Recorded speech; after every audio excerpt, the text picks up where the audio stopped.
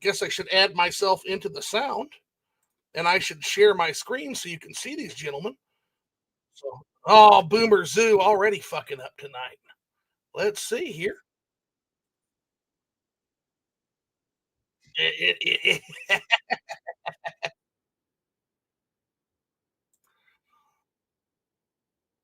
Let's see here. So, almost there. Let's see here. We just need to go to. No, there we are. All right. Well, it wouldn't be a Liquored Up Live if it was completely fucking smooth. So, all right. So, in this particular case, then, basically what we need to do here is I guess we'll introduce you guys. So, I guess we'll start with the newcomers. So, new to the bar. Alan, tell everybody a little bit about yourself, where they can find your content if you have it, and most importantly, what the fuck are you drinking, my friend? Okay, so let's start with the more important thing. What am I drinking? So I'm a beer guy, right? So I was actually at the store. I was like, I gotta get some beer for the night. So I don't know if you've been in Tampa. Got one that's called Gourd's Gone Wild. Okay. It is pumpkin beer season. Pumpkin beer season started. So I got some of these tall boys. Got some pumpkin beer. So that's what's really important. Nobody gives a fuck about who I am. So I'm your rando tonight. I'm the like, who the fuck is this guy tonight kind of guy. So you can find me at, it should be at Spoogie Monkey on Twitter. I think it's what it is. And I have started blogging again. So I actually have I used to write way back in the day for a website, for a Nintendo website. Then I kind of did my own thing. They got writer's block. So I've kind of, actually kind of even with this whole event, it got me back into doing. So if you go to my Twitter, right now, I think it's smashmonkey88.blogspot.com. It's going to have a real domain, but I'm bringing back the video game accountant to my old site, and we're going to start talking about video games. I'm a real life CPA, so love to talk about business. And CPA, okay. Yeah, we're drinking and have a good night. I would say you got a CPA, got an MBA, and we're going to be doing good tonight then, business-wise, I think. So, all right. The other thing I want to just mention offhand is don't worry too much about writer's block, man. I have writer's block too, but my writer's block is a little different. It's called being a lazy piece of shit. Isn't that everybody? What's really screwed it was freaking COVID. It was just like, it was hard to really, like, what do you write about kind of in there? It probably was glad I didn't, because I think everything would have said would have been wrong, because you can't really predict stuff like during that time. So yeah, it was kind of a major black swan event. It was hard to predict anything. Kind of a lot of new rules being made and broke along the way the entire time there. So all right, and then we have the one, the only Mr. OJ from PlayerEssence. Talk about a little bit about yourself, where they can find you, and most importantly, what the fuck you're drinking, my friend. I have water here. I have a nice water. And yeah, you find me at PlayerEssence. I'm also doing a little bit of a co-stream. So you guys all go check out Alan and check out Flipping the Switch. I did link your channels. I did link that into my chat as well. So you guys go check them out, give them a subscription. Go give Flipping the Switch a subscription as well. So go follow them on their channels. Yeah, we keep growing somehow. Somehow keeps growing. It keeps plodding along. So alrighty, so we're here to kind of discuss a little bit of a few key issues, and we'll kind of go from there. But what issue did you guys want to discuss first? We're going to discuss first, since I'm the one who I guess initiated this. We're going to discuss first what Polygon had to say. Okay, and these sales. Take me down memory lane here. Yeah, no problem. So essentially, I put up a tweet on August 31st, and I said 11 years of lying, 11 plus years of lying to their audience. And I put up a tweet that shows Polygon. Says Mario Kart 8 will likely be the worst selling game in the franchise. Here's why. And their explanation was stupid, was dumb. And people called it out as dumb even back then. But whatever. That was in 2014. And then I put up another Polygon article that said Mario Kart 8 is outselling Mario Kart World. So that's what I put. And for some reason, Mr. Allen here, or Spoogie Monkey, decides that he doesn't like that I said that, or he decides to quote tweet me. He didn't just, talk in the same thing. He quote tweets me, and then, which I don't have a problem with quote tweeting. It's fine. But I don't know why you just can't put in the comment there, but whatever, but he quote tweets me and starts just listing off a bunch of stuff, so I'll refresh everybody in the chat so you guys know kind of like where we got here, he says Mario Kart 8 was a Wii U game, and it was toward the bottom selling 8 million less, or only 8 million less than DS, Wii, 7, and Deluxe, etc. So once again, that's irrelevant because they said it's likely the worst selling. It's not, so that's It's not. It's not the worst selling. We already know that. So what is? Okay, wait. They said likely the worst, right? It looks like Double Dash it's not. so far from what I've seen. Whoa, they said likely the worst though. But it's not. They didn't say the worst. They said it. They said likely the worst because they're writing in the future. Okay. Did you read the article? I actually not read the article because again, it's that's your problem. That's your problem.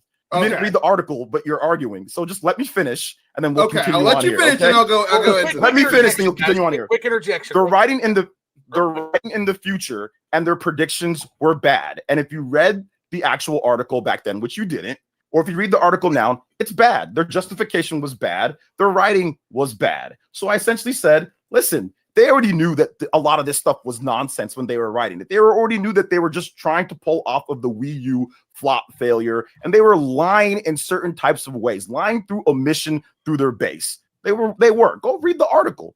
I suggest you read the article. So, and then you said here, this is probably the bigger one here, is that if you read the article, you'd see that this was from official data. I don't like game journals either, but don't claim they are lying when they clearly aren't. So you were talking about Mario Kart World and Mario Kart 8, right?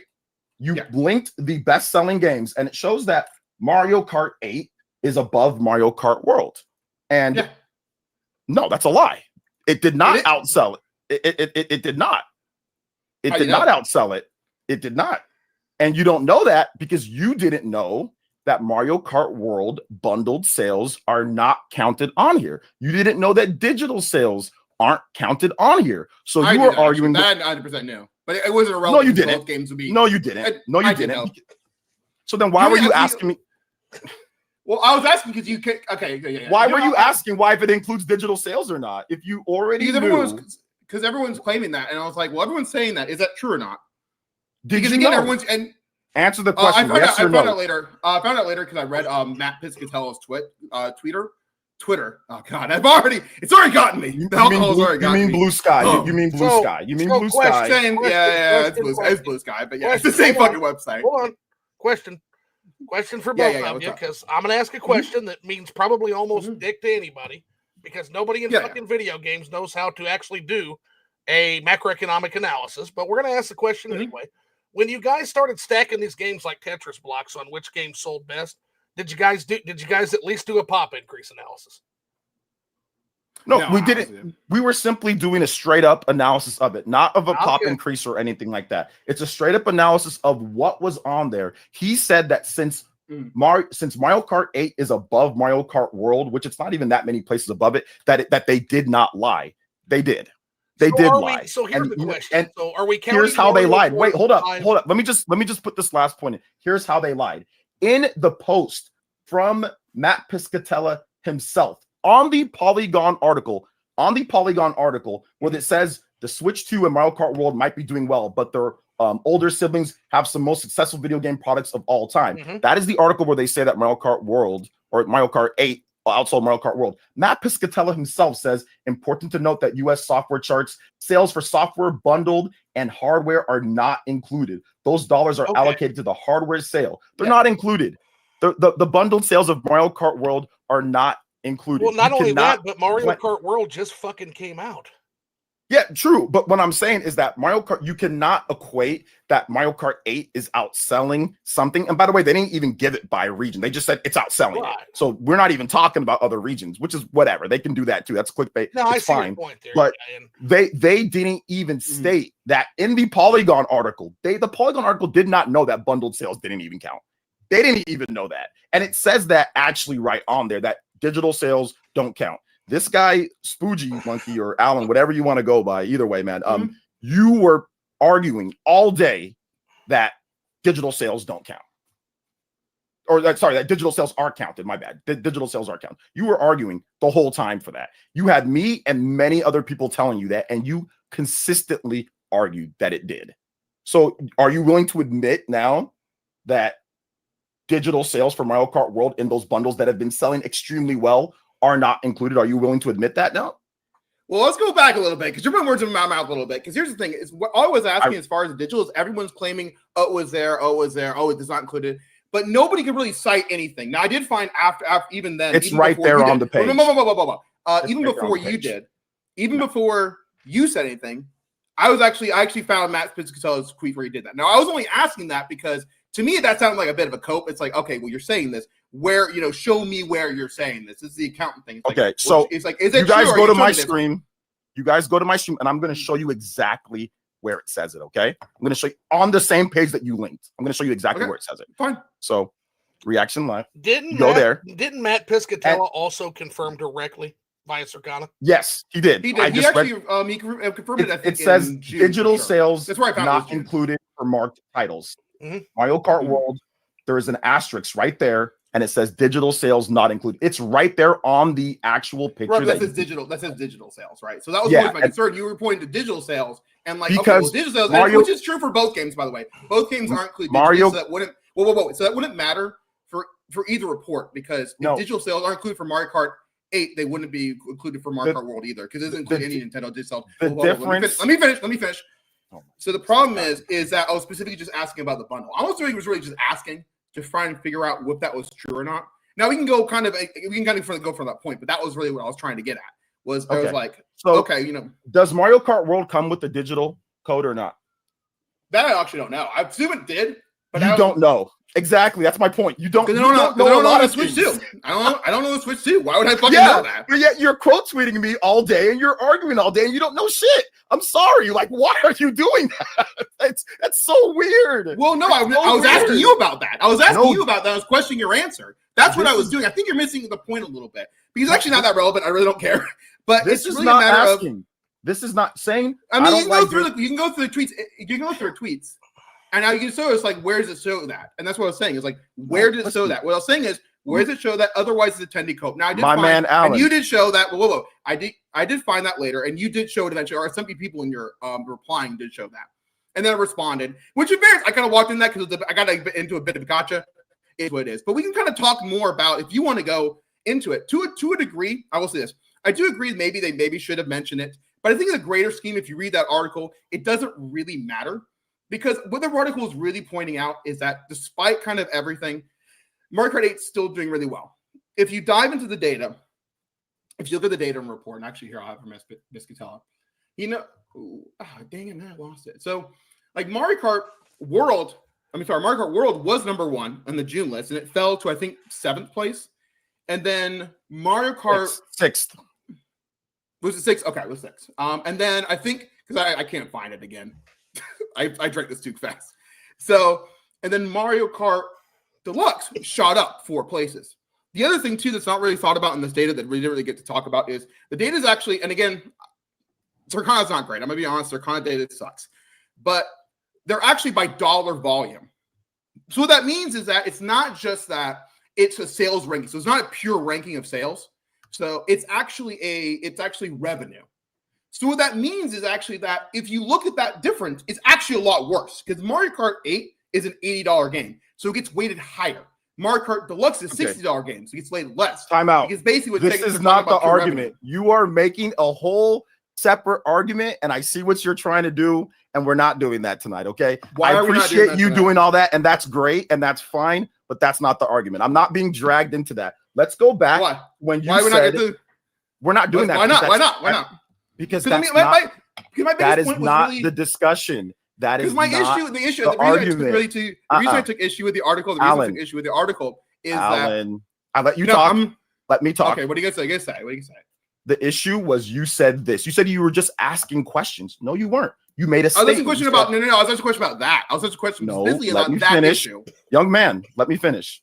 I don't like young man. What the fuck are you talking about? Old man, let me finish. Okay, boomer man. Okay, what are you gonna say? Okay, boomer, let me finish. Okay. I don't like game journals either, but don't claim they are lying when they clearly aren't. That is not asking a question, my man.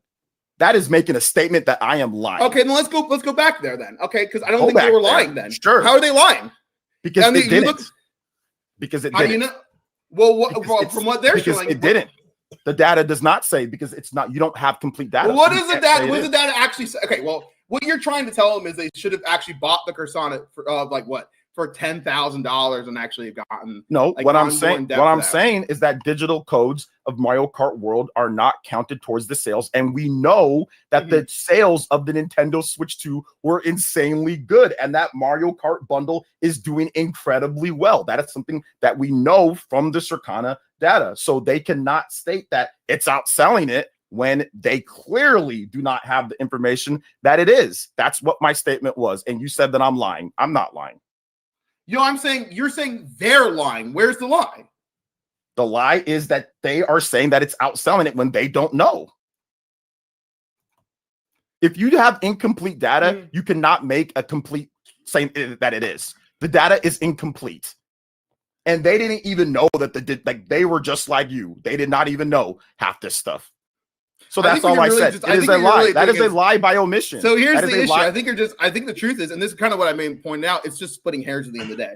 Because in the truth is they point, it is, because they point out to the data and they can show where it's ranked. And I even mentioned to you before is two things. One, that Mario Kart World 1 fell a lot.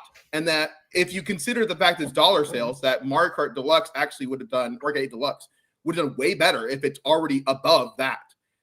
That probably implies that it's doing pretty well. Can I ask you a question? And they can cite the data. So it's not like I'm going to ask you one question, okay? I'm going to ask you a question.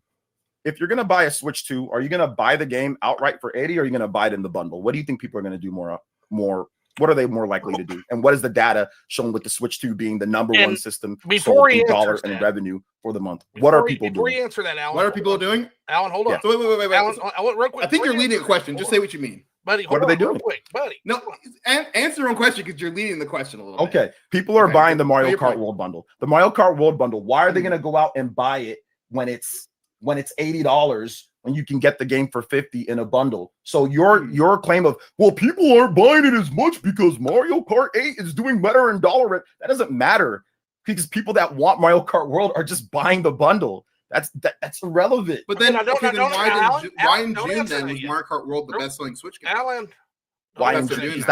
That was the launch. That yet, please. But then there were other games launched. Alan, can you hear me? Okay, and so why was like not Cyberpunk not beating Mario Kart? Because it wasn't. Can anybody hear me? Well, I mean, that obviously you're saying that they would only buy it with the bundle, but clearly people were buying it outside. I didn't say they only. I said that's what people are doing. The argument isn't that. Wait, the argument isn't that Mario Kart 8 is doing so much better because of this and that. Mario Kart World is slipping. The argument is that they lied. That's the argument. I'm not here to argue your semantics over what you think is not doing as good because you think you have better data than everyone else. You don't. You think that you're smarter than everyone else. You're not on this. You didn't even read the stuff. Okay. So my argument is they are lying. Yeah. They are lying. All right. You cannot testing. Okay. Good. We're good. And Matt Piscatella himself told them, hey, you guys, this is not right. He even commented on the article himself. Matt Piscatella would not comment on the article if they got it right. All right. You didn't know. So I'm not getting no, that's not true. Okay, I want to clarify something. As far as I can see, now let's see. Maybe I'm missing some comments here. You said he commented on the article, right? They can't hear me, and now they can. Okay, guys, real quick. Oh my goodness! Oh, I call myself a boomer. You calling me a boomer? Oh my goodness! You can hear me now. Okay, cool. Having some mic. Okay, what'd you? Okay. Yeah. What's up? So I wanted to ask a question before we do that. Before we go any further, Angry Vigilante Gamer has a thing, and I want you guys to both respond to this. So he said, "Oh shit! Is he in the chat? Sold more because Nintendo made more than the non-bundle." What do we think of that? I don't care. I think it's relevant. I mean, it's relevant at least because here's the thing. Here's the thing. People shit on because if you look at Horizon Zero, I'll use an example. Horizon Zero Dawn is like a game that sold 20 million, but it sold 20 million because it was put in a bundle. It was like bundled with every fucking PlayStation out there. So to a degree, yeah, you can say that if the sales are high, obviously with the bundle, because people would probably say, well, I'm going to buy the Switch 2 because it's an upgrade. So you're having somebody that is, maybe not the biggest Mario Kart fan. I just want to upgrade. Hey, this is a better deal on the game. I'll take the economical route, even if I don't necessarily buying it for Mario Kart. I think there is an argument to be there. Because the other side of the argument is you're saying, okay, well, obviously, I want Mario Kart, so I'm buying it for Mario Kart. Now, I think generally Mario Kart, and one of the reasons I think it's kind of a bad launch game, is that it's a secondary game. It's usually you buy the console, then get Mario Kart. So I think you probably could use the same argument as Horizon Zero Dawn. but even still, kind of with all this going to the sales data is that I would still say, and that's kind of another point too, is that the fact that it was out the bundle, it was a top seller, but then the second week, even with it being the highest second month costing game, second month, yeah.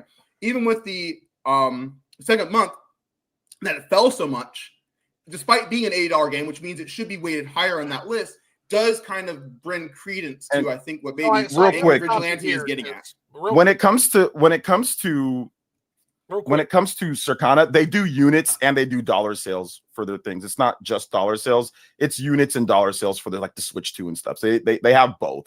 It's not just dollar sales. I think that ranking was dollar sales. It's units. It's units and dollar. It's units and dollar sales. I also wanted to say once again, okay, real quick, wanted to say this as well, and that is that I kind of dispute that Mario Kart is not a system seller. If you go back to the Wii, the Nintendo Wii, literally, you can just chart where it sold out and sold out and sold out. In part, there were three major movers of software. There was Wii Sports, then there was another major sellout where you couldn't find it with Mario Kart Wii. Then there was New Super Mario Brothers Wii. If you look at the attach rate on Wii U, almost entirely, those 8 million sales of Mario Kart very likely sold a console. The other one being Smash. There were some other ones. Then you have Mario Kart 8 Deluxe, which, you could make the argument, I guess, that it's an also ran game, but I don't know. I don't know where people get the idea that Mario Kart is not a system seller, in particular when Nintendo themselves seems to bundle it at every fucking possible opportunity, man. Like that to me tells me that Nintendo seems to see it as a system seller. Right? Mario Kart 8 was bundled with the Wii U. There was bundles with Wii U. It was bundled with the Nintendo Switch. It's always they would do they would do some special edition bundles with it. I think those were Black Friday ones, weren't they? I thought. Yeah, they were Black Friday bundles. They would do those every single year for the all 7-8 years or whatever the case is.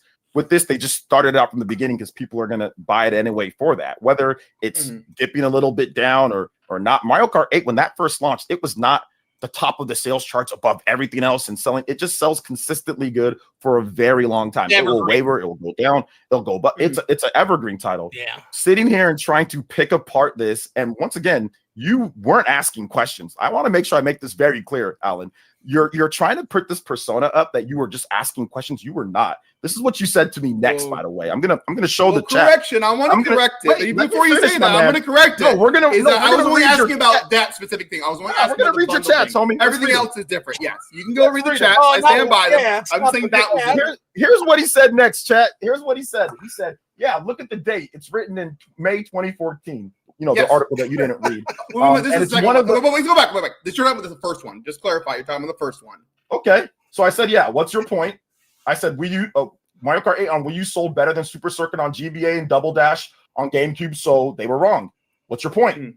So then you said, yeah, look at the date. It's written May 2014, and it's one of the worst selling Mario Karts. That's not a lie. That's not what they said. They said it's likely the worst, not one of the worst selling. They said likely the worst. So I don't know if comprehension issue on your end, but likely the worst and one of the worst are two different things. Well, what's the full title of the article? How do you not know the full title of the article? Actually, I don't have it in front of me. Actually, let me try. It's an article, fucking 2014, my guy. I was like, here's then why are you arguing? Why are you arguing if you don't even know the article? You know what? Title? Here's what. Actually, you know what? Well, actually, here's the. Even I told you actually go next week because I actually don't care about this article that much. I even told you. Oh my God, that's how this all started, Whoa. It's a Mott and Bailey argument. Whoa. Hey, stop yelling. You stop yelling, bro. Seriously. Okay. You're trying to rope to me. I'm gonna fucking shush you. I'm gonna fucking shush man. You sound like a Florida man right now. You really sound like a Florida man. Oh, good. Like dead ass. I am. Guilty as charged. Hey man, this is the only place that you tough, homie. I'll say that right now. This is the only place that you tough right now, and it's over the internet. You have to chill, calm down, okay? So can I try to cut to the back? Can I try to cut through this? Chill, calm down, homie. Yeah. You're good. What's up? Okay, I just want to try to cut through it. I kind of feel like the chat's gonna side me like this. Do you see how in the fucking weeds we are with this? Yeah. Okay, this guy's over here screaming at me. I get over me showing tweets. Over me showing tweets, and because he does not know the title of the article that he quote tweeted me on. He does not know the title of it. There is a problem here, Alan. My man, there's a problem here. So I'm going to be honest with you. Trying to cut through the bullshit. I think what's up? Alan's problem is, I think what he's honing in on is the word likely. I think he's he's honing in on isn't it will? Doesn't he say will? It's a prediction article. That was my actual issue. Okay, so you're honing in on the fact that it's a prediction article that they were wrong about, sure. Yeah. And OJ, I think you're honing in on the fact that was a completely erroneous prediction. Yeah, if you read the article, which Mr. Allen did not read the article, you would see it in there. You did admit you didn't read the article. And he also didn't know the title of the article. I'll also add that in there. And he also said this about me too, as well. After I said, "What's your point?" He didn't ask any questions. He's been saying, I just wanted to know questions, bro. Let's not kid ourselves. You only pointed out. Whoa. Go back. No. I asked you a question about one specific thing, but go on. I was only asking you a question on a specific topic, but please continue. For the record, go and clarify the record here. Y'all are talking past each other is what's happening. That's fair. You know what? You're right. You're right. I'll be quiet. I'll let you finish, OJ. I'm sorry, man. It's okay. OJ's saying it was a bad prediction. You're pointing out it was a prediction. You guys both fucking agree on this. You guys agree. Yeah, that was really my issue with that article. Is I don't think it's a lie to say it's a prediction. I'm gonna read the tweet. Let's read the tweet of this man that says that he's here to just ask questions. Okay, well. Whoa, stop. I'm gonna stop you again. I have clarified multiple fucking times. When I say I'm asking questions, it's specifically on the fucking bundle issue. Okay. I was not asking questions in general. I'm going to be at that. I'm not asking questions at a point. When I said I'm asking questions, it was specifically on you saying that, the bundle's not included, but you kept saying that. I'm like, well, where are you getting that information from? Because I'm fact checking. It's like, where are you getting that information from? Now we know that is true. That's fine. But that's what you keep saying that. But I want to clarify. You're fucking wrong about that. So come bring it up. Hey man, my man. Do you know what digital sales are not included in the picture that you linked? Like what digital sales, right? But they didn't say bundle sales, did it? You said digital sales, which was what does both. What does All right, we're getting the weeds. You know what? We're getting the weeds again. We're getting the weeds. Let's with your point. Chad's telling Alan to lower the mic, man. Okay, you know what? You mute me real quick. I'll try to lower the mic real quick. I do get loud, by the way, so that's just a me thing. Let's continue. What's included? Hey, Chad, everybody here. What's does it sound better? What's included inside digital, like inside console bundles? Like when it comes with the code, what's it called? Is it called a digital code? I'm pretty sure it's called a digital code. Hey, OJ. It's a digital code. OJ, Allen, Phil One Up Collects wants in on this, good friend of the show. Are you guys good on that, or do you want this to just be what was planned? I want to finish my point real quick. Actually, no, I'll let him finish the point. I'm down. Yeah. Let him finish the point. I'll say like one last thing. All right, Phil, you're coming on in, buddy, after this.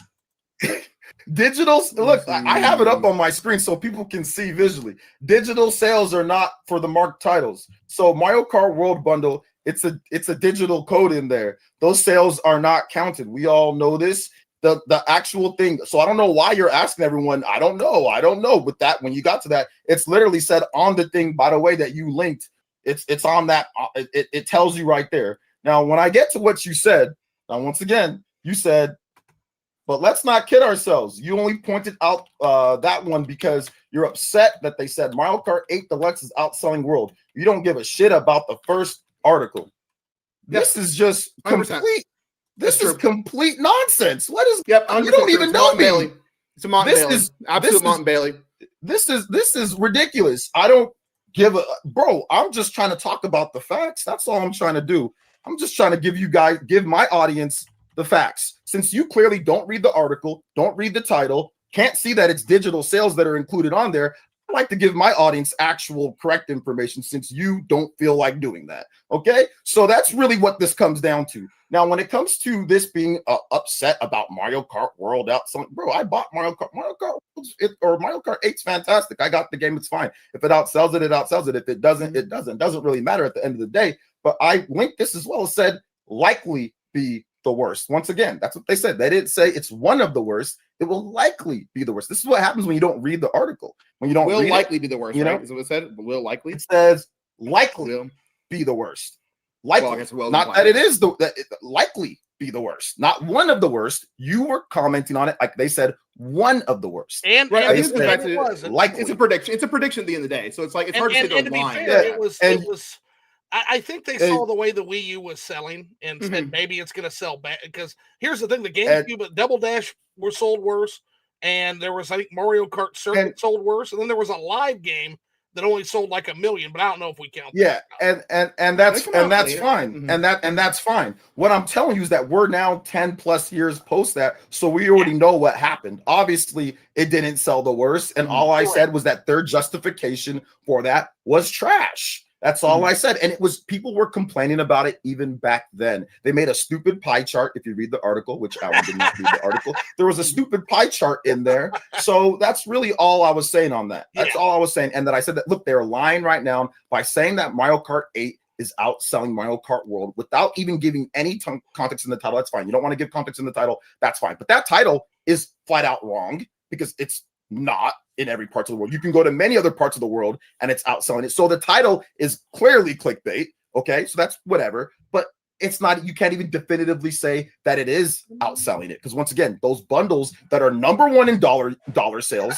for Circana, #1 in unit sales, and is the best selling system of the year already, beating out PlayStation 5 and Xbox Series, and it's been out for 2 months. And it's the best considering how all these systems are overshooting the market, everybody take a shot. That's not exactly high praise. I mean, everything's down in this fucking economy. So. Well, we all know that the Nintendo Switch 2 is the fastest selling system of all time. Oh, God. We all know that it's outpacing the Nintendo Switch 1. We all know these things. So these are things that Circana's saying. These are things that Nintendo's put up. These are things that you clearly see when it comes down to it. You clearly see all these things. So I'm not upset at anything. I like to tell the truth. There is no lie in what I'm doing. I don't make statements because I'm upset about stuff. You got to be careful with fastest selling, though, because oftentimes they use fastest selling to basically just goal investors to say, hey, sold really fast out the gate, but then the sustainability is not there and it dropped. Most video games are fastest selling in their fucking franchise because of pop increase. Now that's going to change because pop's going the other direction. Sure. Now, but honestly, what I'm trying to tell. Oh, go ahead. I'm sorry. Sorry, my bad. But what it relates to is the fact of Mario Kart World bundles selling very well. Oh, and you're not including all of those digital sales. That's what I'm trying to say. And once again, this article, it doesn't even say US. Like, at least at the bare minimum, put MPD US. They didn't even do that. They said Circana, which is Circana reports America. Okay, but it's clearly clickbait. I never really agree with that. But they didn't even say MPD Circana. This is the title. This is the title of the article. I mean, they said Circana in the article. But the title says this: Mario Kart 8 is outselling Mario Kart World now. That's what it says. You should at least put US, MPD, physical sales US. Like, you should at least put something. This is irresponsible. At what point you want to write and it's so irresponsible to the point where you want to wite it for them? That's kind of what you're trying to do. Hell, no, you don't want to write for Polygon. Shit writing for nobody here wants. You know, you're right. You got me there. You know what? I'm sorry, OJ. I'm sorry for ever suggesting such a thing. Polygon has had terrible writing for forever. Yeah, I could write for them. Yeah. So this article was even, once again, Matt Piscatella himself actually commented on that, and I'm showing the chat right now. And I'm showing them that he said, "Hey, look, it's important to note U.S." He even had to correct them on that because this was stupid. So that's all it was. It had nothing to do with being upset like you're trying to make it out to be, because you think that everybody that likes Nintendo or anybody that says something positive is some type of fanboy or some type of this, or tendies, as you like to call them, or whatever. I call them tendies. You call them tendies. And that's fine. That's fine too. Yeah, real quick, can you explain the tendies thing? I gotta know the explanation for the tendies thing. Oh yeah, go ahead. I don't remember where that came from. I just could use it. I think it's because it's Nintendo. Oh, so it became like an insult to call them tendies. It might have been a 4chan thing. I think it was a 4chan thing. And that's fine. I think some things got banned at one point. It's probably what it actually was. And then the console war insult became, I think for Nintendo, was tendies. I've heard Nintendo. I've just never heard Nintendo, but that's pretty. So I think Nintendo got banned is what happened. I actually like tendies better. Where the fuck did it get banned? They would, I think, silence some words. They do. There's some moderation on there. Really? Oh, I never do that. Yeah, the Jannies got them. Got it. Anyway, I'm sorry. Continue. No, it's all good. It's a good story. It's a stupid name, but it's a good story. So it's like when I look at that, it's like everything's not just geared towards fanboy wars, bro. I've got a PlayStation 5 Pro. I paid $850 for it. Okay, I've got an Xbox Series X. I bought it day one in 2020 for how much was that? $599. I bought a PS5 day one in 2020 for $500. I bought two. I bought one for my wife, bought one for myself. I've been playing games for 30 to 40 years now at this point. I've been buying my own stuff since 2000, 2001, 2000, like when I got a job, I was able to. So for 20 something years, I've been playing multi-platform games. Everything isn't geared towards fanboy shit that you guys do online. You don't know me. So stop talking like you do. You don't know me. You don't know anything about me. So I've seen a lot of content. Stop acting like you're some like. Well, you actually answered. So you answered one of my questions because I did want to ask you. Actually, you did have another console. Actually, I'll ask you this: do you have a Steam account too? Do I have a Steam account? Yeah. Okay. That actually, I was actually going to leave with that question, but I kind of forgot about it. So that's what I was going to tell you. I wanted to come where you're coming from. Okay. What's so funny about console ownership? OJ does have all these consoles. What's so funny is I'm this Switch 1 curmudgeon. I'm so down on Switch 2 right now. He can tell you that. But he has more of the Sony and Microsoft consoles than I've ever had. I've got one. I've dropped on one Sony console in my fucking life. It's PS3. And the rest has all either been Nintendo consoles or just sitting the generation out and playing. I have every Xbox console. I have every PlayStation regular home console. I have the PlayStation Vita. I have the PSP. I have the PlayStation Portal as well. And like I said, I have a base PS5 and I have a PS5 Pro. I'll play on whatever I feel like playing. But all I like to do is I like to say correct information and correct facts. That's it. Has nothing to do with Nintendo or not when it comes down to it. It's factual information. If somebody puts something out that's not factual about Microsoft or Sony that I see, or if it's an article, I will say that is not factual. That is not correct. You know, it has nothing to do. It's about the truth. That's what it comes down to. I've been doing this. You probably don't know this, Alan, but I've been doing this since 2011. I've seen some of your content. That's kind of why I thought you. When I see your content, mostly is Nintendo stuff, and maybe it's just my fucking algorithm. That actually might be the actual answer. Oh yeah, no, you're right. You're right. It is mostly Nintendo stuff because in today's day, you can't. In today's day, you can't focus on too many different things if you don't got a team behind you. If I had a team that can edit for me, that can research topics for me, that can do everything, I would talk about Microsoft and Sony forever. I'd talk about all sorts of stuff, but I can't. So I have to focus in. If it's Microsoft and Sony, it's got to be stuff that I like, that I know about. It's got to be RPGs. Alan, it's also the fact that Nintendo is absolutely, of the console makers, the best company. I'll say it. Well, regardless, I mean, I love their games, but I love RPGs too. I played Metaphor Refantasio. That was my game of the year last year. I played SMT5 Vengeance on PS5. Should have come to that was right there. Yeah, it's going to come there, just like Persona 3 Reload. I played Stellar Blade last year as well. I played Astrobot last year on my PS5. I played all these different games. I'll play stuff on there that interests me. When it comes to this, it's like I said, it's not about fanboying. Like a lot of these people here that might be looking in the chat or maybe on yours or whatever. I see some people that I've debated or whatever in the past. They take everything in console wars. Listen, I grew up in the actual real console wars. This stuff that you guys do now, this is nothing. All right. Hey, Phil's getting antsy. Are we good with bringing Phil on? He's saying I'm waiting in the chat. Who's Phil? Actually, I forgot about that. Yes, dude. Yeah, actually, I will both of you. Phil, I got some more. Channel. I'm not done yet. though. I got some more with this. Okay, you kept going. You know what? I will say this. I will say this. I'll make a session, at least in the articles. But here's the thing. I do agree they probably should have mentioned the bundle thing, but I don't think it was that relevant. We can kind of just say that and move on, and we can disagree, agree. Unless there's something else you want to say, I'm okay with bringing them on. Like they lied, and it's okay. All right. We can agree. Actually, you know what? Bring them on and get our beer. Okay. They lied, and it's okay, and that's fine. And that's all I did was call out a lie. That's it. OJ, you good with this? I don't know who this person is, but yeah, if you're good with it, I'm good. Yeah, with he it. feels fucking rando too.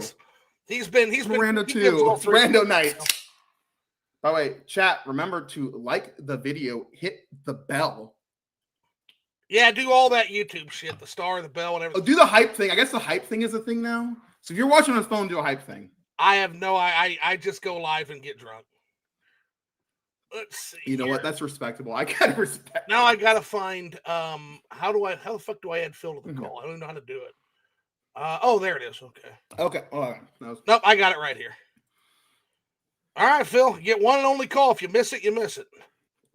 No, that's not it. That's not what we wanted to do. That's not what we wanted to do. Well, he's getting his beer. Let's see. Add friends to the DM. Oh, no, beer's. Can you hear me now? Beer's gone. Oh, there we go. Add. All right, here he comes. All right, let's see what we got here. Phil, what's up, homie? What's up, everyone? Okay, Phil, up, tell Phil? everybody who you are and most importantly, what the fuck you're drinking. Introduce yourself to OJ and Alan. They don't know who you Well, are. hello, fellas. How you doing? I'm surprised OJ don't know who I am. We've had little conversations here Are and you there on the Twitter. Phil One Up guy? That's Yeah. the Phil One Up guy. Hey. Yeah. Okay, Phil One Up guy. Okay, yeah. I know, Phil One I know Up you. guy. What's up, man? You just said Phil. There's lots of people named Phil. I don't know every Phil in the world, so I didn't know what Phil it was. That's me. That's All me. right, Okay, man. yeah, So what are you man. drinking Welcome. tonight, man? I'm drinking some water. Yeah, you know, just Jay, in the fucking keeping it H2O fresh. club, drinking that Oh that my god. Great minds think alike. Got to get your H2O up. Yeah, high quality H2O. yeah. Oh goodness, what you been into tonight, Phil? We've been taking a break from Slay the Princess. What you been into? Well, I just got home from church and I turned on the podcast and I saw y'all like going at it. I was like, Do whoa, you know what got you turned just on the fucking mic. walked It was into, bro? screaming. Do you know what you No, I You have no about to idea. find out. Now it comes back. It could be right in the middle of it. Two Super Saiyans fighting each other? I don't know. I don't know if I'd Wait, frame you it called that him a Super Saiyan? I don't know. No, I'm like Super Majin Saiyan. Buu. I'm like Boo. Like the Majin cookie- Buu? Bro, Like, you I'm like the Krillin. Boo cookie No, you version. Krillin. Sam, you Krillin. You Krillin or you? No, I want to be the Boo. I want to be the defensive Boo. He's like my favorite one. Oh, get out of I'm here. sorry. I'm sorry, fucking but Hercule get over outta here. here. Out, Take find out drinking. This is Krillin. I'm the Get out. fat Boo. Actually, Krill's okay? pretty cool. The I fat know- Boo is I do love Krill. No. I do actually love Krillin. It's okay. I actually You're like not Dragon Ball Super Krillin. You're like Planet Namek Krillin. I don't remember all of Dragon Ball. Honestly, I don't remember. I just like Krillin the show. I didn't watch Dragon Ball. I watched Dragon Ball Z. I liked Krillin. Krillin's pretty cool. I've been watching. he Demon is Slayer. gonna. It's a miracle to get back into the series. Never mind. Okay. All right, so what's our next topic? Well, Well, what's our next topic? Do we want to talk about Star Wars? Or do we want to talk about something else while Philip is in here? We I can do want to talk about Star Wars yeah, before. I mean, we can talk about Star Wars, but here's the problem I have with the Star Wars. You guys are Yes. referencing a game that doesn't exist. Like it's not out for anything, right? Are you talking about the? Is it just a port? I mean, is it something different? I don't know. I mean, the last Star Wars game I really remember is Shadows of the Empire for N64, but this Star Wars Jesus Outlaw, Christ. it sounds interesting if it actually existed, but I looked on PlayStation, Sony, Nintendo. It just doesn't seem like it exists. I don't know. Did we call it the wrong name? Did we call it the wrong fucking name? Because it does exist. You're gaslighting me. You got me. Star Wars Outlaw. Does anybody actually know the name of the game here? I mean, it seems like nobody actually knows the name. It's Star Wars Outlaws, supposedly, but it's a phantom game. It doesn't. It's one of Super Eye Patch Wolf's video games that fake video games. So. I got a question. You know what? I got a question for Alan. Alan, what I think- systems do you play? What systems do you play, Alan? What do you have? Steam and the original Switch. Steam and the original. Okay, but you're mainly on Steam. Now I am. Yeah. I kind of honestly Switch kind of fell off around like 20. The Switch 20, never fell off. 2021. Nah, hey, You do. hey. I already knew. knew great games. It just didn't have as many. The Switch I never fell off. already knew. Switch I already is knew that great. you were more of a PC guy. I already knew that Yeah. you were more of a PC guy because of how you argue. I'll be Switch honest, because fell of how off. you. I knew that you were a PC They're all guy. the same. God, I fucking. What What is is it? The fucking it's the fucking lights. It's like the light. God, I can't remember that other character from fucking Toy Story. But you're the bravest out of the PC guys. At least you're willing to come on here. So I got to give you some shout Yeah, outs but for that. Switch didn't I'm having a good fall time. off, bro. I'll be right. Still going strong, homie. We just got what the fuck did we just get, Philly? What did I just get? Slay the Princess, pristine cut, man, amazing game. So I guess if you want, we can listen. I have some more stuff with when it comes to Mario Kart, like that was said overall. But I mean, if you want, we can move on from that. We can move on from Mario Kart. Actually, you know what? Chat. What do you think? How much? Well, we do can you get care into Star about Mario Wars. Kart? We can get it. We can get into the Star Wars stuff if you I want. can talk about anything actually. So I was more Or thinking. we can get into the Japanese sales if you want. Let's do Up this to at the you. end. Well, I think what we should do at the end. Let's get into the beef. Let's do our beef, and at the end, maybe we'll let if you all got some questions, or we can kind of. You want to do Star Wars? Let's Your do Star comments Wars. on that? That was the other big thing with Star Wars. Yeah. So we're gonna Okay, be yeah, lost so- on this one, homie. Okay, So no, all I was doing is so there's this weird thing I've been noticing is for some reason there's almost like this weird thing where like Star Wars Outlaws, because it's a decent port on Switch, has to be promoted as this great game. And my point's like, why? Star Wars Outlaws was ridiculed constantly when it came out. And it's not like it's sitting at great user reviews. So it's like, why are we now praising this awful game? Did you play Star Wars Outlaws? No, because it's awful. Okay. And $70. I don't want to spend $70 on a bad game. Okay. Why is it bad?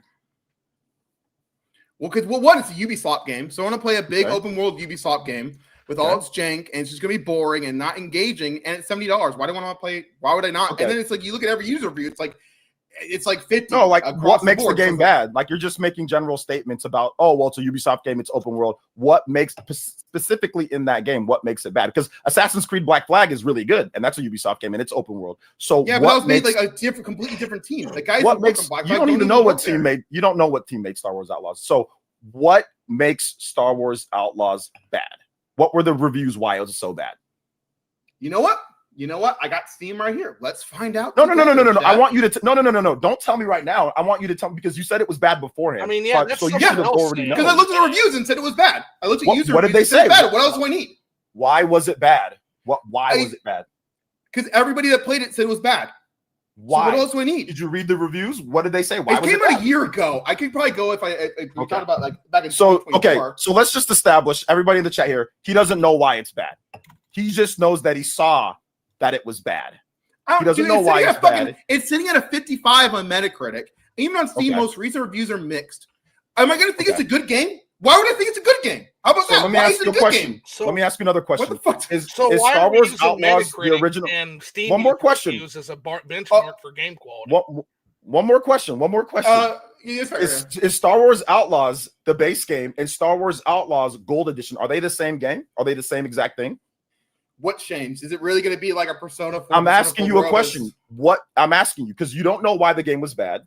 You don't know what's inside the game. You don't know what Star Wars Gold Edition is. I'm going to be real with you. You don't know. Let me finish. You don't know. You don't know why it's bad. You don't know the game at all. You don't know why it's bad or why it's good. You don't know anything about the game. You don't know the fact that you're comparing the game, Star Wars Outlaws, to the Gold Edition, which is actually different, where they changed up a bunch of things, of course, added in DLC and made the game significantly better. If you looked, because you didn't feel like it, because you didn't care, but if you looked at the Star Wars Gold Edition reviews, they were significantly better. They were much better and much better received from the fans than the original game that came out. So if you look at that, Star Wars Gold Edition, Star Wars Gold Edition, Cyberpunk when it launched and Cyberpunk now, right? Exactly. Cyberpunk is much better now at this point than when it launched. So Ubisoft with Star Wars Outlaws, the Gold Edition is much better. And if you look at people that played the Gold Edition of the game, which came with all the updates to the stealth mechanics, the updates to the gunplay, the updates to some of the mission structure, the things that were the pain points in the game, it's definitely a much better game than what it was. Now, that's not the biggest reason why people are talking about Star Wars Outlaws on the Nintendo Switch 2. And this is why you should actually ask questions before you just start making statements. I know why people are. I know why people like. I know why people are happy about it. It's a good port. Now, of course, the reason is because Ubisoft has to sell the game, right? Like the game flopped. It was a massive commercial disaster. So they're trying to get some people to buy it. So trying to use the Switch 2. Sure, that's why it's a really good. That's why it's a really good port. The point is this. The point is that it's a good port, but not only is it a good port, but it uses a lot of the technologies when it comes to DLSS, when it comes to the stuff that the Switch 2 can do better than Nintendo has used it, better than any other third-party company, and it has the best performance of a current generation game. A game that, once again, if you look at what people were saying beforehand, Star Wars Outlaws, you can talk about how bad the game was. From a technological standpoint, it's one of the best games in terms of graphical fidelity and all of that, all the little different stuff that Digital Foundry will pick apart. That game is really good, and they weren't even sure. They didn't even know how that game was going to run on the Nintendo Switch 2. So that is what people are saying. Like, wait a minute, hold up. They got a game out here in terms of getting a accurate and good port that doesn't have a bunch of frame rate drops, that uses DLSS, that has a 1440p output resolution, that runs smooth in handheld mode, that actually runs better than Xbox Series S.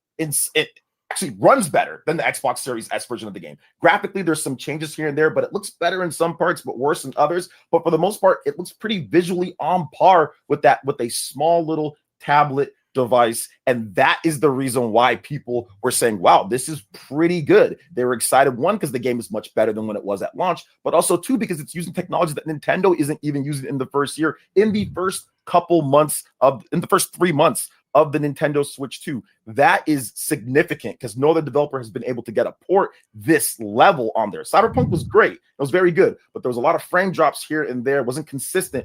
Star Wars Outlaws, much more consistent, much better uses of technology. And once again, listen, Cyberpunk, it's on last generation too. So some people said it's last generation game. So whatever, you know what I'm saying? So yeah, of course they got it over, even though they did bring over the Phantom content or whatever it was. That was only on PS5 and Xbox Series. But Star Wars Outlaws isn't on PS4 and Xbox One. So that was the significance. And if you would have just simply asked why, then this would have never happened with Star Wars.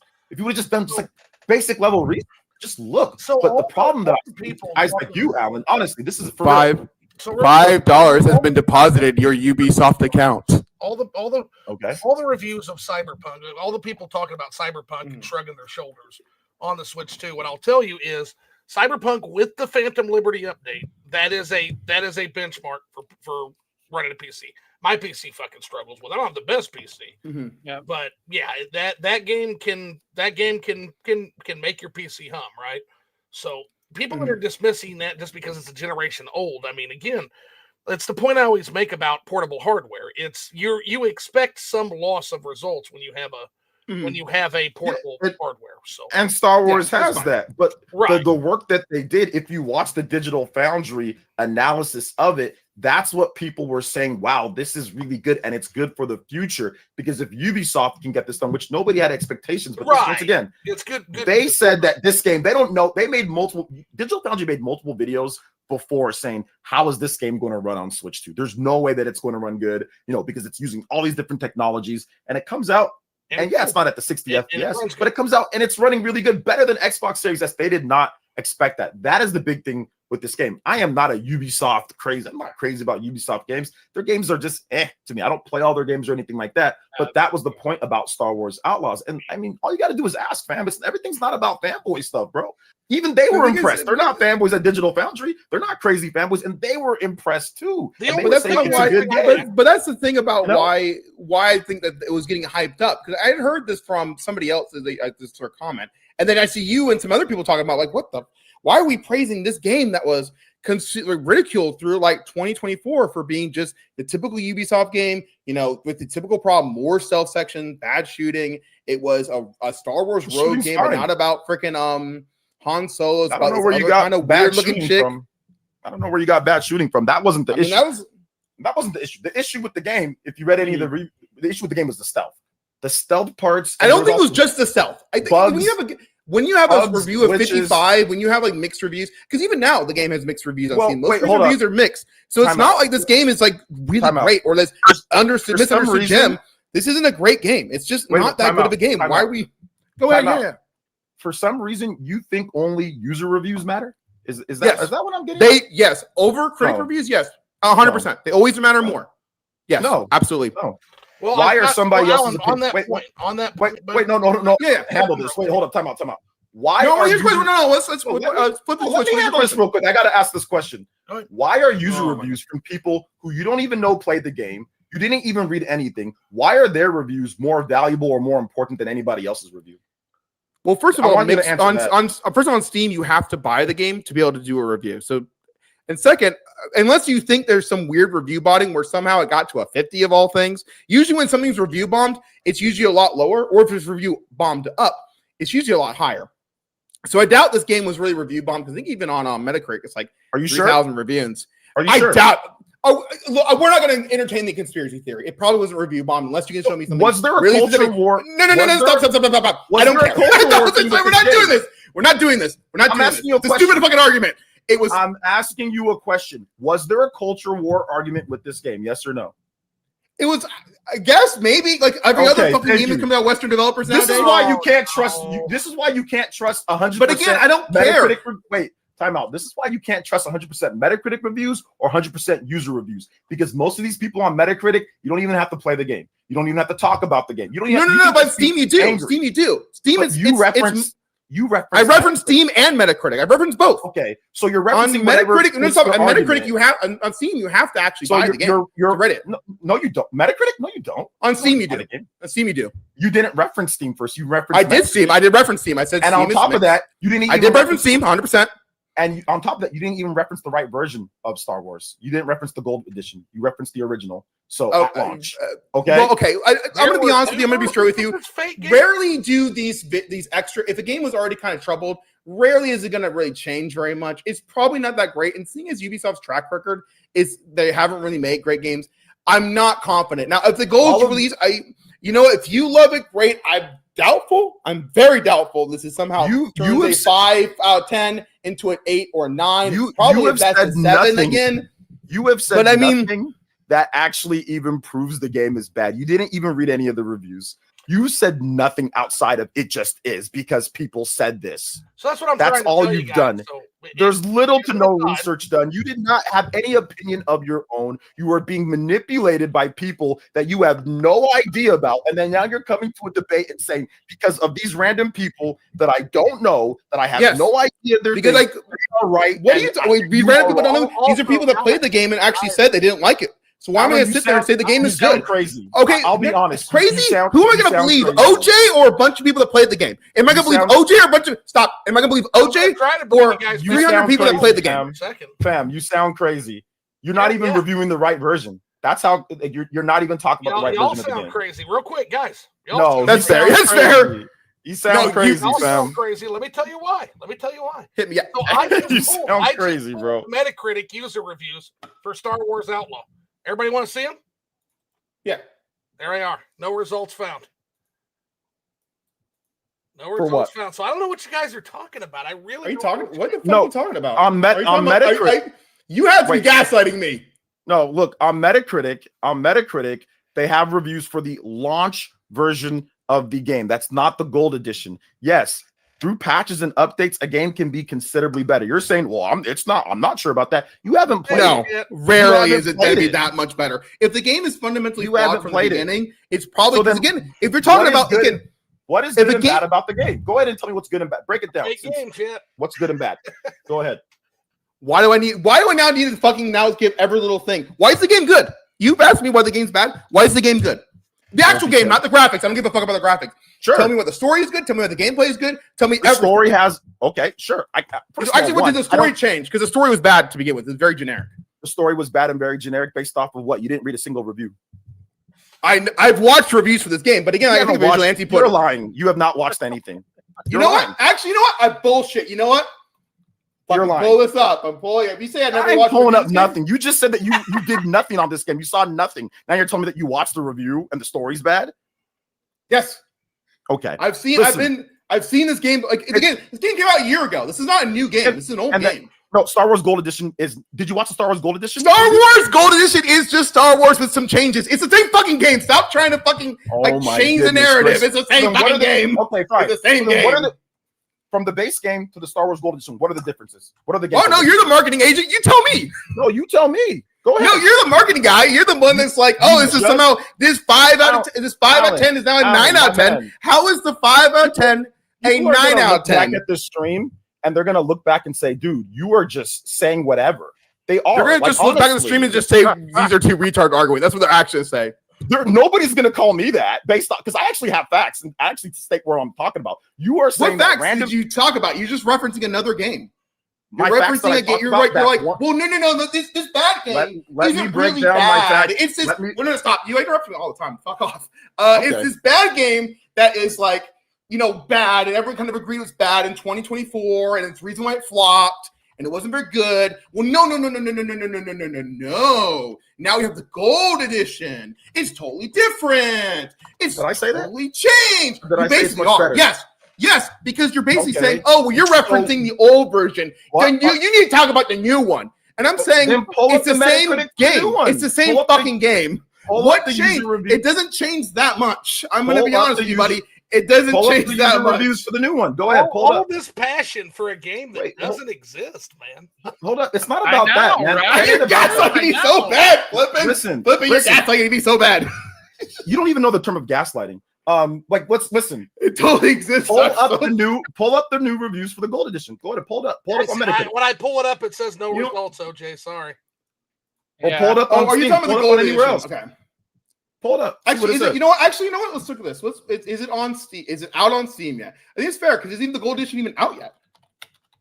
This guy doesn't even know if the gold edition is out yet. It's clearly out. I don't know. I don't think see it, the dude. game I'm like exists. looking at Star Wars Oh, Outlaws. my I don't God. see anything else besides Star Wars Outlaws. Okay. So listen. I'm not even like being a dick. I'm like, No. don't even see it, dude. Listen. Do you know the differences? You said it's the same thing. Do you know the difference between the original base game and the gold edition? Do you know the gameplay differences? We don't even know this game exists now. What the fuck is going on? Do you know? Do you like that's what I'm saying? Like you want to argue that the game is terrible, but you can't point out any Okay, I'm differences. just You gonna can't do point this. out anything, Is it the bro. bottom? Is it the Fortunes DLC? We're trying to first figure out if this game fucking exists. So I It posted this is my Steam. So I can tell you the difference. One game is not doesn't exist, and the other one is gold, but it still doesn't exist. Phil gets it. Okay. Phil fucking gets it. Actually, by the way, I want to say, I want to kind of sidetrack a little bit. Phil, we've had you here this whole time, and we've been arguing about dumb shit. Is there something you want to And add? the other two are on digital only. That's the difference. Yeah, we're primarily physical collectors here. So if Yeah. it's always online, it has I think- you know internet what? Fucking game connection doesn't required. work. It doesn't exist to us. That's That's what it is. Which, you know what? I think it's a good way to say it. Now, am I really being gaslit here? Because again, I don't see this gold edition. No, Because usually yeah, the game is going to come out. no, Would it be on here? Is it only Switch 2? No. I don't know. You'll have to ask Willy Wonka. Here, let me check PlayStation. Let me check PlayStation 5 real quick. We're gonna find it, chat. We're gonna find Star Wars. No, The next it's not 5 showing hours up is for him PlayStation looking either, for this buddy. gold edition. We'll move on. We won't bore you to death, chat. We won't Let's bore you see. to fucking death. Xbox So- Series. What's the new Xbox called? Xbox Fuck Your Mother. What's it called? So OJ, I'll- what's the full name of the game? So What's the I'm full name of the game? looking. I'm looking at the what's it called? I'm looking at the the Star Wars Outlaws, just the original game on Steam, and it says English reviews mostly positive, 4,019 reviews mostly positive, recent reviews mixed for the original. Yeah, but base if you look at those, even mostly positive, it's still like not that high at 72, which is about kind of.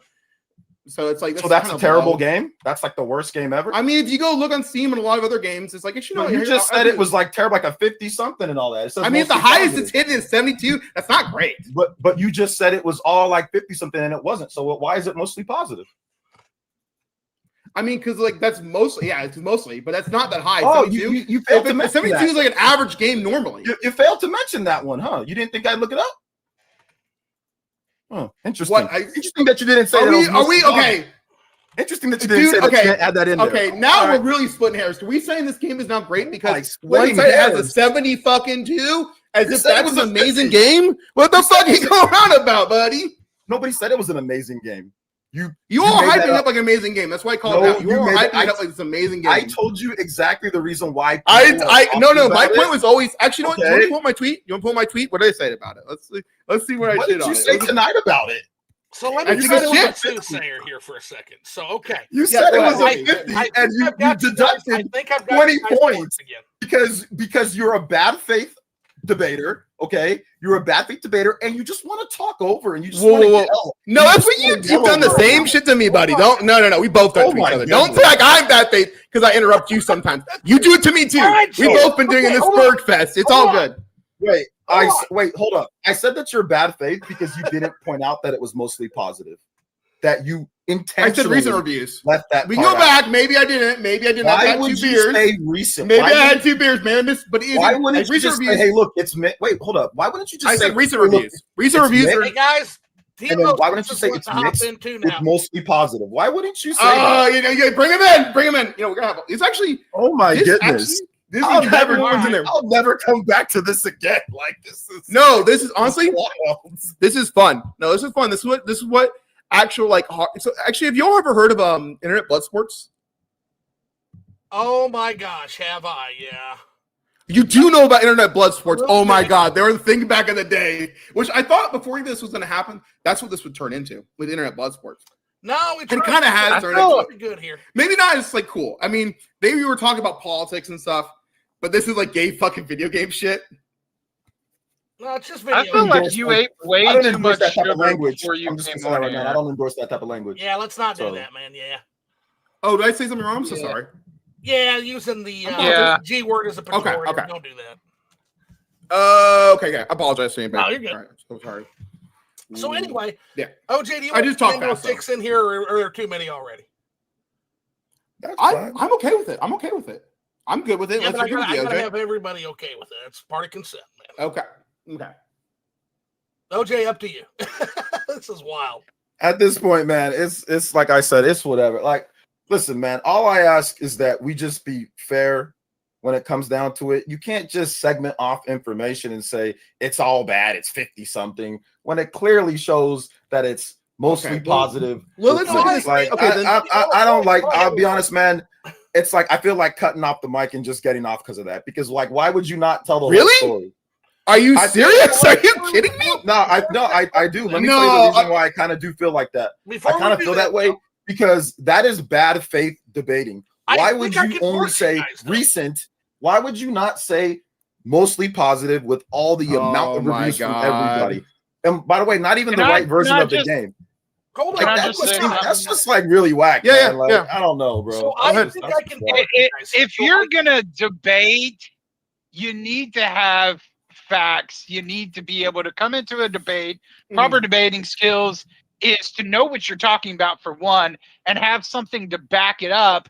And if you don't, and you just come in and you say, well, everyone said it's bad. Well, have you played it? No. Can you prove that it was bad? What did people say? And you can't, then you're wasting everyone's time. That's all I'm going to say. You're just screaming into the void for the sake of screaming. Yeah. You got to be able to back what you're saying. Here's my thing, right? Here's my thing is that just I'm not going to Steam reviews. Just look at Steam reviews and then just say, these people that I don't know, that I have no idea if they played it, they said it's bad, so it's bad. Well, here's the thing: is like, why am I? I'm going to be honest. I'm going to be straight with you. Oh no, I'm going to be straight with you. Why would I, if I see a game that's rated by users, which I trust users more than critics, and it's rated 50 across the board, and even if I say recent the total reviews, because I don't know what the reviews are over the time period, it's changed. I'm going to use more recent reviews because that tends to usually mean that either a patch was bad or that's kind of the current state of the game and how it acts after the honeymoon period. And I see if it's like it's not really, because I mean the best. From user reviews, if the best is 72, because that's what the mostly positive would be, why am I going to sit there and say, I need to play this game? Especially at $70. I'm going to be like, no, I can do better things with my time. First of all, the game isn't $70 right now. It is. Yes, it is. We talking about $70. No. Is it? Okay, I want to double check. Maybe I'm crazy. It's fair. I'm starting to think you're a little crazy.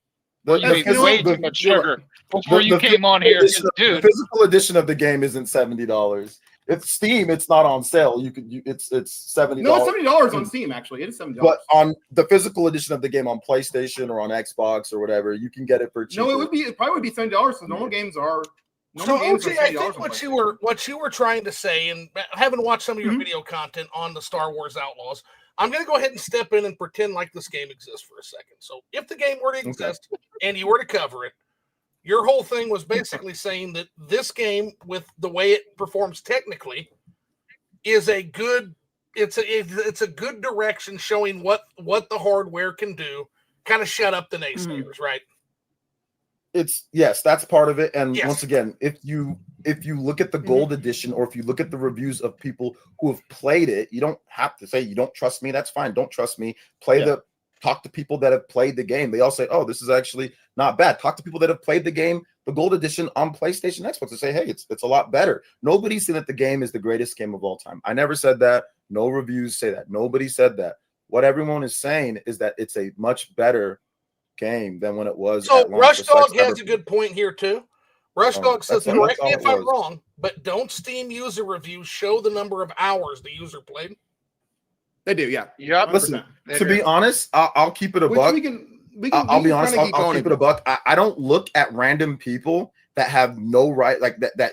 I don't know who these Steam people are, Fair. so I don't just go on random Steam forums or random Steam reviews and say these random things say this and I'm the generalize. same way. That is a ridiculous way, in my opinion. That is a ridiculous way to judge whether something is good or bad. You have no idea what that person has What I played. do- You have no idea if they're part of the culture grift war or something like that. To me, what you should do is look at actual footage of the game. Look at actual, you can read Steam reviews, that's fine, but also see what professionals are saying that actually have to do this and they actually have to review the games, and their livelihood is tied off of writing good reviews, or at least trying to write a good review of a game. If a review is trash and people don't like it, people are going to be like, yo, this is trash. It discredits them. There is no credit or discredit on a Steam review. You have no idea what these people are, how much they've played, what's going on. So there needs to be a balance of sure, you want to use user reviews, go ahead, use user reviews, but to just discredit everyone else because they're journalists, bro, that's their job. Like, I'm not saying they're saying journalists are the best ever, but it's still their job, and often they can tell you a lot more. This is the reason why you don't know a thing about this game, Alan.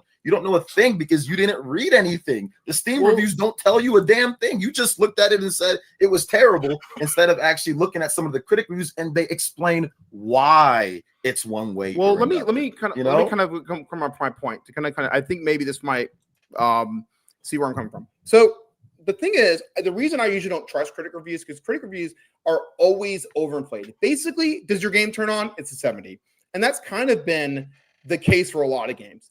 With user reviews, you get people that usually have actually played the game. And you can say review bomb, that's not true on Steam. You see people that actually have played the game and see what they say, and you get a sense of what the game is. If I'm going to trust review versus critic versus user, it's user all the time. Because I'd rather trust the massive gamers that have played the game. And even you mentioned, it's like, oh, talk to someone that played the game. So that means I use Steam reviews, right? You're basically agreeing with me. No, talk to somebody that can actually explain it, not just, you didn't even read it. Whoa. So a review can't explain it? So, Alan, real quick. You can't explain it? Real quick, though. I want to go back to one thing. I want to go back to one thing that you said. I want to go back to one thing that you said. You said for a critic review, all they do is they turn on the game, it gets a 7. Yeah. That's been true for critics games. They always overrate games. Look how many 10s have come out. What review? How many 10s have come out? Was that? There's been so many games. I don't know. You can take a look at the plethora of games that have come out. The game review scores have gotten higher and higher over time. I mean, unless you don't believe this happened, I mean, that's fine. You're doing a blanket statement there about how reviewers. Go tell me what review. Which review was that they just turned on the game, they gave it a 7, right? What review was that? I mean, that's been the trend for. I'm talking about reviews in general. I'm talking about most reviews. I'm talking about experience. Give me an example. Who did that? What? Where's the example? What games? What was that? I don't know. All of them. Look, you're just trying to obfuscate a little bit. You're just obfuscating at this point. Wait, hold up. Stop. No. Let me finish my point. Yeah. Okay. Can I talk now? Go ahead. Okay. You can see it, and I think a lot of people probably in this chat kind of recognize this too, is that there's been a trend with game critics is they tend to overrate games. That's what you're saying. Very rarely you can look through a lot of review sites, and they tend to review games very highly. It's very rare they give games really bad reviews, and there's been more 10s than ever before. They love getting 10s. So it's hard to take critics at their face, especially because, again, you're talking about the culture war. Well, they'll do the opposite. They'll because again, a lot of them are liberal. If it kind of conforms with their values, they'll rate the game higher. So if you're saying that, oh, there's a culture war, typically there's going to be an opposite side of that too. So it does cut both ways. So if you're talking about critics in general, they typically are going to rate the game higher. And also keep in mind, they don't have as much time with the game as the user does. More often than not, they typically have to pump out a review out. I think you're making everything you just set up. That is all made up. Whoa. Let's come back. You're saying that I make something up? These guys have a deadline. Do they not have a deadline? You don't know how. No, OJ, do they not have a deadline? Some of them do have a deadline. Some of them. What do you mean? Some of them have a deadline? Do you think none of the review sites have a deadline? Some of them have a deadline. Some reviewers have a deadline to turn it in at launch. Some of them don't. Because you get reviews over a course of time. There'll be reviews. Wait. Is there not? There's an embargo, right, on reviews. You know, so there's a date that there's a first date they come out. They all come out. Hold up. Explain an embargo. Go ahead. Define embargo. Why don't? No. Stop. No, we're not explaining embargo. Come the fuck on. You just said embargo. Explain it. What's an embargo? No, I think for the intelligence of the people in this room, they know what an embargo is. No, I want you to tell me what an embargo is. Stop this. We're missing the point. We're getting in the weeds at a dumb point. Why do we need to find the term embargo? I hate to tell you. Tell me what an embargo is. Go ahead. Tell me what an embargo is. What, an embargo? It's a minute that they can actually. So at least in terms of games, embargo is that. No, we're not doing this. Actually, do we need to explain what embargo is? You don't know what an embargo is. That's okay. It's okay. No, it's we don't need to explain it. It's a stupid point. The point is that everybody has a point. There's a minimum time. Quiet. There's a minimum time when everybody can release the reviews. That's what embargo basically becomes in game reviews. So basically, everybody has the earliest they can release a review. So they all have deadlines. So they're all going to play a game up to a certain point, or going to play a game for a certain amount of time. A user's more likely to play a game in depth and more likely to play a game longer. And they're more likely to play a game like you are. Again, journalists are just trying to get the review out so they can get the clicks. So you're trying to tell me that everybody that puts out a Steam review has played it more than the people who reviewed it? Is that what you're saying? Well, you know, so that's you factually not Steam. true, by the way. Huh? As far as Steam people playing games more than your average reviewer. Yeah, the average Steam user. I might. Tons of games. Well, there's no data that there's the meme Some people you got on let other Steam people will talk. play it. Hold on. They will play it long enough so they can still refund it, because I know if you play more than 2 hours, you can't The refund average it. Steam user some has people- It does tell you that though. It does tell you that. Yeah, they don't play a lot of each game for the most part. We've got scientific data on that. So yeah, Steam users they may play one game a ton, but most games they're going to play very little. Certainly not what a reviewer would. I would say it could vary though. I think it varies. At the end of the day, everybody. It doesn't really matter how good a game is reviewed or how bad a game is reviewed. If you like the game, at the end of the day, your opinion is all that matters. It doesn't matter if the whole world said this game is trash or everybody said it was good. If you like it, enjoy it. I don't like it. Are you sure we should? But a lot of people do. So are we sure we shouldn't look at Steam reviews and say it's garbage because Steam people said that? Are you sure?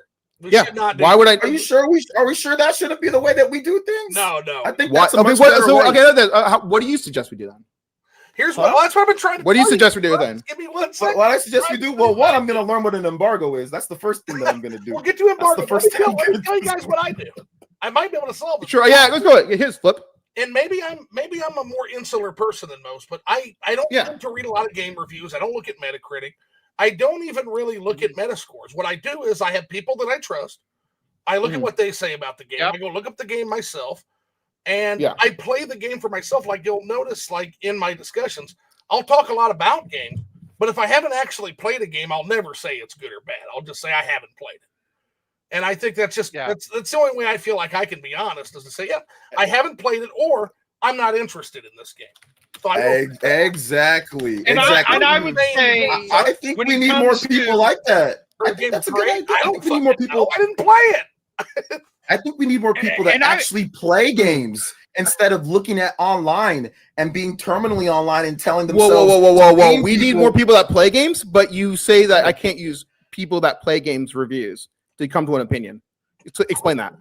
What the hell are you talking about, bro? You said we should trust people that play games, but I'm talking about reviews from people that play games. So reconcile that. Square that circle. We should actually start playing more games, like playing ourselves, playing more games, or at the bare minimum. Well, the problem with that, the problem though, is like again, it's money infinite. Minimum, actually research what makes the game good or bad. Here's the thing, right? Mass generalizations about it's Ubisoft, it's Steam reviews. They said it's bad. I don't know the difference between each version. Well, okay. Do you have infinite money? Do you have infinite money? That's not the point. Do you have infinite money? I asked you a question. You asked me about embargoes. I'm asking you this question. Sure, I have infinite. Yes, I have infinite money. No, you don't. Stop that. I don't know. Do you think the average person has infinite money? How about that? I have infinite money. Do you think the average person has infinite money? Can I have some infinite money? Yes, I know, right? Yes. Well, it might be an inflation issue there. Might be an inflation issue there. Here's the thing. The average person also has infinite money. No, you're full of shit. Okay.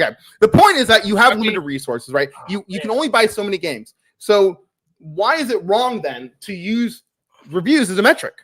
To use people that bought the game, played the game as their metric? You seem to be against that. You seem to have a problem with Your I Twitter don't think comprehension you can directly really translates to your use- vocal comprehension. Like literally, it's 1-to-1. Your Twitter You can't, comprehension man. and your Well, vocal did I answer my comprehension question? Answer my is the question. same. I said why. Nobody I said said any of this. This is not part of anything. This was no, not. no. part I of asked you. No, anything. you said you Nobody should. said you have to buy the game. Nobody said you have to buy it. Then Or I you can't need use to- reviews. Then can I use Nobody reviews to judge the said game? you Then have to buy it. you kind of What are. I You're kind of saying that I should play the game. You are kind of saying that. What I said originally was I that like the it. game isn't bad and it would be good if you played it or at least researched why it's good or bad. Well, okay. You Well, I didn't researched re- it. you I didn't researched research- it. I researched it, and I saw Steam reviews, You couldn't and I tell saw me- Metacritic reviews, and I said it was bad. Why is it not research? Why is it not Sir. research? Sir, Well, you didn't Why is it not play- research? You didn't play. Sir, you couldn't tell me why it was good or What, bad. so wait. Do I You have to couldn't buy tell it me now? a single good thing. You couldn't tell Well, me a here's what I single would bad say, thing. You Alan. didn't read those Steam Here's reviews. what I'd say. You just looked at it and just went off from there. You So- didn't That's what read most people anything. do. That's what most people do. So is that Yeah, wrong? most people are idiots. Okay, so if you want to be like most people, So I then guess be you're the idiot. genius. You're the stand above Most all people- men. Most people that would decide to look at a Steam thing and say whether they're going to buy something or not, or whether it's good or bad, yeah, that's an idiotic thing to do, in my opinion. That's just So my what should they? So what should they do instead? What should they do instead? I don't know. Get multiple opinions. Get opinions from people that actually played the game. But and but can but tell you- getting multiple and opinions, can wouldn't that be tell looking you- at aggregate reviews and then? can Wouldn't that be tell looking at you aggregate reviews? what- Wouldn't that be maybe looking at watch- aggregate reviews? maybe watch a You could review. at least at the maybe most watch watch a gameplay. review, yeah. Watch a Yeah. review. Which, yeah, watch I- gameplay. I've So Which I you think can- most people so do, and you I have can- watched reviews. But again, you're talking about a game that's been a year Okay. old at this You point. said you've watched reviews, I've but got you a couldn't tell me solution what was to the good or bad about the game. But okay, It's a- you said you yeah, watched 'cause reviews. it's from a Okay. year ago. It's from a year ago.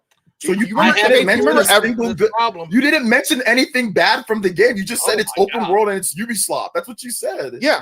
I Yeah. think I probably did, That's but not it's getting what lost. any It's gotten review lost said. in the void at this point. But the thing is, That's it's not weird what that you're the review said. It's weird that you're discrediting people's opinions on the game. You say get people's opinions on not- the game, but when I say get I- people's opinions on the game, I say it looks like reviews. You say no, Here's that's not what I sufficient. said. Here's You know, what I you said. are saying that. I Okay, said what are you saying? it's a mix. I already said this before. I Oh. said that you can look at what critics say, and if you want to look at Steam reviews, sure, go ahead. Look at Steam reviews if you want to, Mhm. but you should actually know the contents of the game. You should actually know what's good or bad. You have no idea. You're saying that There's some of an these easy way personal to things thread should go this through whole every back. single little review.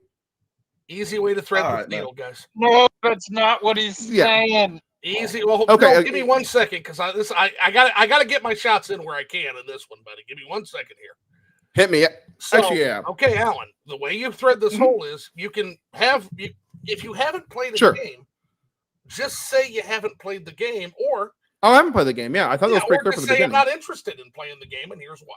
Yeah, Easy as that. but I'm not. I think my so I just go back That's- to the beginning. that's Is not that what was is said. that this the point was my whole point from the beginning was this game wasn't that good. It was not a game that really should be praised. But how do you know From Switch that? fans, You it's great. don't It's play a, it. You didn't play it. I mean, what do you mean? I You like. didn't play it, and But you do I have to clearly play don't every- do I have to- remember- Do I have to play every No, game if though? you're You didn't have play to it. play You it. couldn't say what was But- bad or good. You couldn't say anything on it. You said nothing. Exactly. Let me answer your question. If you can't if you're say gonna tell me a anything game about is it, good or good bad, or negative, you're wasting your time. If you're gonna When I tell- asked you if what you're was gonna good or tell- bad, you were like, I don't. It's Ubisoft. It's open world. It's that's what you said.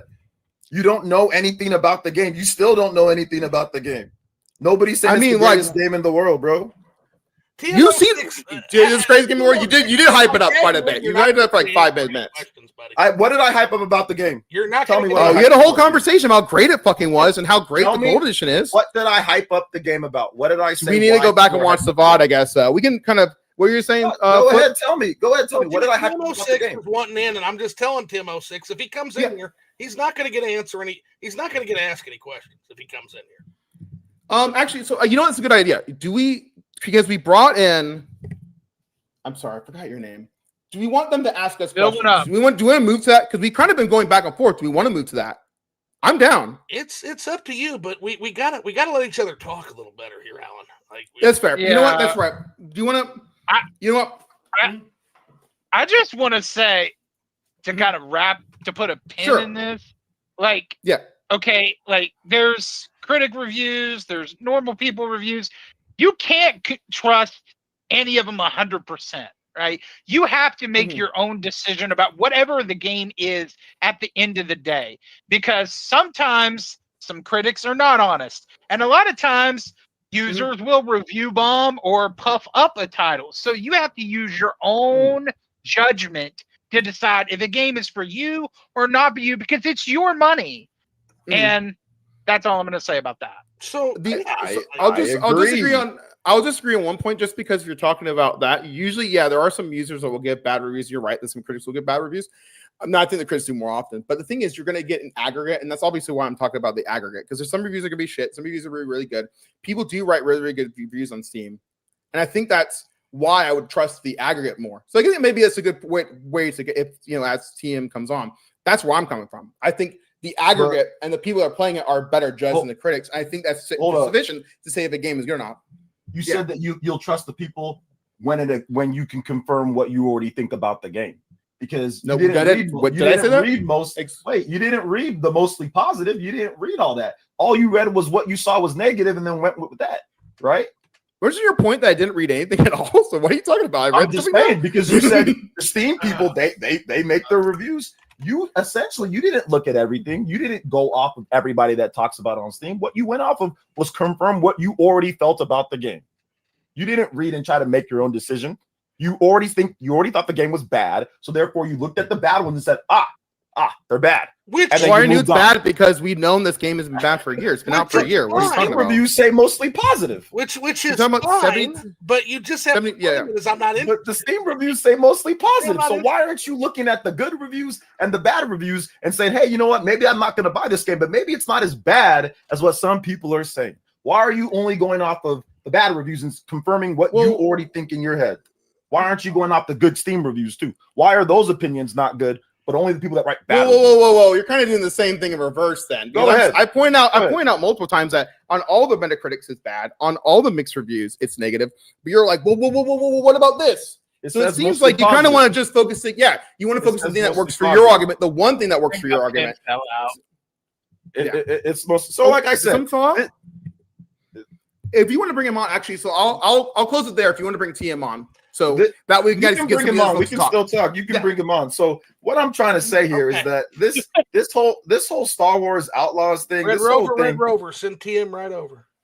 I think it's a little silly, because essentially what you're doing is you're just looking at whatever's negative and then saying, you see, negative, and then anybody that writes mostly positive, it's like, oh, well, screw them. They don't know what they're talking about. And you're not doing the opposite of that? You seem like you're doing the exact opposite of that. No, I'm actually not. How are you not? How are you not? No, I'm not. And how are you not? Nope. How are you not? Because I'm not. Go ahead and tell me how I am. No, I asked you. How are you not?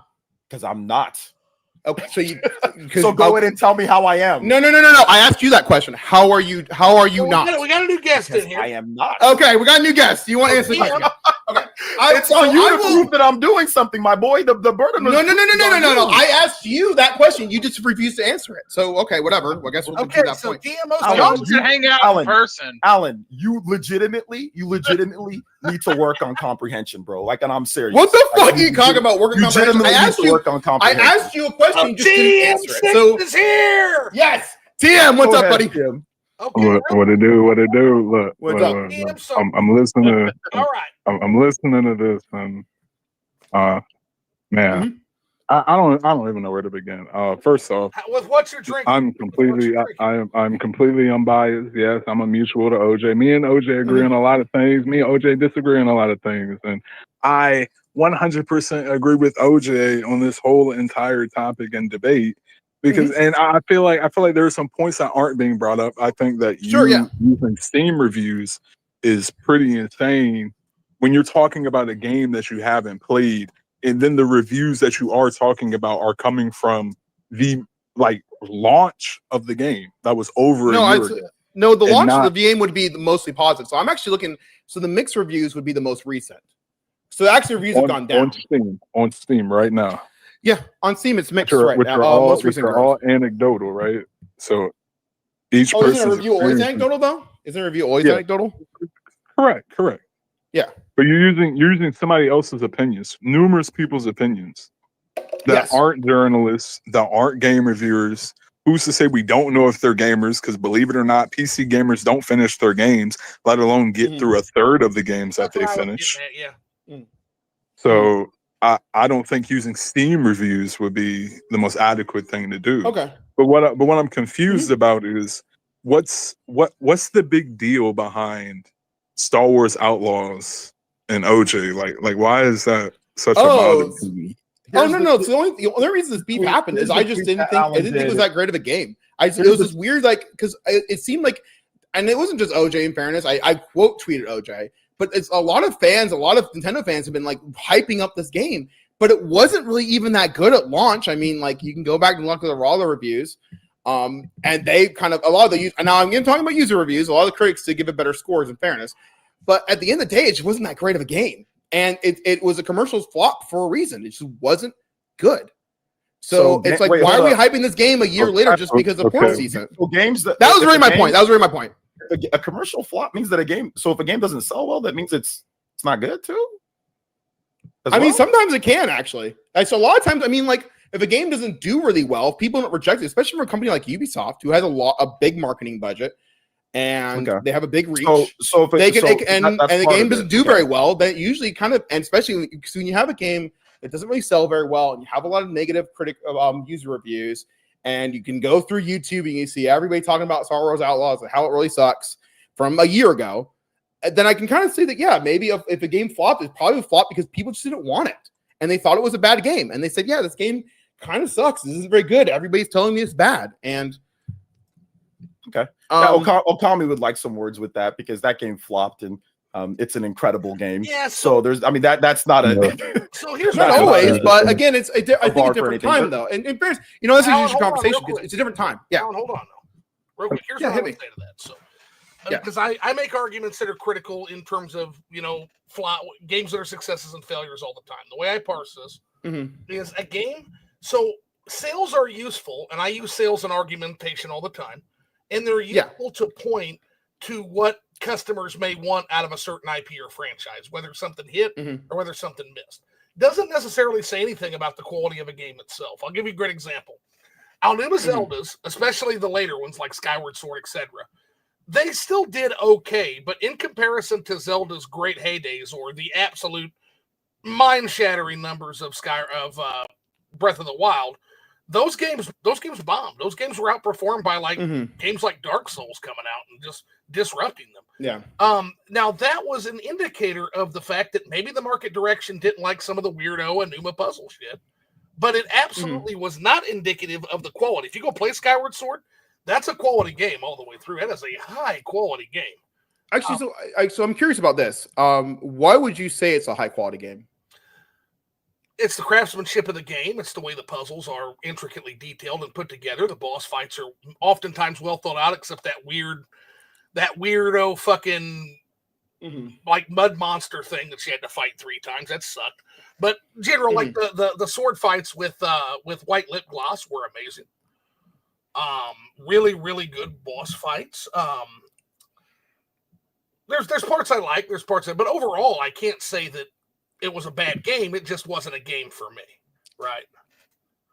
But so it's interesting because I almost would say, because my opinion on Skyward Sword, and that's why I started asking too, is it kind of maybe gets to the greater point, is I think that game is just bad. And I would say you can say like it controls well. What did Steam say, Phil? Is that what did Steam say? What did the Steam review say? Well, don't worry, that was not on Steam yet. What did the don't worry, Gabe will get his day. What did the Metacritic users say? OJ, you wait. Gabe always wins. He always gets his game. You might be waiting in 5 years, and there's a Steam review. It's Skyward Sword's coming out. I gotta know what the people said. So it kind of to the point of Skyward Sword. I don't think Skyward Sword is a good game. Okay, and again, I played Skyward Sword, so you can't give me that. So the problem is that I would argue that it didn't sell well because it wasn't a good game. Because again, there's so many problems with that game. Again, long tutorial. The game was not even there's like no combat at all, puzzle focus. It didn't look super great. It kind of didn't really have a lot of areas. So I would almost say like in that situation, it wasn't a good game. And that's kind of why it didn't. So I get what you're saying. You're saying sometimes there's things that don't resonate with an audience. Yeah, I couldn't stand Skyward Sword. I hated that fucking game personally. Which is funny that we got a physical of that on Switch But we still don't have Twilight Princess and Wind Waker That's HD. another physically terrible on Zelda. Switch. You know what? Hey, By the way, You don't Wind mess Waker- with wait. Wind Waker, Wind boy. Waker's You about to incredible, get and it did not sell. It did not sell incredible. So Actually, let me just- okay. That's know why what? this whole sales I didn't to like Wind rate Waker how either. good the game is. That's why it's a hit and miss, guys. It's I- not. It there's is a no hit and miss, but I think a definitive lot of thing, you times know? it does hold. I think it does hold a That's kernel really of truth. what I'm getting at. It's all perspective. I think it does hold a kernel of truth. This is where I disagree. I think it holds a kernel of truth. A lot of times the game doesn't do very well. Now, again, there are some situations. Because it's not as simple as that. So, for instance, if you have a situation where a game is like a sequel to a popular series, but it's still bad, it can still do well just because you get a lot of people in and you buy that. Now, I think that's kind of what happened to Tears of the Kingdom. But a better example might even be, say, The Last of Us Part 2. A lot of people hated that game for a lot of different reasons, for like the story. It's kind of the same game. They didn't really like how, again, it's Naughty Dog games. What does The this have to do with anything you said? Well, I'm making a point, right? We're talking about quality of the game, right? I hear your point. I've been hearing it for the past 30 minutes as you've been talking Fair, yeah. in circles, right? You're saying that your whole thesis is that I don't understand why Nintendo fans are hyping up Star Wars Outlaws. Yes, yeah. But it's also like you're ignoring that Star Wars Outlaws have been patched over time. It's the gold edition on Nintendo Switch, and that when the game was first shown off, it looked rough. And the final product is outstanding. It's potential. On a $450 tablet. It That- shows you the potential. $1,000 PCs can't even run this game stably. So I want to ask, $1,000 PC, $1,000. I'm not finished. $1,000 PC handhelds cannot run Star Wars Outlaws like a Switch 2 can, which is a $450 device. It's using ray tracing and it's using DLSS. A Steam Deck can't do it. My Steam Deck can't do that. My ROG Ally It's can't not do even that. compatible with Steam Deck, according to my your lead, yeah, you can use like quirks and tinkering and all that and try and get it to work. It'll run like dog shit. My Legion Go can't do it. My Asus ROG Ally can't do it. And those are $1,000 handhelds. But my $450 Switch 2 can run this game at 1440p DLSS with ray tracing at almost a stable 30 FPS. That's crazy. So yeah, I would see why people are hyping that up. When you see games like Resident Evil 9, which is a late stage RE Engine game running on a Switch 2, yeah, I would see why people gas these games up, because it's running on a budget handheld. And it's running these games better than what these $1,000 PC handhelds do. That's why you see people gassing these games up. And they're also good games. I've played Outlaws. I've played it on the PS5. I don't really have that many complaints about Outlaws. Looking at some of the Steam reviews, and I remember some of the reviews back then, I think it was just virgin-ass dudes complaining that the main character was a woman with a jawline. Yeah, exactly. But that's a big reason. I mean, if you're playing with a character, you want them to look good. You don't want the character to be ugly. I think that's important. People care about that, so I think it should be judged. Now, regardless, people were playing Metroid, and Samus doesn't look that attractive. Samus still looks cool. Samus always looks cool. What are you talking about? At the end Samus, of do you not Metroid, think when Samus she is takes cool? her helmet off, she looks like a 2003 generic CGI model. Samus And in general as a character is an rematch. attractive Rematch for character. sure. Like she's an attractive. She's an attractive character, right? Yeah. I think we can all. I say think we that can agree Samus- with that. Yeah. Yeah, Samus she's made to look beautiful. Which- I know, yes, the which graphics were a Samus? bit But- rough, but I- but so her ex- art, her character art is beautiful. So I'll just answer yeah. your question real quick. I Character think the is thing is that I get the looking good, but the truth of the matter is that we saw this game how it was back then. I mean, even since more recent reviews, like I was point out, and the reality is it's just not that great of a game. So my point was really just like, why are we hyping up this game that's not that good to begin with? Okay, so we at this And point, I'll see this there's one more nothing thing. that anybody can say for you to think that the game is not just terrible, even though once again it's been patched. Once again, nobody's saying it's the greatest game ever. It's not a bad game. You said it's been patched, but the most recent reviews were the most negative. So why is that? That's not the gold edition. I don't know if they're playing the gold edition or not. I don't know if you can Fair. even tell Okay. if they are. Now, does this gold edition exist? Here's the other thing I do want to ask. There's lots of questions. If you Does look the at gold the most, edition wait, hold up. exist? If you look at the Does it most exist, recent though? reviews, there's a lot of people that are saying it's mixed. There are people that are saying great things, and there are people that are saying not so great things. That's true. So if you look at it, there is a mix of people that are saying that. So once again, this goes back to when I said I wanted to cut this off, because you're saying it's all 50s, and that's just not true. That's just categorically. There's a person. You know, If you look on Steam right here, there's a person they played 79 hours. They gave it a thumbs up. Right under that, a person played 11 and 9 hours. They gave it a thumbs down. So it's mixed. Then another person played 35 hours, gave it a thumbs up. And a person played 66 hours, gave it a thumbs up. Someone paid 26 hours, gave it a thumbs down. So, it's mixed. It's not just cut and dry. So, and that's what a right. solid game. A game some people are going to think is solid. Some people are thinking mixed. it's not. Usually, a mixed game is not that great. So let's be real with ourselves. We're kind of we're so many games out there. If we're talking about a mixed game, it's not that good. Dude, Based off of what?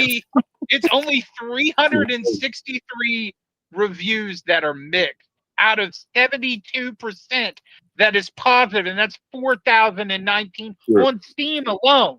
Those reviews don't you gotta count. Look at the big picture. Those reviews don't count. They don't count. It's only then I feel like saying then it's do you think the 3,000 that gave it 50 don't count? We can kind of pierce numbers out there. You can look at the Metacritics; they have 50,000, and I'm sorry, they have 30. They have 3,000. They have 3,000. Gave it a 5.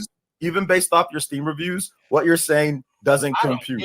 It's not even. It doesn't back it up because there are plenty of people that are saying that the game is not a 50. You are trying to make it seem as if everyone was saying that this game is terrible. Well, 50 is an aggregate. 50 is an aggregate. Well, 50 is an aggregate. Understand that. You can just admit that you're wrong. It's okay. 50 is an aggregate, right? So it's all the reviews together. Because again, any game is going to get good reviews. Any game is going to get bad reviews. It's just the nature of the beast. First of all, I didn't even see that. But what I'm trying to say is what I look on there. What do you mean you didn't see that? Go back. What do you mean you didn't see that? It says mixed. Does it say 50 somewhere? Actually, you can look at it. Actually, so actually, it's 60. 63% of the 363 reviews are mixed. Which is so it is higher than Metacritic in fairness. Which is not 50. Okay, we gotta stop, guys. We gotta stop. Hell just froze over. Yeah. Hell just froze over. Oh, Let me no. make an announcement here. The Angry Vigilante show. OJ, you're familiar with this gentleman. He says, I give the win to PlayerEssence, and that should say a lot coming from me. Wow. Yeah. So how about this then? We can since it's been called. Well, I'll concede. Yeah, we're gonna. Do you want to talk about? We still have some time. Do you want to talk? Do you want to talk about something else then? Because we talked about some other topics. I'd be down to talk about change the topic. Did y'all talk about the Nintendo Direct, or what did I want to know what I want to know what y'all got in Florida. That's what I really want to know. What is? We got Gourds Gone Wild. We got Gourds Gone Wild. You guys actually pretty like. You probably share like a water well or what with an alligator. Is that what's happening? Nah. Like what happens in Florida where the people that's only the craziest things at times. What is going on in Florida right now? Alan, you are the Florida man. You call me attendees. Thank you. You are a Florida man through in and throughout. Like I don't think it got anything to do with Florida. Bro, not everybody in Florida is like, but this man, he is a Florida man. I gotta give him props. I gotta give him props for being a Florida man. You know? Nah, we love it. I just think he a Switch hater. That's what I think it is, and I'm a Switch hater, but I'm an unbiased Switch hater. I have real complaints. Do you want to get into about games? Do you guys want to get into the Japanese sales? Because I know that's one more thing that. I don't know. It's hard to go into Japanese sales specifically unless there's something you think about. I think I brought it up, and I wasn't sure like what we want to talk about. I said let's go into the Japanese sales. We can go into that. Because I don't know what we're going to talk about specifically. Do you want to just talk about sales kind of in general? Because I guess that would be they have the best sales. You know, we talked about Circana, but they have the best sales data. Well, I think you said ultimately you're saying like it's going to fail or the critics are actually, funny. I wrote an article about this actually recently, but it's only for the Switch. Okay, thank you by the way. So to be fair, the Gold Edition for Metacritic is only for Switch 2 version. The game is rated. Okay. So that answers the question because I don't know what this fucking game existed, but that answers that question. So, and actually, you know, if you want to argue with me, we'll hit this point. So my opinion is that just talking about sales in general is that I think because you talked about the launch of Switch 2, but I think what's happening is that, and we're kind of seeing this a little bit, is that I think the system is not going to do that well. Now, it's not going to be a Wii U because it's almost impossible, but I think it's going to be more of like a 3DS situation. I think we're already seeing that. And the Japanese sales, most recent sales have kind of been around like the 30s to 40s. Most recent, it's gone a little up, so it's 46,000. So I think that, you mentioned a little bit, kind of when we were talking about Mario Kart, all the way back in the beginning, that you talked about, the fastest selling system, all this stuff. You mentioned a few things, but I think that that's kind of short lived, and I think long term it won't really be doing that well. And even I mentioned the Mario Kart sales. I think that's going to be the trend. I think next month or two we'll probably see similar results from Circana, even after the bundle ends. But basically, I think that we're going to see that Switch 2 won't do that well. I think we're starting to see that now. So in Japan, you said it's dipping the bill. Japan, what's the stock like in Japan? So from what I've heard, it's gotten better. Can you walk into a store and buy a Switch 2 easily? I think so. Yeah, I think now it's gotten to that point. That is false. Is it false now? It is false. Look. So I don't. So the only show me. Do you have an article for that? Because I've heard it's it's gotten better. I've heard it was for a while. From what I understand, it's gotten better. Wait, hold on. So Nintendo is still doing lotteries in Japan. I think the stores have them. So I think the My Nintendo store. Yeah, but I think stores now they did lotteries before, but I think they aren't doing lotteries anymore. Let me give you a barometer. I have people that are in Japan. Okay. I have Uncario that's in Japan. I have JCat that has people in Japan. I have Genki that's in Japan. He's a big Twitter guy that's in Japan. You can also just go on the Japanese stores and you can look. The stock there is depleted. They still just can't walk in, and it's normal. Like Nintendo just doesn't have a bunch of stock in the stores, and Japanese owners can just walk right in and grab one. That is not true. So the problem, I don't know how the problem with that is that what you're doing is that you're probably watching other people's videos, right? That's where I'm guessing. No, I'm actually looking at Famitsu data. I'm looking at Famitsu data. Yeah, so Famitsu data doesn't say that there's a bunch of people that can just walk in and buy a Switch 2 no matter what. They don't say that. There's nothing. So the sales now are the lowest point they've ever been in their history's life. So why would they go into a holiday? Well, that's because the stock.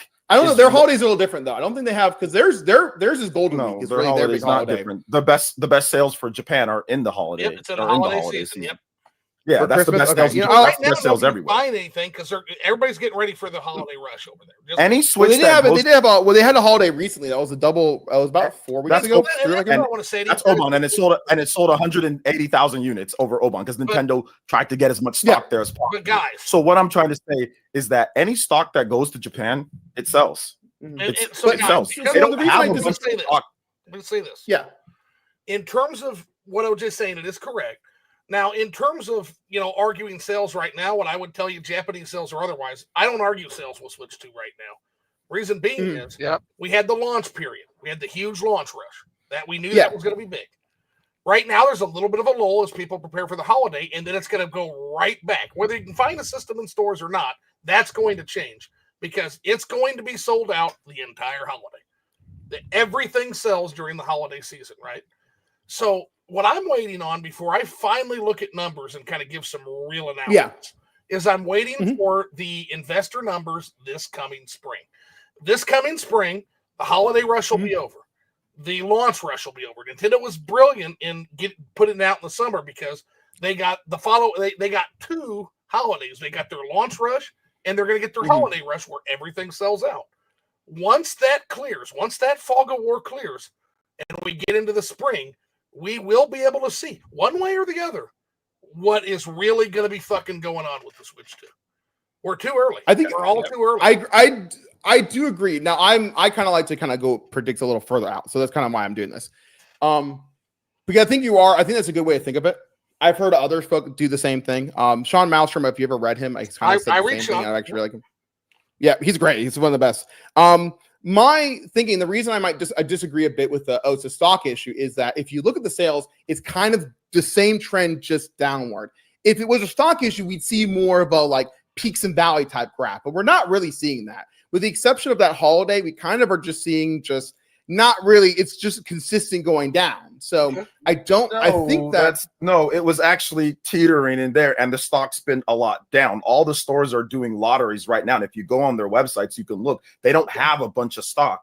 My problem with what you're saying with Japan, at least before we go to the other countries, is that you're making up something that's not true. What do you mean? All the stores are doing lotteries. You can't just walk in and get one. So you're saying, oh, it's going down. That's because the stock is just not there in Japan. So we would now, see. if you don't believe me, you can look on the stores yourselves if you want. You can go on there yourself and look. The reason I disagree with that is because if it was a stock issue, the trend would be a little bit more. That's what I'm saying. The trend would be a little bit more peaks and value. Some weeks are really good, some weeks are really bad. The problem is, you go in and buy a Switch 2? If you look at the long-term trend, if you look at the long-term trend of the sales, you can see it's kind of just a smooth downward. So it kind of implies a reduction in demand. I do have zero data that says. You know what? I would be surprised if there was a downturn in the next few months. This is okay. Hold up. I've been doing sales. Actually, I have. I've been doing sales for a decade plus. Okay. And you're saying it's just going down based off of what? Based off of what? Sales go up and they go down. You are not comparing it to Switch 1. You are not comparing. Wait a minute. Actually, you are not comparing it to Switch. You're not comparing it to Switch 1. You're not comparing it to Xbox. You're not comparing it to PlayStation. You're comparing it to just whatever you think is what the Japanese sales are. You have not given 1 point of data when it comes to the comparison of going up or down outside of comparing it to itself, which is already selling at a faster rate than any other system out there without the holiday season. So this chart is weekly Famitsu sales. So basically what I did is I took now this is from Gamatsu is where I took this from. Okay. So I basically took weekly Famitsu sales and I just charted them out. Now the reasons of oddity there with like that weird flat is just because I took 2 weeks and just put them together to give a comparison. But you're kind of seeing that. You're kind of seeing it's going just a constant trend down. There are a little bit of peaks and valleys, but not as much as you would think. Because again, it's still kind of going down. You wouldn't think if it was going down to like the 30s, 40s, that it would have done that in previous. So once again, does the stores and this week? This graph is terrible. And once again, do the store? So this is not even right. But anyway, why is it not? Is it not right? I can give you the point. Regardless, do the stores have stock? Do they all have stock where you can go in and buy a Switch 2 whenever they want? Yes or no? With the stores in Japan. I don't know. From what I've heard, it's gotten better. I heard the stores are No, I'm asking you, can you go to any store right now, multiple stores, and be able to buy a Switch 2 in Japan? No problem. I don't know. That's what I'm asking. Let me get on a flight. I'll get right back to you. So you have not researched. You have not researched. Yet you said yes, you can. What do you mean? What do you mean I'm not researched? I'm very close. You've not researched. You're saying that it's You're saying that it's going down and it's going down, but it's not because the demand is going down. It's because the stock is not there. Because the reason, and I'm sorry if that's a little hard to read. The reason I posted that there is you kind of see that it's been consistent going down. So there's some weeks where it's higher, like 720, 25 against up. Obviously 718 because that was 2 weeks. But you see it's just trending a bit downward. So when the holiday comes, that's what I'm saying, and it peaks back up. Then what? What does it throw off your whole balance, or what happens? Well, you'd have to say it's a long-term trend, right? So like I think what Flip is saying, like it's going to do well in the holiday. I think that's what you're getting at, Flip. You want the long-term trend. Okay. You want to smooth it out, right? And I have another question. Did the Switch 1 do the same thing? Yes. That one I haven't looked at because I haven't gone back to 2017. You have so this is my problem. Thank you so much. I haven't gone back to 2017. My problem with what you're doing, and I said that you're going to do this. Whoa! Stop! You're just saying because I didn't get a specific data point. No, my point is this. My point with you, Alan, and it is a little early. Yes, you're correct. This is hack sales analysis. This is how's it hack? It's hack because you're not comparing it to anything else. You're not comparing it. You're not comparing. You should have said that. You should have said that. You're not. You're not comparing it to Switch 1. You're not comparing it to Xbox. You should have said that. You might regret that one. You're not. Okay, go ahead. How much better is it doing than Xbox or Switch 1? Go ahead. So I have comparison for Switch 1 because this is a Japan analysis. Okay. And if you actually look, I'm sorry, it's bad. Switch 1 at about the same time, the previous year was actually doing about 10,000 better. 10,000 units? Yeah, it's about 10,000. That's on a weekly basis. So you're telling me that you're basing your whole analysis of how the Switch 2 is going to do long term on 10,000 units a week. So this is the most recent weeks. So we're saying based on I'm done here. Alan, you're a hater. You're just a Switch 2 hater. You are basing your analysis of long term, not on games coming out, not on potential sales of Pokemon, not on sales of games. Well, do you want to talk about that? Do you want to talk about that? Hold up. 10,000 units in a comparison of week to week where the Switch 2 outsold it significantly more overall. Wait, stop. Wait, what are you saying? That doesn't make sense. I'm out. Both systems had stock allocation problems. It varies from week to week. It varies from week to week. You still think for some reason that you can just walk in and buy a Switch 2 in the stores. You can't. We all know that you can't, but that's okay. You can act like you can't. Hey, you're saying these things, but you're saying these things. How do you know the truth? Okay, guys. Because if you go to the stores, if you go on Amazon, go to the stores and see if you can buy one, and then you can go there. Ask someone that lives in Japan. Ask someone that lives in Japan. Ask them if they can just go in and get it, no problem. The stores are still doing lotteries. They're still doing lotteries. Nintendo made a post about still doing lotteries. That shows that they are indeed still doing lotteries right now. Okay.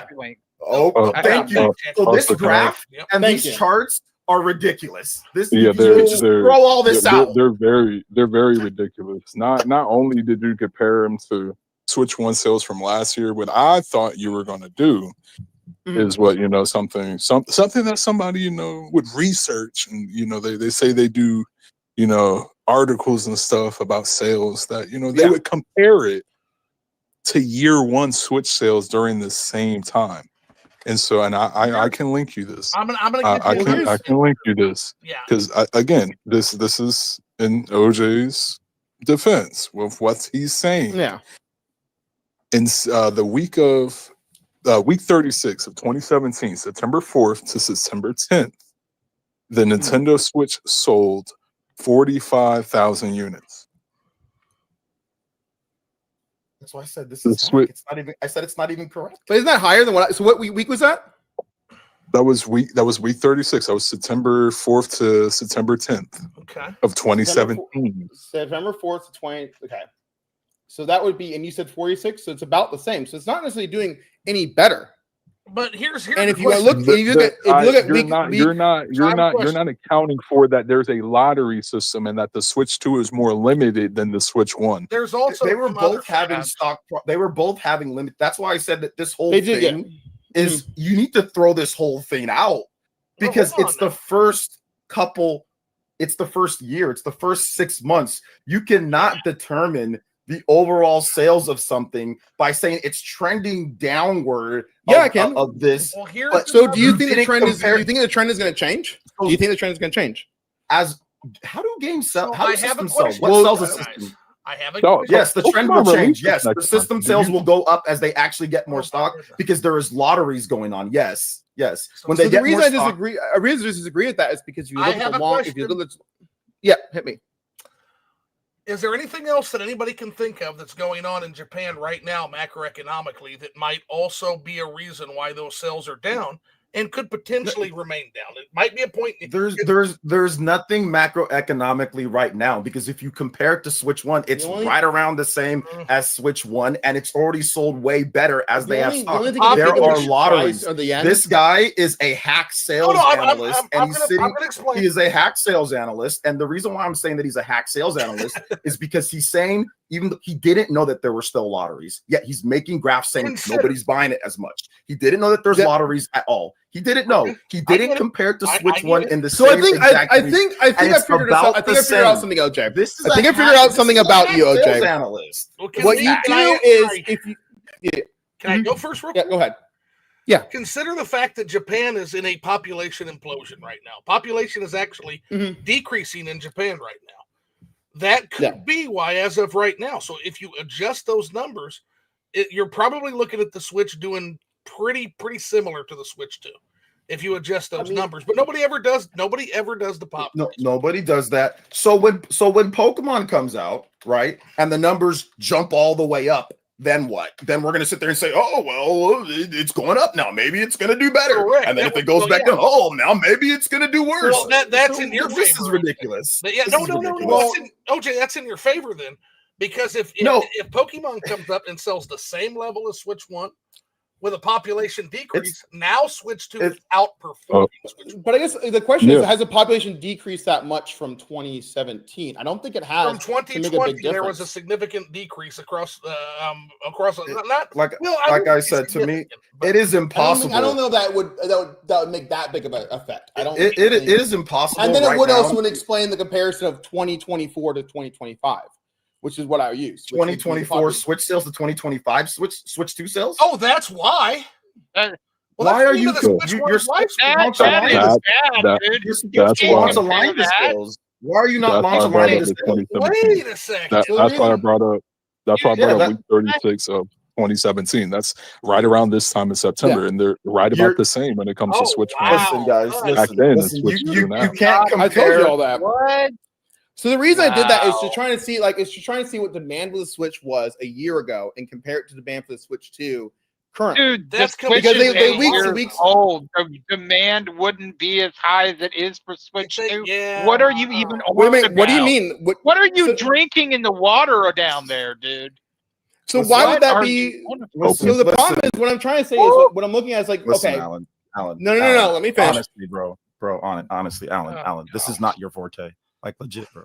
Like I'm being honest. This is not your realm. I misunderstood. Like legitimately. I think this is not your realm. I think you're crazy, but so the problem is we're gonna wait. No. I'm trying to. We're gonna wait and we're gonna see what the people say. We're gonna see what users say about your analysis. Okay. So listen, it's not. We got guys that hate my guts. That sat there and said I'm winning. Okay. We got guys that hate my guts that said that I'm winning this. Dude, Alan, you're doing bad, and I'm being honest with you. And I'm not. This is no cap because I'm debating. You're doing really bad right now. Like this is hack. This is hack. Bottom tier. Well, I'm gonna take a little complaint. So why is it hack? This is terrible. Hack analysis. Explain to me that, Alan. This is what hack is. You are one. If you're going to compare two systems, if you're going to do it, you would align the systems. You would compare from the launch year and the launch year, and then align them from month to month. This is the reason why people will say, "Oh, well, compared to PS4, compared to PS5, launch aligned. PS5 is this much down compared to PS4." Oh, actually, so I can kind of explain why I wouldn't do that. And the reason being is because So the problem was that the Switch. You were talking about. So when you're talking about two systems, right? So you're going from the Wii U to the Switch. So a lot of times when you're talking about a new console, the old console is going to affect the sales. So obviously the Switch had a slower start because you're talking about there are only 13 million people that may have been interested in the next console launch. Now, go to the next one. 13 million. Did you just ignore the 70-something million 3DS owners? You know what? You're right. So 70 million. So we'll go. We'll use 70 million. I'm going to reiterate what OJ said. We're going to do 80 million. So we'll even say 80 million. But again, so we'll say 80 million. I think the reason I use 15 is, again, it's like you're talking about consoles. We'll usually compare the two. But even still, you're talking about, okay, we have 150 or about, let's say 150, because I don't know the exact number, people that bought the Switch and that they're going to upgrade to the Switch 2. So it's obviously going to look a lot better. And that's kind of the point I'm trying to make. Okay. Is that initially it's going to do really well, right? Because you have a lot of people coming over from the previous console. They're going to upgrade. But the question is, what's it look like afterwards? So that's why I kind of try to compare the two, because I'm comparing the two. If I'm comparing, I'm saying, okay, well, what was the demand a year ago? Because again, economics changes quite a bit, especially post-COVID. So here's why that's a terrible comparison, and here's why it makes no sense. There is no super rage or demand for the Switch 1 last year in Japan. You can walk into any store and buy a Switch 1. Mm-hmm. The Switch 2 last year. Exactly. So why is the Switch 1 doing better than the Switch 2 in the same time period? The Switch 2 is limited with lotteries for the millionth time. So the reason, again, like I said, that so be as high because the reason I disagree with to buy one. So I explained to you, OJ. I've explained to you before. The reason I disagree with that, I let you talk and I let you go on with this terrible comparison. Okay. Let me tell you the reason why it's terrible. I'm telling you. Okay. And everyone's going to say the same thing. There is no super big demand. There are no lotteries for a Switch 1.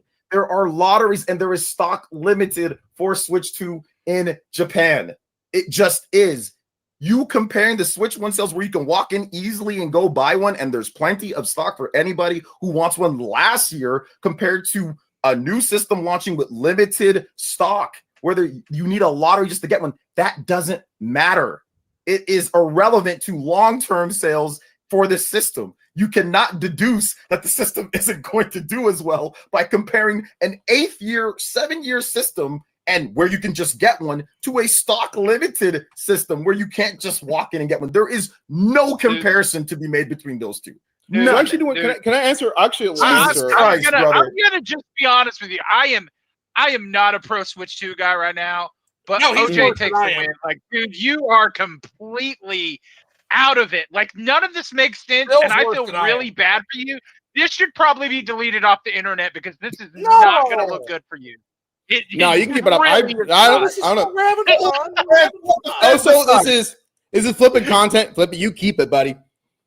It's on my channel. I might delete it though. I might delete it because I feel bad for you. I honestly feel bad for you, Alan. Honestly, bro, stop analyzing video game sales. No, Alan, stop or listen to other people that know better than you and learn. Alan, this is a bad comparison. Alan, it is a terrible comparison between a new system with limited stock that's running lotteries compared to a system that you can just walk in and buy anytime that you want. That is a. There's no comparison between them. Launch a line, and compare them in that way. OJ, the reason well, first of all, launch line doesn't make sense. You're talking about 2 different times of the year. Never stop.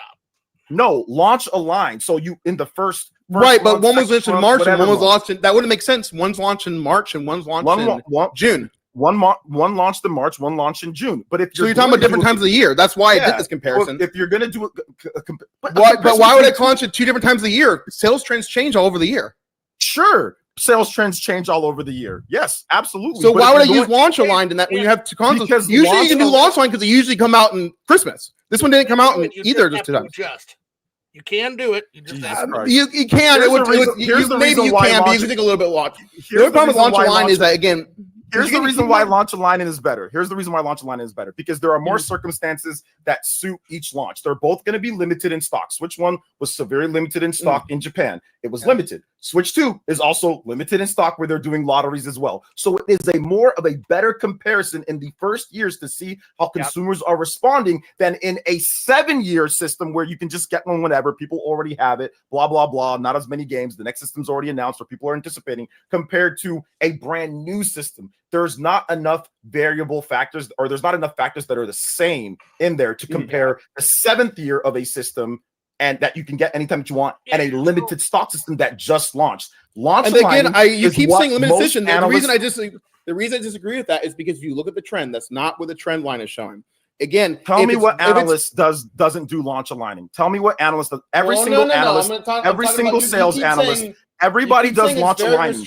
You for some reason are doing a 7-year system versus a first couple months system. Well, no, you also are relying a lot on the. You're relying a lot on the. If you're saying that must be limited. But the problem is, well, if it's so limited. Why is it changing in this way? I have not lied. I have not because stock changes. I didn't say you lied. Actually, we lied. Never said you lied.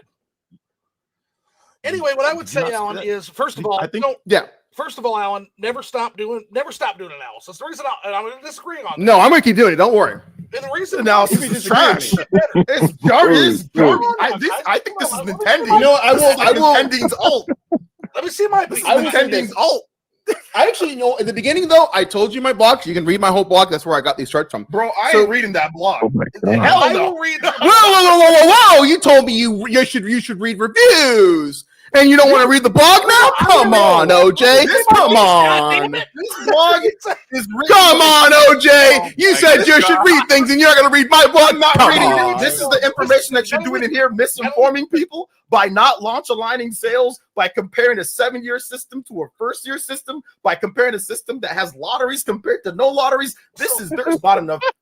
There's not enough factors to compare these two systems and what you're doing from 2024 to a launch year. You launch a line of systems and then you go from there. That's what you do. I'm going to say this, OJ. You want the launch line system because it would look better for your argument. No, I want the launch. So what you do, OJ, I've noticed this too, because you didn't think I had the data too. I remember before I posted, you're like, oh, you don't have the data. I have the data right there. But what you like to do is you like to find a specific issue and then hammer that. The point is where I disagree a little bit on it must be the lotteries. It must be lotteries. Is you wouldn't see a graph with a consistent downtrend line like it's happening, because usually what happens with most consoles is they'll have their initial launch and that's when they're the worst stock. And then but as time goes on, it will get better. But we're seeing with Switch 2 is while there was a bit in the beginning. That is false. Is it now? Okay, correct me That wrong. is false. So here's what actually happens. Is it?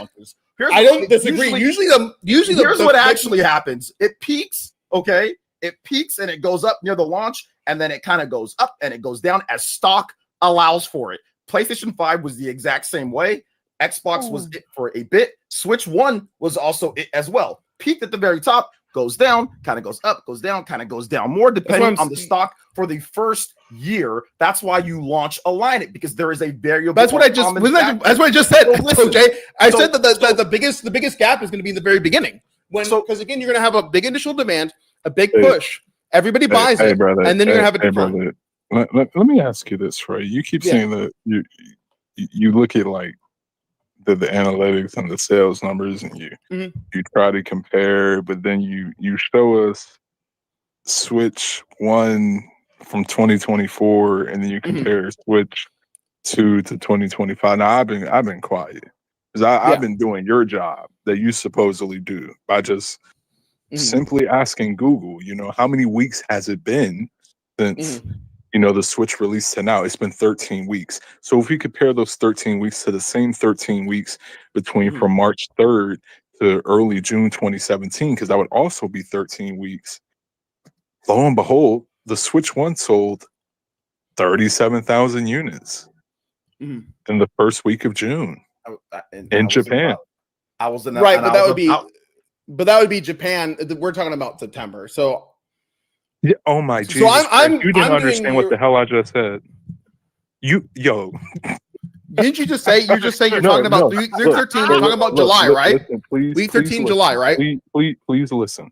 Yes. From March 3rd to the first week of June in 2017 was 13 weeks. Yes. From June 5th to now has been 13 weeks in 2025. Yes. So if we know that the sales of the Switch 2 from what you showed us is 46,000, in that in Japan it was 37,000, same week 13. What does that tell you? Which console sold more? Which console sold more? In that situation, in that comparison, it would be a Switch 2, right? Because you're talking about 10,000 units, right? Right? Yeah, in the same amount of weeks, the same exact weeks, 13. So, right, and the reason I didn't like that one as much is for two reasons. Is that it's actually still good. It's still good to compare. I think but for my comparison, the reason I use is because one, I wanted a year-over-year comparison. I wanted to see what demand was a year-over-year, and I was like, you know what, the Switch 2 should beat the Switch 1. So in my mind, it shouldn't be less. And the other is that I wanted to see kind of like based on more current economics, because a lot of things have changed since 2017. Right. So I was like, I wanted to see. That was the reason I picked that. I'm not saying you're not wrong. I'm more just saying that I was like, okay, what's current demand? Yeah. So like? And the other, did you even pick that if you know that like the outcomes of like the economy right now are like complete dog shit compared to 2017. Correct. And the Switch 2 still outsells the Switch 1 in the same amount of weeks. And this is a system that's holding a lottery system, and that is still not in stock fully in Japan. And that you have a bunch of games like Pokemon releasing. You get 2 Pokemon games. No, you're getting 3 Pokemon games within a year's time span. 3 so far that are, pretty much we know that are confirmed. ZA, which is October, Pocopia, and then you have Gen 10, which is obviously 2026. That's 3 games. I'm not even being petty and including the Nintendo Switch Online game that they'll possibly add for the 30th anniversary. This is very similar, Alan, to what you do with Steam reviews. I just noticed that you'll find information that you think will fit your argument, even though. What the fuck are you talking about? That's what you. OJ, are you crazy? Why would I not do that? If I'm making an argument, I'm going to use points that support my argument. Are you fucking out of your mind? But see, the problem is that no. If I'm going to use it, I'm going to make an argument. That's why I said that you're a hack. That's why I said that you're a hack. You're not looking for the truth. You're looking for stuff that just simply says that you're right.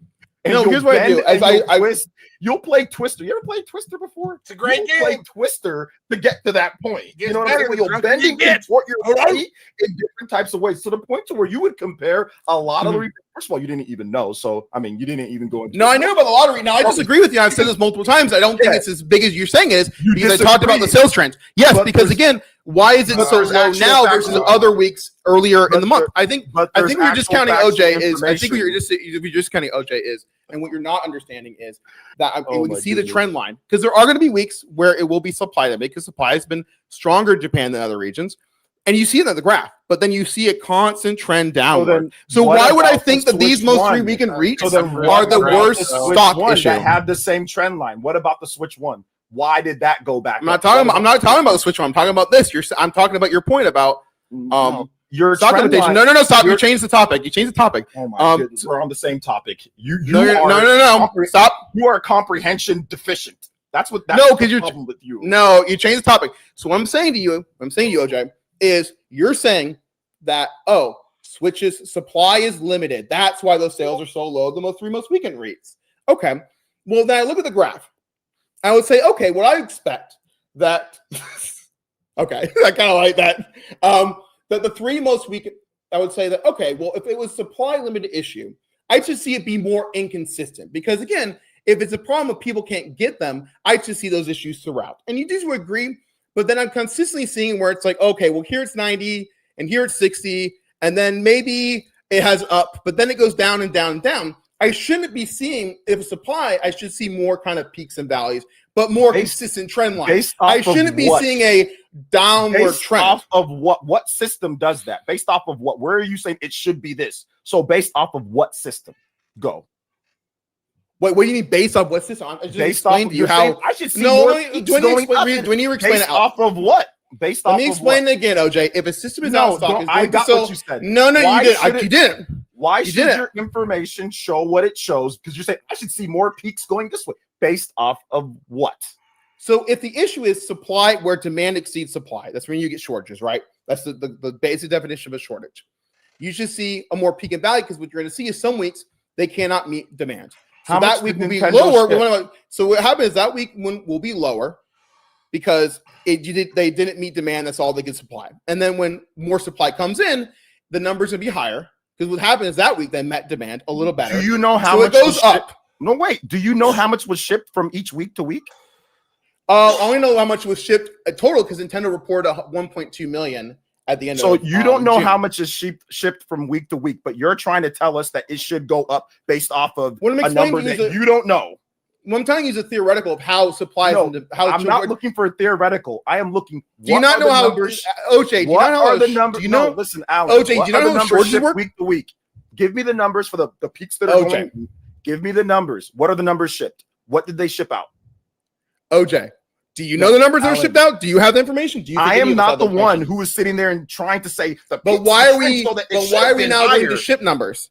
When I'm explaining to you, OJ, when I'm lottery system, I am telling you that the lottery system allows for a very wonky in terms of how much is shipped out. I don't know the shipping numbers. Here's what I do know. I know that they run lotteries in Japan. So any systems that come in are sold. That's what we know factually from people that are in Japan, from even in the chat. They link that to you. If you go on the websites and try to buy one yourself, it all says the same thing. You are making theoreticals about, it didn't meet supply or we didn't have enough there, so it should have been higher, but you are not basing it off of year one Switch 1 sales. You are not basing it off of Xbox. You're not basing it off of PlayStation. You're basing it off of your imagination.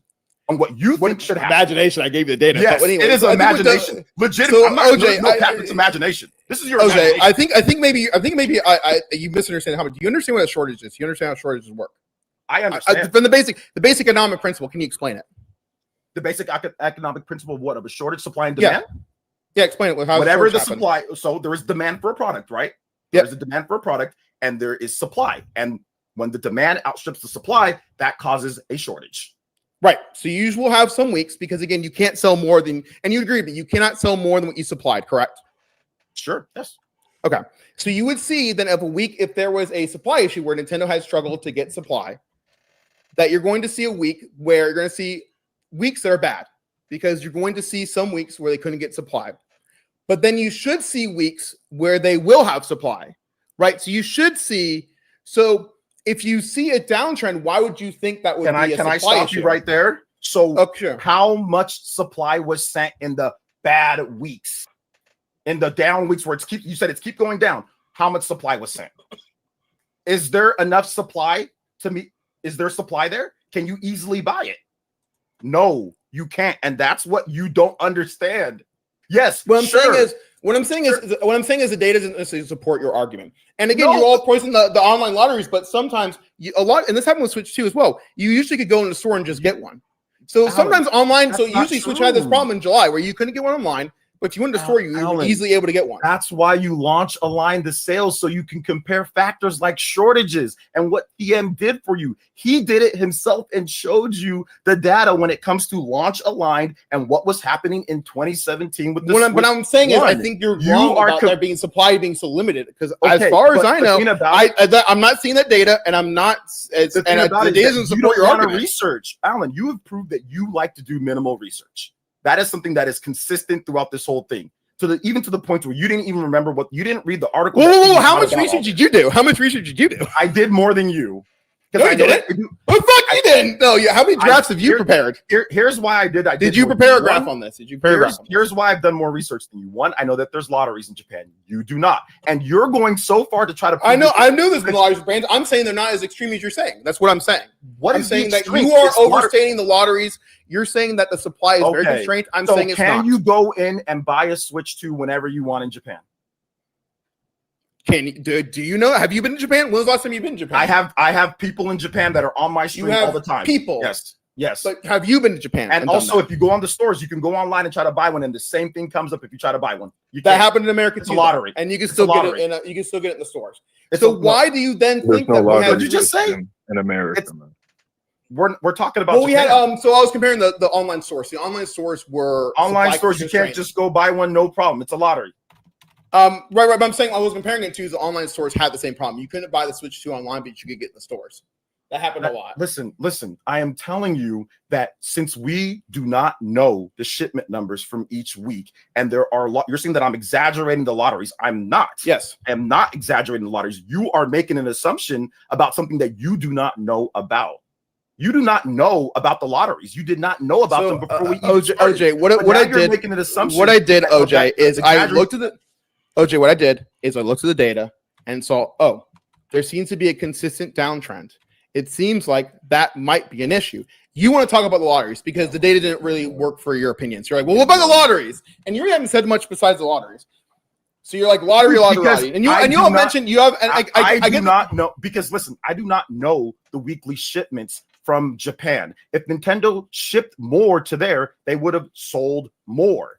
So what you're saying is you basically don't like my data because you're saying that I need data I can't get to make the conclusion I'm making. It's not that I don't like your data. It's not that I don't like your data. It is actually 100%. But it kind of shows the opinion you don't care for. Because remember, earlier in this conversation, you said, "Oh, you don't have it. You don't have it." And then when I showed you have some data, your data, you don't have any data. What you're talking about? The Famitsu is not data.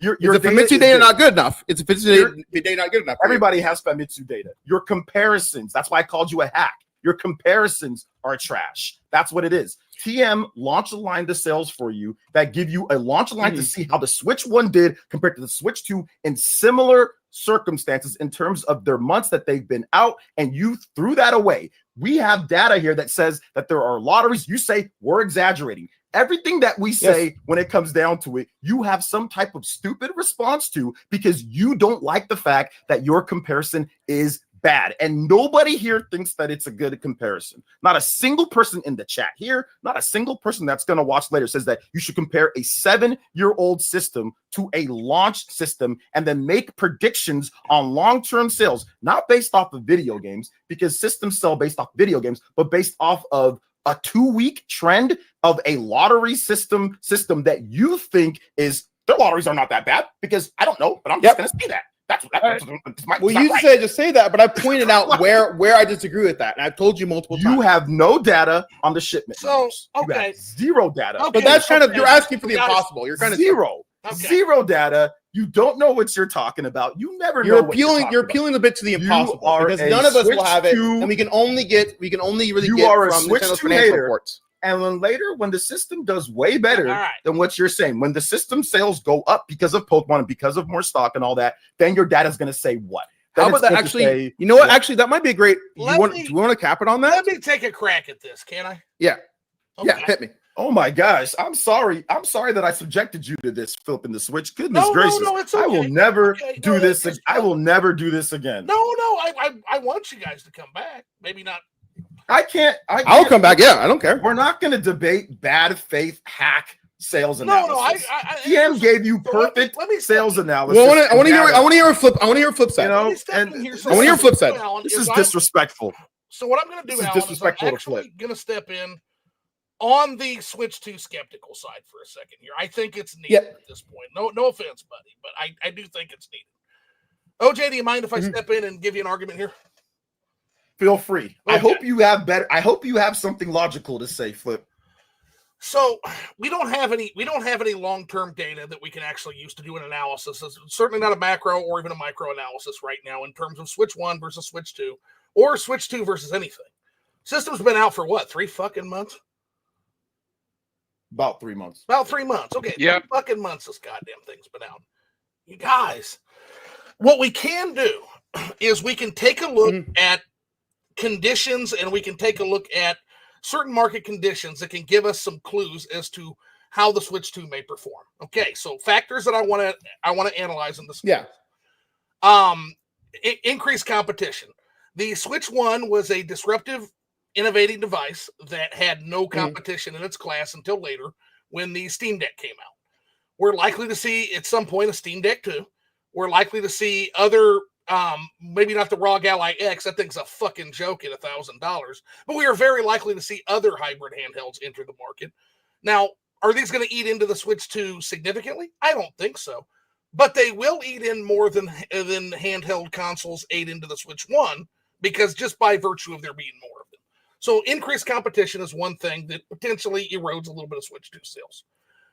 Macroeconomic factors such as population decline. Overall, plants undergoing a population decline. Tariff situation giving instability to supply chains. It may just get harder, especially if other things happen, to get the parts necessary to manufacture and distribute Switch 2s. So that could certainly be a factor. It's certainly a more chaotic manufacturing environment than it was in 2017. And that trend looks to be increasing as time goes on. Geopolitical instability. Over time, we're going to see more and more geopolitical instability in many countries. All of these are going to have a direct factor in everything from production to manufacturing to facility layout to logistics in terms of getting systems across the world. Emerging markets primarily being dominated by mobile and PC gaming. In every emerging market from Turkey to Saudi Arabia, we see consoles, whether it's PlayStation, whether it's Sony, whether it's Nintendo, not being able to adequately penetrate in comparison to already established PC market. Whereas in the past, even the Switch had, I wouldn't say significant impact, but it had decent impact in penetrating the Chinese market and getting at least something there, fucking something. So altogether, while I don't have the details in terms of sales, because we don't have that long-term sales data to do that comparison, what we do see is we see a lot of macroeconomic factors that don't really favor Nintendo's new console, nor do they favor anybody's new console. Not to mention the fact that a lot of market data shows that most people play games that are around 10 plus years old. And so, long story short, what you're going to have is you also have indications that the entire games industry has overshot the market significantly. So there is question to whether it's the Switch 2 or whether it's whatever newfangled fucking thing Sony comes up with, is any of this valued by the mass market in general? Now, factors in the Switch's favor. Whale capture theory.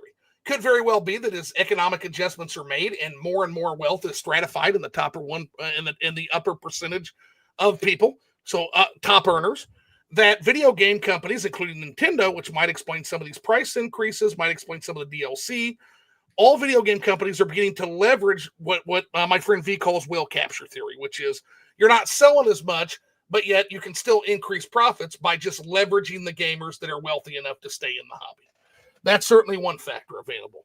The other factor is as the Switch 1 wanes and goes out of favor, that competition, which right now is fierce, directly with the Switch 1 goes away. So altogether, what I would say is, looking at the analysis, I won't have my full numbers until we get those full numbers here this spring. And we'll be able to look and see what's going on, where that Switch 2 is stabilizing with no holiday rush. But I can see a future where not just the Switch 2, but all gaming has at least a marginal decline. And that's why I actually said as of right now, unless something major changes, like another big game, for example, Nintendo could come out of nowhere with another Wii Sports that we don't fucking know about. All of this could factor in to create a market where we go from an NES to an SNES trajectory. I don't think it's going to be a Wii U. I don't even think Nintendo has to sell what the Switch 1 did, but I do think it will be a significant decline. So now, what do you think of that, OJ? Okay, so no, very good analysis. Like I get that. That is from a broad analysis that uses, some points of data that you can talk about looking at economic conditions. And I think that that's maybe a little bit better than comparing year 7 of a system to year first couple months of a system and then claiming that people don't know what they're talking about with lotteries. That is definitely better analysis than that, and saying, no, the lotteries aren't, no, you're exaggerating when it's not true. Clearly, everyone in the chat and everyone's saying, no, this is how it is if you try to buy a system. So I do appreciate that more. I will say this, when it comes to systems and when it comes to any system in terms of sales or what sells or not, it's based off of software. Nintendo knows every this time, yeah. better than anybody. It's based off of software. You cannot make a determination of how well a system is going to sell or not sell until you see the full software lineup. Switch 2 by month 3 Switch 1 by month 3, you couldn't tell if it was going to sell 150 million. There's no way in hell that you could have guessed that Switch 1 was going to sell 150 million units in month 3. There's no way. This is why I did predict it was going to sell at least 100 million. I did predict back in 2017 it was going to sell at least 100 million. You predicted that it was going to sell at least 100 million, but it wasn't based off this data. Because the data was based on. I think it was based on the games. I actually did get to play up. It was based on games. Based on what games? Breath of the Wild. No, I thought they would needed a 2D Mario. I think if I thought originally, which they did get one way later.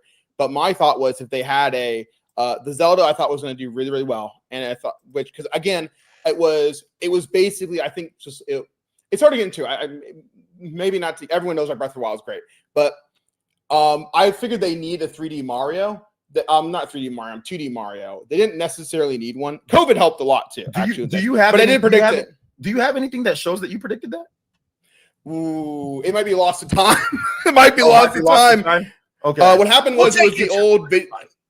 I'm not going to take his word on it, but I mean, if you do, then you do. But I'm not going to sit here and act like because I'll get it afterwards. Right? You're not doing a great job of explaining why you felt that back then because you said Breath of the Wild and now let me give you exactly why I knew that it was going to sell over 100 million. Okay, and why I actually do have it locked in. You can look it up it's on Twitter. All you got to do is just type it on my 100 million, and you'll see that. It's because if you combine the Nintendo 3DS and you combine the Wii U, two of Nintendo's worst selling systems of all time, and you put all of their games that they do on one system, what's the number that you get? You get right around 80, high 80s, 90 million. So you can make up that 10 million or so or whatever it is by having great marketing and by having better games and marketing those all to one base and one platform with a solid message. That's the minimum. Both 100 million. Both 3DS, exactly. Both 3DS and Wii U both started out slow. You want fast starts. That's what you want. Most systems that do well have a fast or a good start, especially in Nintendo history.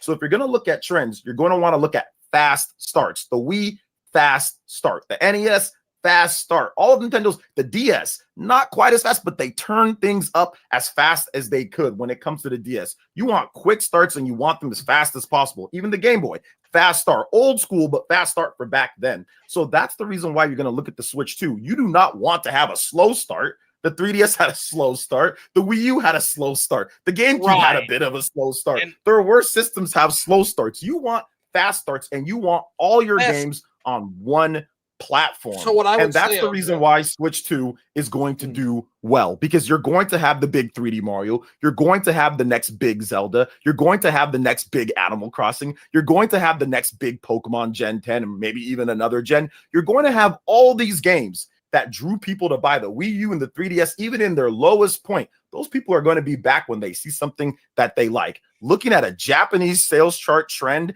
and then making a prediction based off of that is hack. What you should be looking at is the fact that, man, it's off to a really fast start. And on top of that, they really don't have any competition. If you're looking at a hybrid platform, PC handhelds, the best-selling PC handheld is the Steam Deck. That has barely sold 4 million units. The Switch 2 has outsold it in record time. Almost in 3 days, it outsold it. They have no presence in Japan. They have no real presence because the sales, nobody cares about a damn PC handheld. It's just wackos online that sit there and like to push these things as if people buy them. They don't. The media doesn't talk about it because they like PC handhelds. So here's the problem. And let me just say this.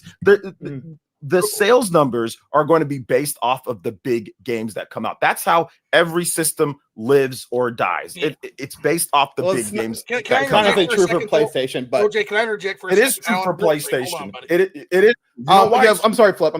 Yeah. You know why it's true for PlayStation? It's true for PlayStation because what they feel and what PlayStation people want to buy will be big third-party games. It's going to live or die by those big third-party games and people that just like PlayStation because it has third-party and it plays it decent enough or whatever the case is. So any system lives or dies by the games that come out for that system, especially if it's exclusive. There's never been a single Nintendo system in the history of Nintendo systems that has done well and not had incredible games. That's how you do well. That is the key to all of this. It is not a sales chart in Japan 3 months in. It is games that come out for it. That is what does well or not. And that's just the facts, guys. That's just the facts. Let me interject here real quick. So yeah, in terms of software, and I said that in my analysis, any game can become that game. Hell, might not even be a Mario, might not even be a Zelda. It could be something we don't even fucking know about that Nintendo's cooking up. They're the best at that. They're the absolute best at that.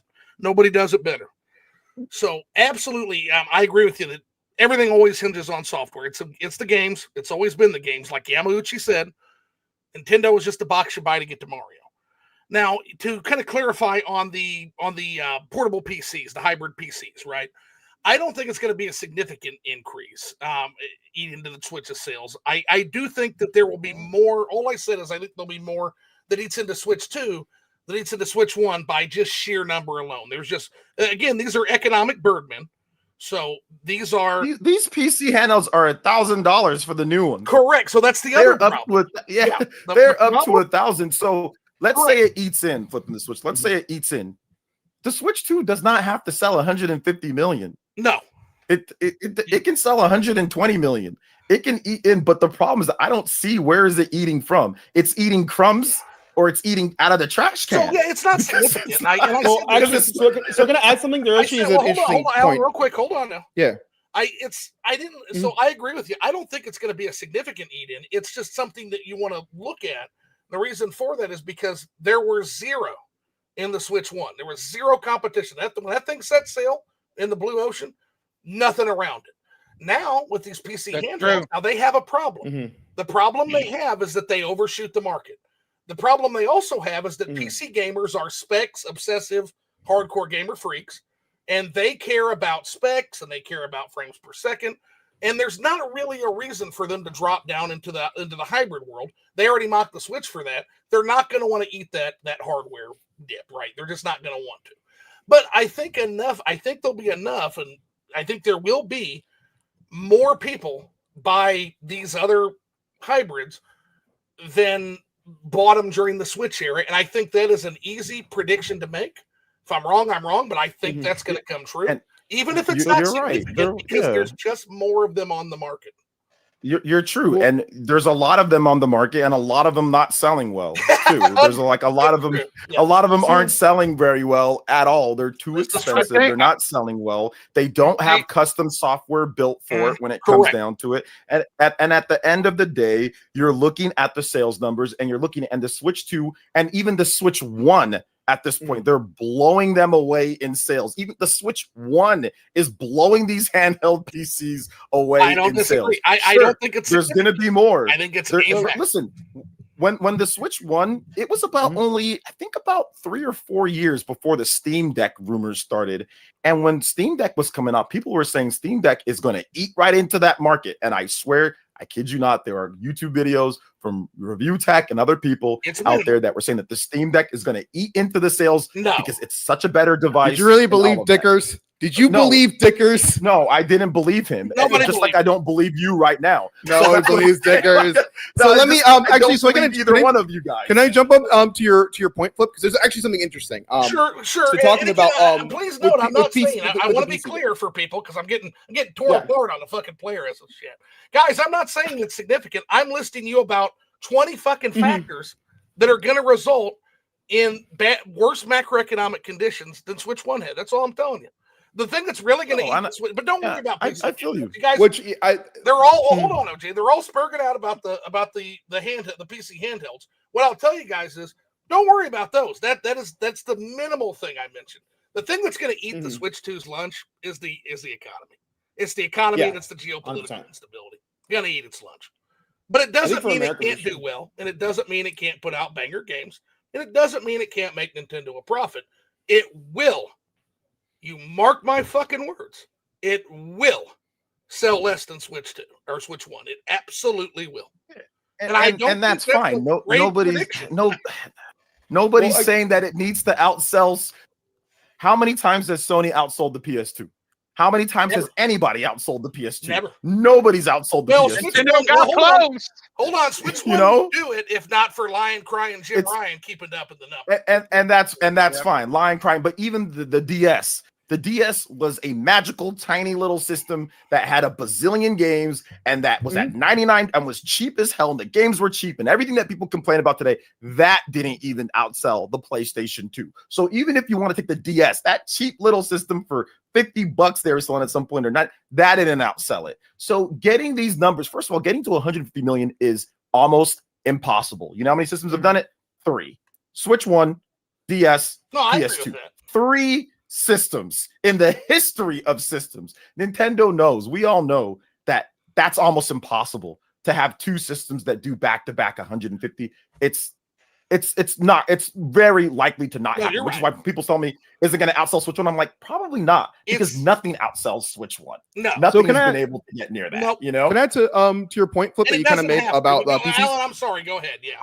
No, you're good. Actually, because there's something interesting, too. I don't know if you've seen some of the recent kind of things is because I think I know people bring up the handheld PCs and they mention they don't really make an impact, which I didn't think they ever would because the Steam Link never really made an impact. Steam stuff doesn't really sell that much. But I think that where I think the big risk is from PC isn't necessarily, it's just the ecosystem in general. Because if you're looking how younger people are playing, they aren't in consoles like the millennial generation is. They're in phones and PCs. Well, they're in mobile. So and the games they're playing are like Fortnite, Roblox. I'm sorry, what did you say? They're not in hybrids either. They're in fucking mobile phones. Yeah. Right. They're not young people are not playing hardcore PC. Correct. Young people are playing mobile games and they're playing Switch. Right, but but you can even play a lot of these stuff on like cheaper laptops and stuff. So like the problem is I think the risk is just that from the younger generation is they don't grow up in the normal console environment. And they tend to value lower prices. They value free to play for sure. They value crossplay. So there's a lot of risk kind of from the newest generation that Nintendo kind of likes to court. Usually they tend to court younger, that they may not be as big into the walled garden thing. And we even see kind of some of the risk in a lot of sales. Like, a lot of where the money's being made right now is the Steam. Like Sony's Helldivers was a great example of that. I think 80% of Helldivers sales, a Sony system was not on PlayStation 5. It was on Steam. More and more companies are kind of looking at Steam. Hold on real quick. You don't think Mario, Animal Crossing, Zelda, Mario Kart, you don't think that'd bring them into the walled garden? The problem is price, maybe. I think that's one thing too, is that young people are spending a lot less, but I think there's a big price issue too. I think I got to your point, the overshooting issue is that games now, a lot of AAA games are like Mario Kart's 80, but like they're $70. And I think what's up? Or 50. Depends on how you buy it. It's technically $450, right? But I think the problem is a lot of people are just there's cheaper options on Steam. It's clear that I think Silksong's the great example that $20 works, but they're willing to buy cheaper games or seeing cheaper options there, and they may not want to go into it for the high cost. And again, like I said, I think right now Switch is the console appeals more to the millennials like who grew up with it. But I think the Gen Z and Gen Alpha aren't, and even the millennials as they get older are going to move to PC because they will have the money to build it. You've got data that shows that the younger generation's not into Mario and into all that. Here's what I'll tell you. Data says. So I have a 5-year-old nephew. I have a 5-year-old nephew. Just turned 5. He came to the party in a Pokemon shirt. He's obsessed with Pokemon. I think as long as you have things like Pokemon, which is literally the highest. I was just about to say that because it clearly shows that franchises like Animal Crossing, Pokemon in general, not Pokemon, Mario. Well, I'm not worried about that. I'm not worried. I can also add to that. I got pretty big. They got more reach than Helldivers on Steam. I can tell you that. But I mean, they have more reach than Roblox and Minecraft. So I've got a 6-year-old niece though. They don't, and she's addicted to a tablet. She plays Roblox and Minecraft. Well, I'm definitely not arguing Roblox and Minecraft. She has Roblox a Switch and she does not touch it. She does not touch the Switch. I don't even know why they got it for. Roblox and Minecraft are super big on the. I have a daughter. She's 13. She likes Roblox and all that. She plays that, and she plays Switch. She'll play Switch like with me a bit. She'll play. But what I'm trying to say is that there are plenty of. There's plenty of kids. Okay, there's plenty of kids that play lots of stuff. And second of all, there is a franchise like Pokemon. There is Mario. They do have the Mario movie. They do have the theme parks. These are all things that kids, as they get a bit older, as they can actually afford more things, or their parents will buy them things, they will get into. It's not all millennials going to Nintendo World. I'm for the theme park. It's not all millennials watching the Mario movie. Who's watching the Mario? Is it all the people? It's kind of a Disney's been done. A bunch of neckbeards to go to the amusement park. It's kids. If you've been to Super Nintendo World, there's a bunch of kids there as well. There's kids that are watching the movies. There's kids that are playing the games. But to be honest, do you guys know what the biggest demographic on Switch was? Alan, do you know? I had to look it up. Nintendo did release a chart. I don't want you to look it up. I want you to tell me right now. It's very interesting. Just tell me. Don't look it up. Tell me. I forgot. You don't know. Okay. So I know that they released data on it. I just don't remember what the data said. Yeah, it's been a while. Exactly. It's been a while. So let me tell you, the data says that the biggest amount of people that are playing on Switch 1 were 25-year-olds, people in their mid to late 20s. That was the biggest in 2021 or 2022. Which is consistent. Once again, but that would be like Gen Z, I think, right? That's late millennials. People in my age. So across. So it's not like Nintendo needs to somehow have this massive influx of a bazillion people. They will get people either watching their movies, eating their snacks, buying the cereal, whatever, going to Nintendo World, and those people will grow and they will look at certain games, or they'll have parents like me who say, hey, check this out, or whatever, try this, or their tastes might change from Roblox later. Maybe they get tired of that and they see a cool Nintendo game, or whatever the case is. There's a million factors, a million variables. It is too early to be sitting here and saying that kids just aren't going to play this because of Helldivers and because of Steam. It is too early. It is way too early. That's why what I would say, Alan, is I'm far more afraid of macroeconomic and geopolitical conditions peeling off customers because of taking away jobs, and these kids don't have any money that are in that very demographic, or peeling them off for some kind of a conflict. I am way more concerned about that than I am with them just not getting into Pokemon.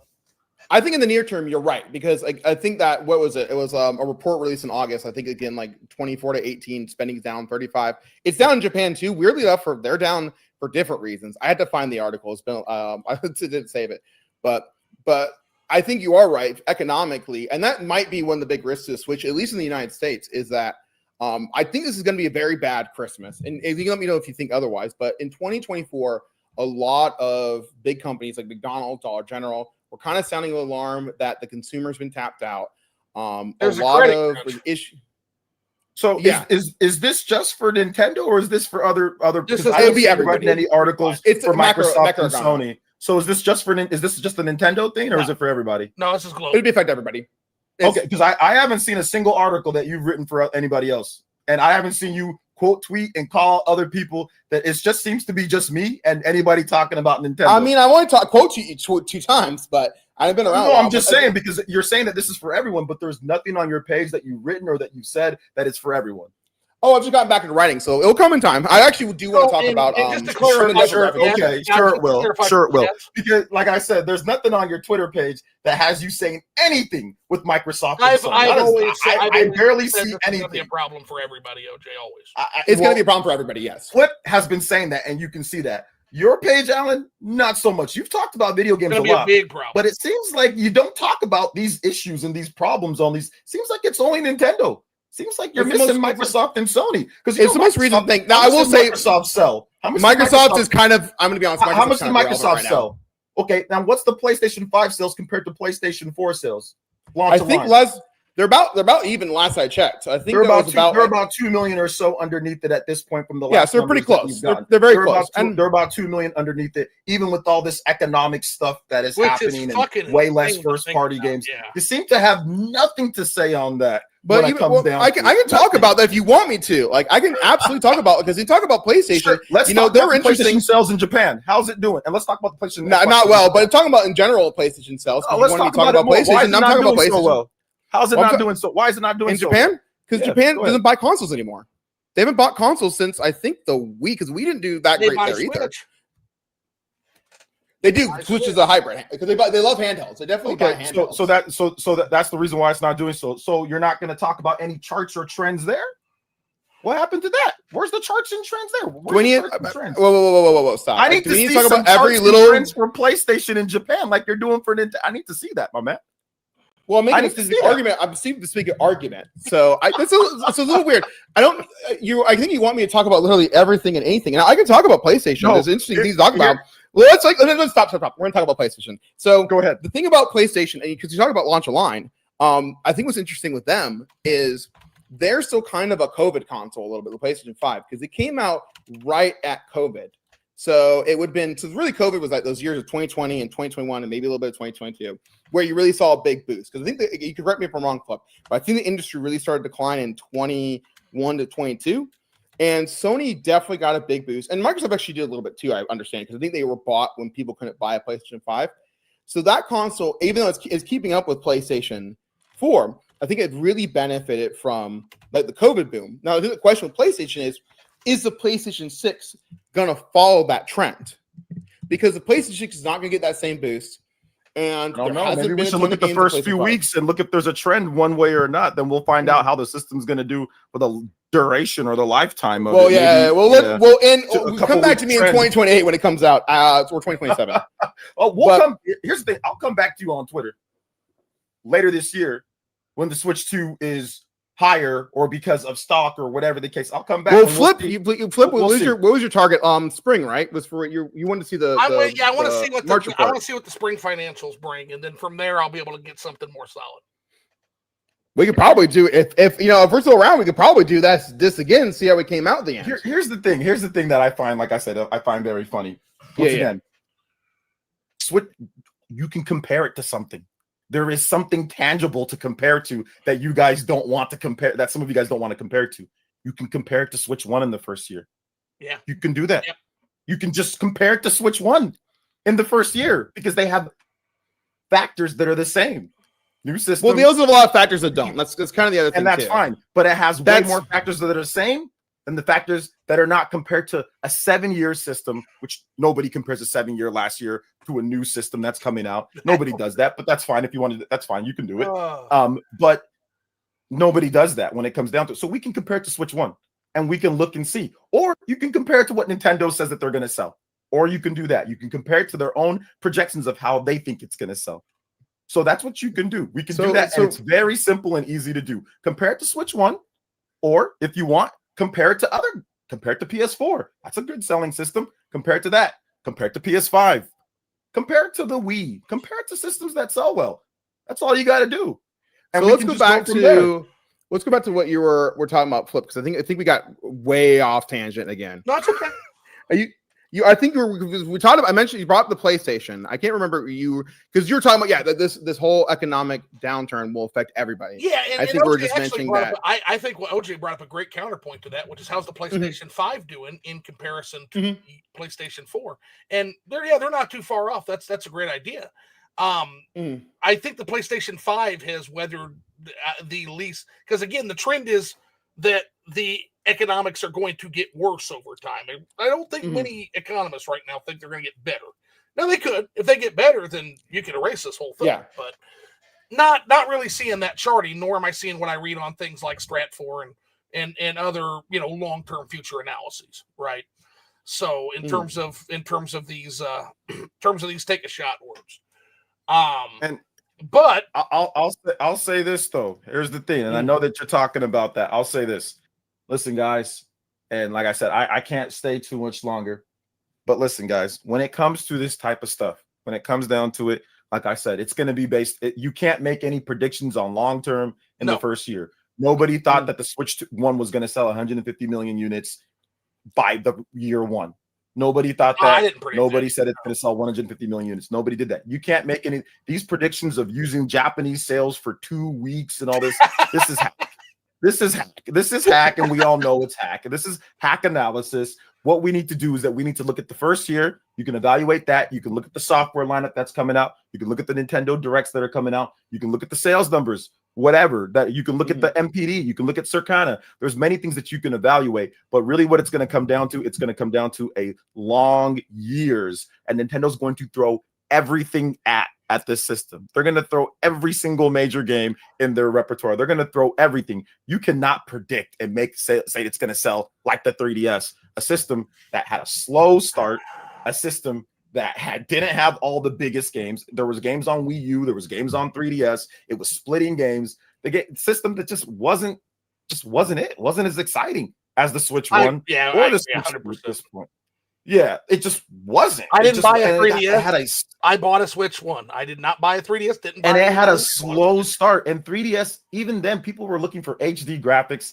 There was no HD. It was in 240p. The 3DS was an interesting device, but their whole gimmick of 3D glasses, like glassesless 3D, it ended up becoming a non-point because it drains your battery and because it's super unstable. Then you got to buy the new one to get the more super stable. And even then, that one isn't super stable. Then they have one that doesn't even have 3D at all, so it doesn't make any sense. So comparing it to 3DS, saying it's going to be like 3DS, the factors of even what made 3DS sell the way that it is completely different from the Switch 1 and the Switch 2. You're using a system that has nothing to do with it to gauge the sales that it's going to be. It has nothing to do with the 3DS. The Switch 2 is a significantly different system that had significantly different challenges that started off, and it had terrible, awful third-party. Some of the most third-party support was just, 3DS was okay, but I will add to your point, OJ, and we can leave it this, is that you talked about the different, remember, 3DS had a big price issue. 3DS also had a game issue, and we're looking at 3DS had a 3D issue. Let's be honest. That is true. Does the Switch 2 have a big price issue? No. Yeah. 3DS had a 3D issue that nobody based off of what? Valued. I don't know. Did you not see everybody saying drop the price, drop the price, drop the price? And then what happened? You had a strong initial launch, but again, do you not think that's? And then what's happened? Is it the best selling system for the last month that we got in Circana? Yeah, but do you think that's going to continue? Now compare that. That's the question. Does it continue? Because remember, that's not always.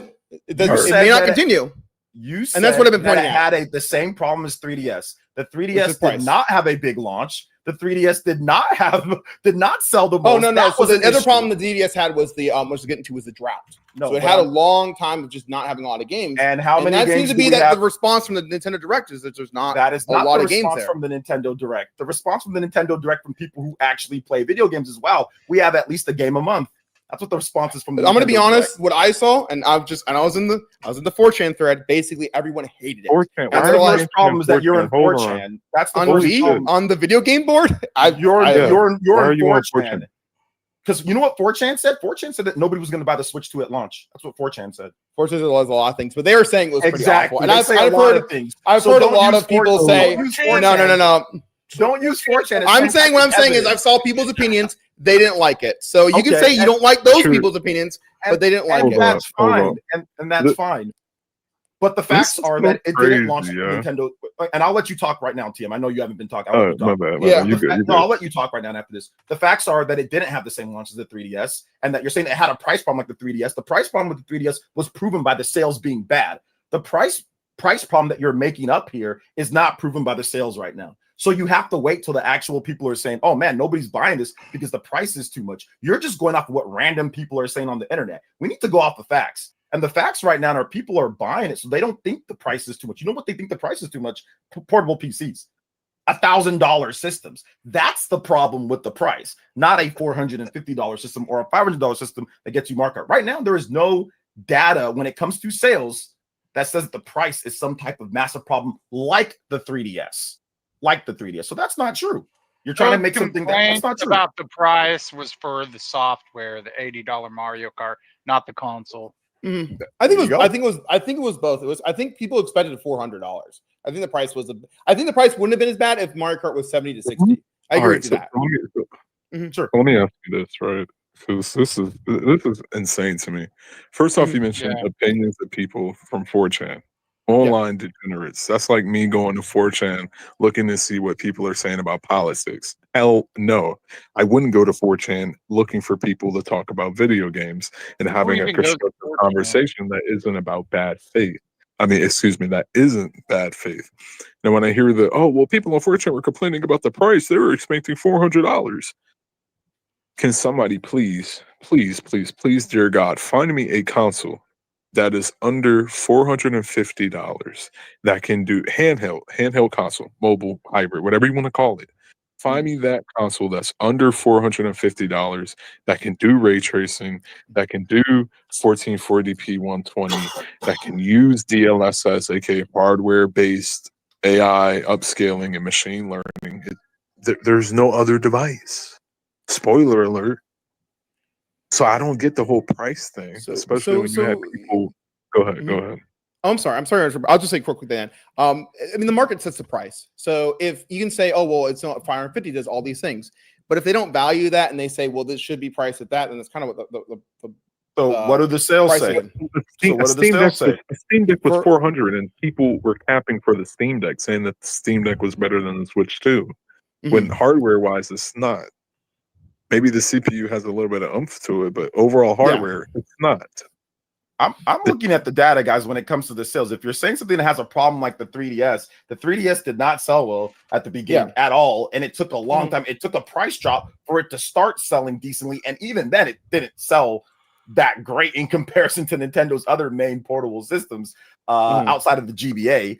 It sold, but the GBA was on the market for such a smaller amount of time in comparison to it. So there is no comparison between the 3DS and between the Switch 2 right now. There's no comparison with that. With the price, you're just talking about people online. People online say whatever. There are people online that complain about the price that went out and bought the system. Mudahar, for example. Right. He got shit on that. And then he went out and bought the system. And there are multiple. I don't know if Mudahar's the best judge of that, but I'm just saying it's not just him. There were other people that said the price is this, and said, well, you know what, maybe I'll go buy the system. You know, there are definitely people that are changing their mind or whatever the case is. So to me, it's not quite a 3DS thing because people didn't buy the system. People were like, it's too expensive and I'm not buying it with the 3DS. So let's not rewrite history on what happened with the 3DS and like what happened with that system. And once again, it didn't have everything. It got a lot of games, but Nintendo still had to split games with the Wii U. That is terrible. Yeah, you split games with the Wii U, and that's fine, but you're not going to be able to get a maximum amount of sales. The Switch one was the first system ever that Nintendo had where they didn't split games, and look at how it did.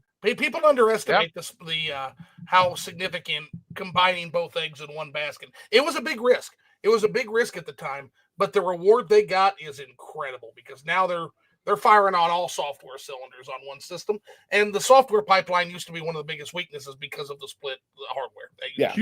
Huge, big gaps. Big gaps. Which I think was an interesting thing. Kind of one of the risks that consoles have development. Kind of talk about that is that you look at Gen 7 and you had 5 consoles, and they all did really well. And now we're in Gen, I think this is 10, and we have Switch 2, PlayStation 5, and Xbox is kind of becoming irrelevant. So there's been a big change since then. So it's interesting you mentioned that.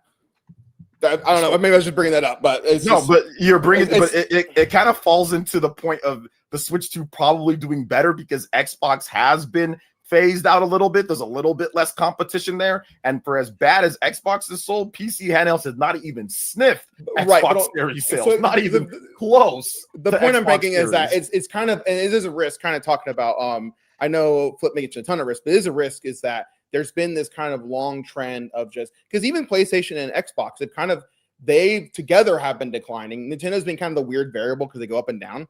But even now, as we have fewer consoles and, they're not doing as well back then. Switch 1 did very well, but you got to remember it had like it was an 8-year lifespan. It never, outside of COVID, like, you look at some of the Wii sales and like they had some crazy years. So I think PlayStation 2 had almost a 10-year lifespan, so it's not. Again, the 8-year lifespan isn't. You might be right. I haven't looked at how they got to 150 million. I just know that because I don't know if they made it in like a shorter amount of time because they sold forever. You're right. Well, PlayStation 2. Yeah, PlayStation 2 got God of War 2 like in way longer. Well, PlayStation. No, I just don't know. I just don't know it's annual sales that much. So you might be right. It may just done a ton at the end. Yeah, PlayStation 2 sold a ton at the end of its life. Yeah. It did sell a ton at the end of its life, but it had already sold incredibly well. By the time that the PlayStation 3 came out, it had already sold, I think almost not quite 100 million or up to, it was around that. But I can't definitively say that or not, so don't quote me on that one. Well, but it did do a lot afterwards. But I mean, even if that's the case, like I said, you're looking at it right now. I mean, people need an escape from some of these issues and some of these things that are happening. Switch 2 is going to be that for them. Once again, people said that.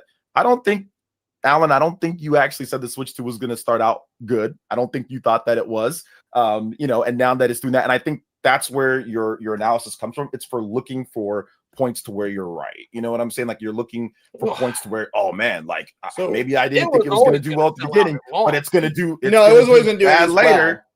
Huh? It was always going to do really well at launch. Anybody who says that, you didn't say that, did you? Like the 3DS. I thought long term was going to sell like 3DS, which was I think my prediction was like 80 to 90 million.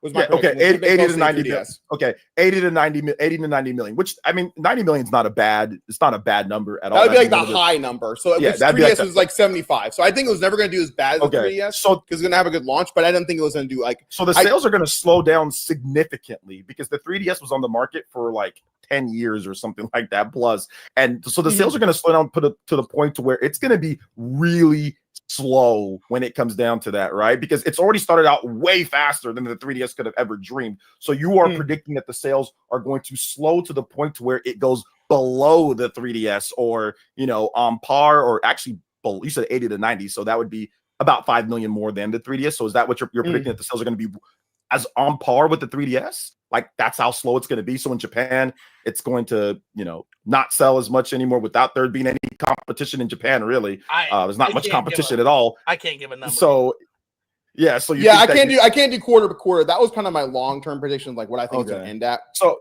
that's I don't have a quarter by quarter number.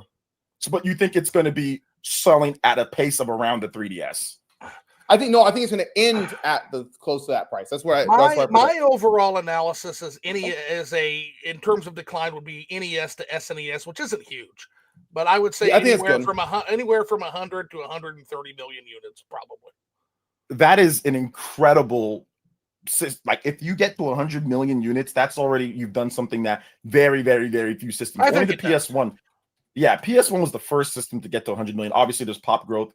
And again, I've always said that it doesn't have to do 150 million. The only thing I've said, and I get so much pushback from this, and it's insane, OJ, is it's not going to sell what Switch 1 sold, but it's still going to be a Switch. I think everybody agrees with that. I don't think there's there's only two, and I mean the only way that it gets to what Switch 1 did is that if Nintendo just rides out the generation for as long as possible. If they ride out this thing for like 10 plus years and they give aggressive price drops in the future and they just continue and just say, screw it, we're not going to do something else. And they release, like, let's say a Switch 2 Pro or something like that. It could get there. But once again, they'd have to do a lot. They'd have to make a lot of aggressive moves in order for it to reach that point. But again, I'll be adjusting that number as we get sales. So when we get to spring, I'll make an adjustment and I'll go from there. Right. I'm sorry. No, I was going to say, I thought the Switch 2 wouldn't live up to the Switch one when it comes to sales, but I don't know. Like I've been thinking about it, and I think it could. Not like 150 million, but I feel like it could hit 130 million. Like if this generation lasts for 6 years, 6 to 7, if this lasts 6 to 7 years up to like 2033, 2034, I can see it hitting 130, especially if they do a Switch 2 Lite. And then they do a price drop on top of that, and then you continue to do software. I can definitely see them do that. Yeah. To your point, Pokemon seems to be a yearly thing, and Pokemon's a system seller, and you have just 2 Pokemon games at the start of the generation, like 2 mainline games, and then you have a spinoff, and then Animal Crossing is nowhere in sight. Like we don't even know if the next Animal Crossing is ready, and we know Animal Crossing is a system seller. Yes. So I think, kind of to that point, actually talking about Animal Crossing specifically, I think one of the big risks is going to be people forget how much of the COVID boosted Switch sales. Because I think like if you take the only quarters that ever sold more than 20 million, or the every years, I'm sorry, not quarters, was related to COVID. Now it may have still done 20 million at the end of fiscal year ending 3/31/20. It might have done that. But it really sold a lot during that course. Like if you take those 3 years together, it's like 72 million. And a lot of that was like, I think it sold 28 million. I could be wrong on this. You can check it. In fiscal year ending 21. So the problem I think Switch 2 does, is it's not going to get that same COVID boost that Switch 1 got. And that really made the difference. Okay. And did PS4 get a COVID boost? I think PS5 got a COVID boost. That's kind of what I mentioned before. And are the sales right around the same? With PS5 got a COVID boost? Well, I mean, that's why it was sold out for like 2 years. I think that's what I would argue. This whole COVID thing, it doesn't matter. My point is, it doesn't matter because the sales. No, it absolutely matters. The game industry is killing it in 2020. It absolutely matters. Here's why it doesn't matter. Where was the COVID boost for the PS4? It will boost it. Well, actually, it sold I think it boosted it, but again, it boosted the PS5. The reason the PS5 was sold out, and the reason Xbox was there a COVID boost for PS4? Was limited. Yeah, PS5 absolutely got a COVID boost because again, keep in mind it sold a lot. Was there a COVID boost for the PS4? Right, and I think I created the demand for it. Was there a COVID boost for the PS4? I don't know its boost specifically. It may have gotten a little bit, but I think everyone's buying PS5 or they're buying the Series X. Series X. Get it? Because on one hand, guys, I mean, the COVID-19 locked down a lot of gaming's competition. Gaming doesn't just compete with other entertainment; it competes with everything. But on the other token, it also caused supply chain issues, which may have limited the PS5 as well. Thank you. And there was also you had to be thinking about stimulus checks too. There's a lot of stimulus checks went around. Very much, which also helped. I think that's really helped Sony as well. Didn't get a COVID boost. The PS5 was scratching and clawing to simply get systems out. They had a chip shortage, manufacturing shortage problem, which caused shortages. It wasn't because of COVID. People were going to buy those systems regardless. Yeah, I think you had to get an invite. You couldn't secure a pre-order. You had to get an invite. But I think that really helped the demand for it. I think it's also helped about scalpers for sure. Because you remember, people got a lot of stimulus checks. Like Trump and Biden both gave out tons of money during those years that people spent on video games. Sure, but what I'm trying to say is that it was a manufacturer shortage. If Sony had more systems, they would have sold more systems. 100%. So it wasn't a possibly. It wasn't a COVID boost. It wasn't. They were that was going to sell like that regardless. If there was COVID, I mean, shoulda, coulda, woulda. Hard to say, right? It doesn't matter what the PS5 was going to, because you know why? Because the PS4 did that way. The PS4 did that way. Even without a COVID, when the PS4 launched, it sold great. People loved it. It sold out. It sold so good. It didn't need COVID. It did just fine without COVID. Those same PS4 people that are gonna rush out there, that they're gonna rush out there and buy the PS5 as well. It's the same. That's why you launch line things. That's why you launch. You have to understand though too. You got to realize the biggest years for video games were 2020 and 2021.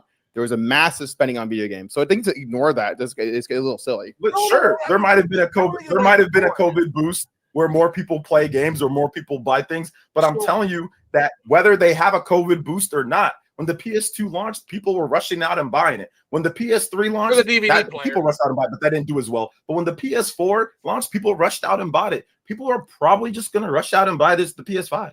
Like, it was probably going to do well, whether it was COVID or not. Sure, was there a boost? Absolutely. You can say that there's a boost, sure. But chances are that people were going to rush out there and buy it. There's no COVID boost right now with Switch 2, but people still are rushing out and buying it. But that's why I'm saying it's going to be its really risk. well. Is it Well, does everybody have except that me. lead in right now, but yeah. Yeah.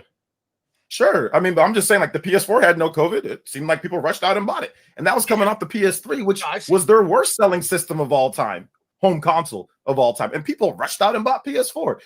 Chances are people were just going to rush out and buy the PS5 anyway, if there was COVID or not, because of PS4. Actually, you could say that more people wanted to go out and get the PS4 because remember, the Xbox One launch was horrible and it pushed a lot of put a lot of Xbox fans to PlayStation 4. Remember that? Yeah, they hated that launch. I agree, and I think that a lot of those guys were just set that I'm just going to buy the next PlayStation regardless. I think because Microsoft put out 2 systems. They put out a cheaper system. Nobody gives a crap about the Xbox Series S. That thing is not selling incredible. Yeah. So when people talk about price, price.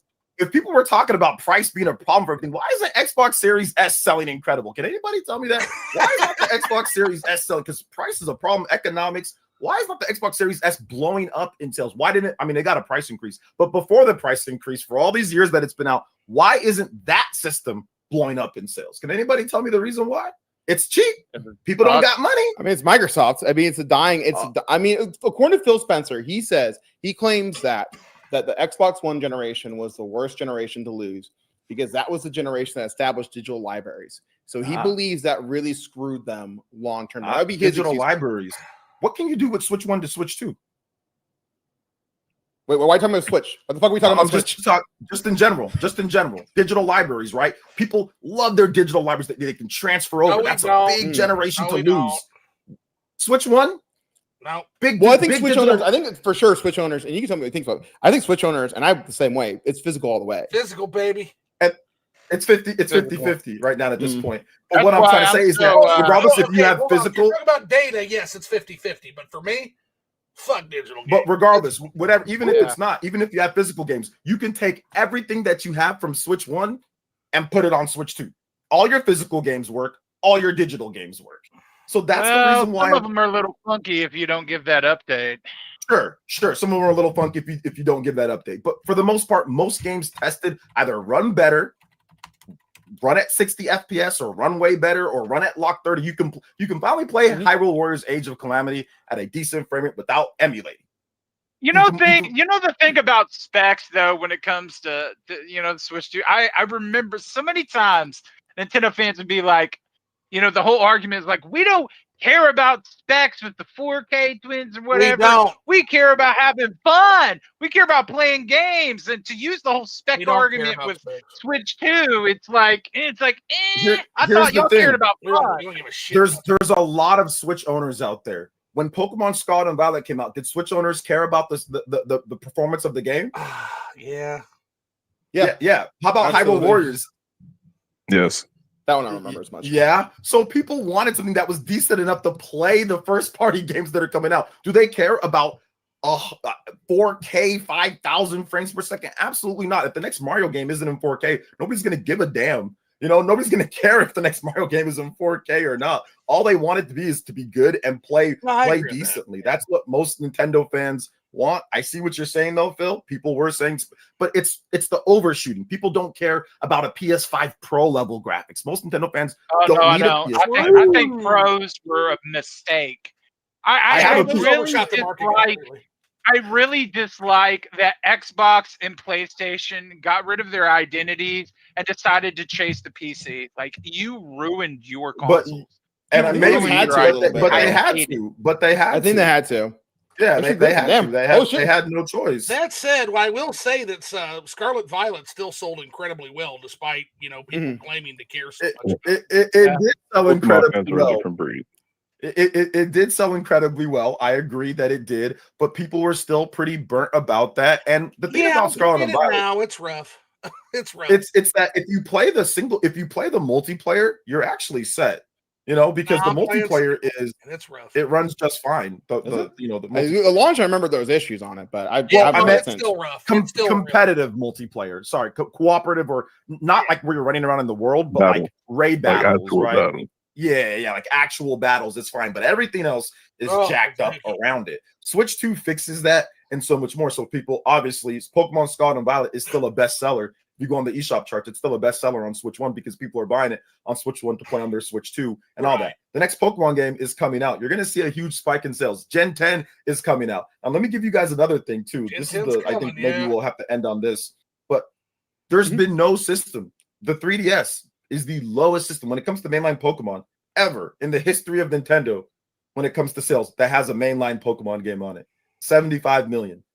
The chances of, and that was the 3DS with all the issues that it has, the chances of this system repeating the 3DS with everything and mainline Pokemon, I would say is slim to none. And they've also created a new side main series with Legends. So they're going to have Legends and they're going to have mainline Pokemon. The chances of this thing being a 3DS repeat, like I said, the sales would have to slow to a crawl and something else would have to get those sales, or this industry is doomed. This industry. No. I've said that. Okay, I've said that if Nintendo goes, the whole industry goes. Nintendo, even for all my critiques, it is the only fucking company even remotely interested even half the time in expanding the audience. If Nintendo goes, which it won't, but if Nintendo, you can stick a fork in the whole fucking goddamn thing. Side main series. I don't want to put out misinformation. Pokemon Legends is a main series game. It is a side main, like an alternate main series, side main series. You have the main. Oh, we're getting complicated here. Yeah, but it is a side main series game. So no. It's considered main. But we don't think it's main. We don't think that that horrific eldritch abomination that is that human Ditto is going to scare players away, because that thing is fucking nightmare fuel. Pokopia. I think people are going to. That's more of a spinoff. That thing's horrifying. I think people are. It's like Animal Crossing. It'll probably do Crossing. the same as all the other spinoffs, right? I think it might do a little bit better. Oh no! It's if that thing is like, if they try to charge $80 for that game, though, that it won't be. It won't be $80 that though. looks like a $40 or $50 game to me. Probably more. Like it's gonna be It's gonna be. Ditto can do anything. Yeah, it's gonna be 60. It's made by the people that did Dragon Quest Builders, so it'll probably take off in Japan. I think it's be 70. Honestly, Ditto can now do anything in the lore. Anything. Pokopia. Let me look and see words. In fairness, I don't know. Pokemon lore is crazy. I mean, it's not new. There were some cool things announced at that direct. I can give it that, but man, there was too much in it that I didn't like.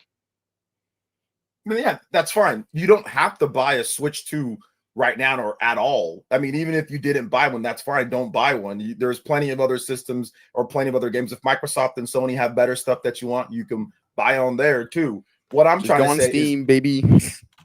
You can go on Steam and buy that. Shout outs to Nintendo Prime. Thank you for the raid, bro. I appreciate that. But what I'm saying here is that even with Steam or whatever the case is, there's no other company that's dropping this amount of first-party games that's at least trying to get, like, nobody is dropping this amount of games. Within the next number of months, you've got what's it called? You've got Pokemon Legends that's coming out in October. Right. You've got Metroid Prime, that's going to be December. You've got Hyrule Warriors, that's going to be November. You've got all these different games that are coming out overall. You've got Kirby Air Riders that's also coming out too. So you've got, and then don't get started on that. Well, yeah, fucking Papa Ben game. So, OJ, I actually do have a legit question for you. So, you mentioned Metroid Prime and Pokemon. So, what would you say to a critic then that says, well, those are just Switch 1 games? Because they're playable on Switch 1. They're just Switch, then that's fine. They're on Switch 1. That's cool. They're on Switch 2. That's also cool. There's nothing, and I said the same thing with God of War Ragnarok, the same thing with Horizon Forbidden West or Horizon whatever. They're on, but they're still games that people are going to buy, pick up, and want to play on their PS5 because they're going to get you better performance on your PS5. You want to play Pokemon, if you're a big Pokemon fan, you want to play Pokemon Legends at 30 frames per second with frame and pacing problems, or do you want to play it at 60 FPS with no issues at all? I think a lot of people that are core Pokemon fans would take that 60 FPS option. Metroid Prime, a lot of Metroid Prime people, they like graphics the most. You want to play Metroid Prime at 4K 60 or 120 FPS, you're probably going to want to play that on the Nintendo Switch too, because you're going to get way better performance on there compared to the probably 900p, 60 FPS. Maybe there's some frame rate issues in that open world or something. We don't know. You know what I'm saying? You want better third-party support. You want actual native games that can run on the system. Well, Resident Evil 9 isn't coming to the Switch 1. You know what I'm saying? Like, it's not coming to that. Well, we still don't know if those are actual physical. They're not. Well, Resident Evil 9 might. I'll also say the game is coming to Switch. It's still a game. Switch to box art versions. Well, whether those, I guess. Those are so ugly. Whether it's physical or not, it's not existing on Switch 1 at all. Or you're getting a cloud version of Resident Evil 7, or a cloud version of Resident Evil 8. So it's either these are your options. Your options are buy the game on PS5 and have a disc key that allows you to play the game, but it's installed on your hard drive. But the game's on there. Disc key. Those are actual games. I got 500 plus fucking Switch games. They can stuff it in their ass. It's not actually running on the game, but itself. But that's fine. It's on your hard drive like a PC. It runs just like a PC. That's fine. And you have the game. And it's yours. That's great. Or that's your option. Your option is that. But if not, your option is picking it up on Switch 2. And there's going to be a lot of people that say, you know what? Yeah, I don't like the fact that it's whatever game key or whatever the case is, but I want to be able to play this game anywhere that I want. And maybe maybe they'll have bigger cartridges, whatever the case is. You know, maybe they will. But Switch 1 was an anomaly. It's a little system that didn't get a lot of the big AAA games. And when it did, they did these weirdo things to get them to fit on tiny cartridges. Yeah, but if you want Resident Evil and if you want Final Fantasy, if you want these games, they're not going to cram them into 16 gigabyte cartridges like Switch 1. So here's the thing. It's going to run and look like trash. Well, but here's the thing. So the Switch 1 did a brilliant thing, right? And so it didn't necessarily get all of the AAA super duper games. What it did get is it curated a collection of the best third-party games from across time. So we got great, banger classic Witcher 3 on a cartridge was pretty amazing. I gotta admit. We got that game's ass. I'll just say that right now. The point is, we got games. That game's ass, and it's even more ass on Switch. PlayStation 3, PlayStation 4. But they got it all on a cartridge, which was impressive with the DLC. You got to admit, that's impressive. Sure. It was a 32 gigabyte cartridge. Now, how many other developers decided to spend the money on a 32 gigabyte cartridge? Go ahead. Not a lot. Not a lot. Exactly. Not a lot. People don't want to pay. We just didn't buy the People don't want to pay for these cartridges. They didn't want to pay for them on Switch 1. Good, that's why you didn't get. And that's fine. That's fine. They don't have to have your money. They don't have to have your money. You can play Switch 1. Switch 1 has 1 million games that you can play till the end of time. Honestly, there's so many games on Switch 1, you know? You don't have to. But for everybody else, we would like a little bit more. You know what I'm saying? I get it. I respect that. You can still play Switch 1. Switch 2 is a Switch 1. Oh, you can still play all your stuff and even better. You know? So that's why I said, the thing is, though, if you're going to care that much about specs, why wouldn't you just get a machine that was more, it has better specs? There's machines. There's machines out there that are more powerful than the Switch 2, or should be. They don't but you would have to pay more. You would have to put not PS5. No, I'm talking about. Bill, here's what I'll tell you. I guess if you cared so much about specs, I guess you'd be like, oh, let me get a high-end PC. No, but that means you take a high-end PC anywhere that you want. Can you take a high-end PC anywhere that you want? That's not my argument. My argument is if you cared that much about specs, you would get the machine that's all about specs. Yeah, and once again, I think that there's people that care about specs, but there's also people that care about games. So yes, there are going to be some people that care about specs and they're going to get a high-end PC, but there's also going to be millions of people that don't care as much and they just want decent performance. It's not about having the best ever. It's just decent enough to where your Pokemon game doesn't run like dog water. That's all people were asking. Yeah, I like my Switch because my Switch has physical cards, man. I'm not getting fucking Steam Deck. You're just old, too. Zoo, you're just old. I could be. Maybe I am just old, too. I'm old, too, man. I like my physical game as well. I want to know that I really own my game, so. Fucking old man, I don't want that e-waste. You can keep your e-waste. I get it. That's fine. And you guys can stay on Switch 1. Stay on Switch 1. Enjoy your 17 frames per second. That's what I'm going to do for 2026. And enjoy it. Enjoy your Age of Calamity at 15 frames. You know what I'm saying? That's fine. Switch 1's a great system. It's a great system. Let me ask this. So, that's good. did y'all expect, right? Did y'all expect these companies, these capitalist-driven companies that don't care about you, to spend money for a cartridge to hold 90 gigabytes? I don't expect them to like do shit. these AAA games. Did y'all walk in expecting that? No, I don't expect them to do shit. If they can get a game on the cart, I'll probably buy it. If not, I won't. All right, That's pretty much how I feel. I think most people just get it on there. So why be disappointed by the outcome then? You knew it was going to happen. To be fair, I'm much more zen on it now. Like I told you, I actually think I am old, and what I tell folks is, I don't have a right to shackle future generations of gamers to my way of doing things. It could very well be that I'm on the losing end of this. And if that's the case, so be it. They have a right to determine the path they want gaming to take. It's their hobby now. I'm just along for the ride as long as I can be. If they go, I don't think you've experienced the greatness of just having a digital game installed. That's the thing. And then you're like, hold on. But then you're like, man, I don't want to get up and swap the disc or swap the cartridge. Yeah, I already have this game installed. And then you just boot up the digital game and you don't got to put in the cartridge like that. That's how I am, right? Like Persona 5 Tactica came to PlayStation Extra, and I have the disc. But I'm super lazy, right? Like I don't want to get up and change the disc. So I downloaded the PlayStation Plus version. It's digital. I don't care. Long time ago, I had a Nintendo Wii, and I loaded that fucking virtual console up. And then I'm told that this fucking Wii U abomination, fucking weirdo thing, not only does it that has no account system. And so I'm sitting there thinking, okay, my iTunes, there's an account system, but gaming is apparently fucking special. They're not going to give me the goddamn account system. And so that was my heel turn on digital gaming. I had a fuck ton. Can you transfer those virtual console games though? You can not. Yeah, you could do that. Transfer the virtual console games. You should be able to transfer your games from Wii to Wii U, if I'm not correct. Yeah, I'm pretty sure you can. Yeah, I'll look into that. I was always under the impression there was like a Wii transfer system. There was no account system back then. Account system exactly. That's why I don't know if we can still do it now, but it's a system transfer. That's what Nintendo didn't have an account system beforehand, so you do a system transfer. Oh, they have an account system. I forgot about those. Yeah, that was pretty. Yeah, they have an account system now to where everything's tied to your account.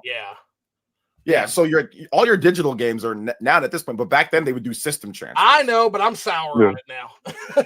I'm old and sour on it now. My thing is, Nintendo hasn't always been good with their digital games, so I just rather rely on my physical. Like I said, I'm like Sue. If everything's gonna go digital, then it's going to go digital. But if I still want to be the old man rambling out the sky about my physical games, then I'm going to be. That doesn't stop anybody else from doing what they're going to do, because that's your own money. Do what you're going to do. Yeah, I'm going to do me. That's how I look at it. People who are digital gamers. No hate at all. Look, I'm a fat boy. I'm lazy as can be, but I'll still get my fat butt up and go swap that cartridge just because I like it. I mean, that's what I'm used to. What I grew up with. Yeah. It's probably the only exercise. It's physical activity. It's physical activity unless you planned and repeated it. But but I guess based on how you guys do physical, how you guys like physical games, it might actually be exercise. You know what I'm saying? I got a lot of them. It might actually, because you guys only buy physical games. You don't have any digital, or you don't play. So you'd have to be like, oh, I'm playing 5 games today. So that means I'm planning on repeating 5 times that I'm getting up, walking there, grabbing the game, or putting it there, you know. Oh, yeah. So it could be planned and repeated with you guys. You know, speaking of the Switch, I was always surprised that they didn't go ahead and just put a 3DS cartridge in it in the first generation one. I said, man, that'd be so cool if they would have done that, so that you can play Switch on top and 3DS on the bottom. The chipset difference. Yeah. Sorry, where would you fit that 3DS? Probably the screen. That's what I just mean to play the games, like the cartridge shot. You would need unless you were running emulation, you would need the chip work in there. You'd have to put that in there. That would be ridiculous to do that, and it would jump the price of the system up significantly. I know, but it would have still been cool, man. Absolutely, it would have been cool. But I mean, that would have also caused issues with the screen, and then playing with the 2 screens as well. So that would have also, unless they figured out some way, it would have to have been emulation. But even then, like, it's that's rough. Because even like with the Switch 1 to Switch 2, how they did that was emulation. How they did that one. So that would be tough. That would be tough. That would definitely. I mean, it'd be cool though for sure. It would be really cool. That's for sure. Yeah, absolutely. Oh, yeah. Well, I mean, I think we've exhausted everything tonight. I think we've exhausted everything. I think we went far enough. I've taken up enough of you guys' time. So I want to say, Alan. Hold on, OJ. Hold on, man. Yeah. OJ, it's always Fire Emblem. Black man, main character. Oh, man. wait, Fire Emblem? Yeah. Oh my God. See, that's what I'm saying.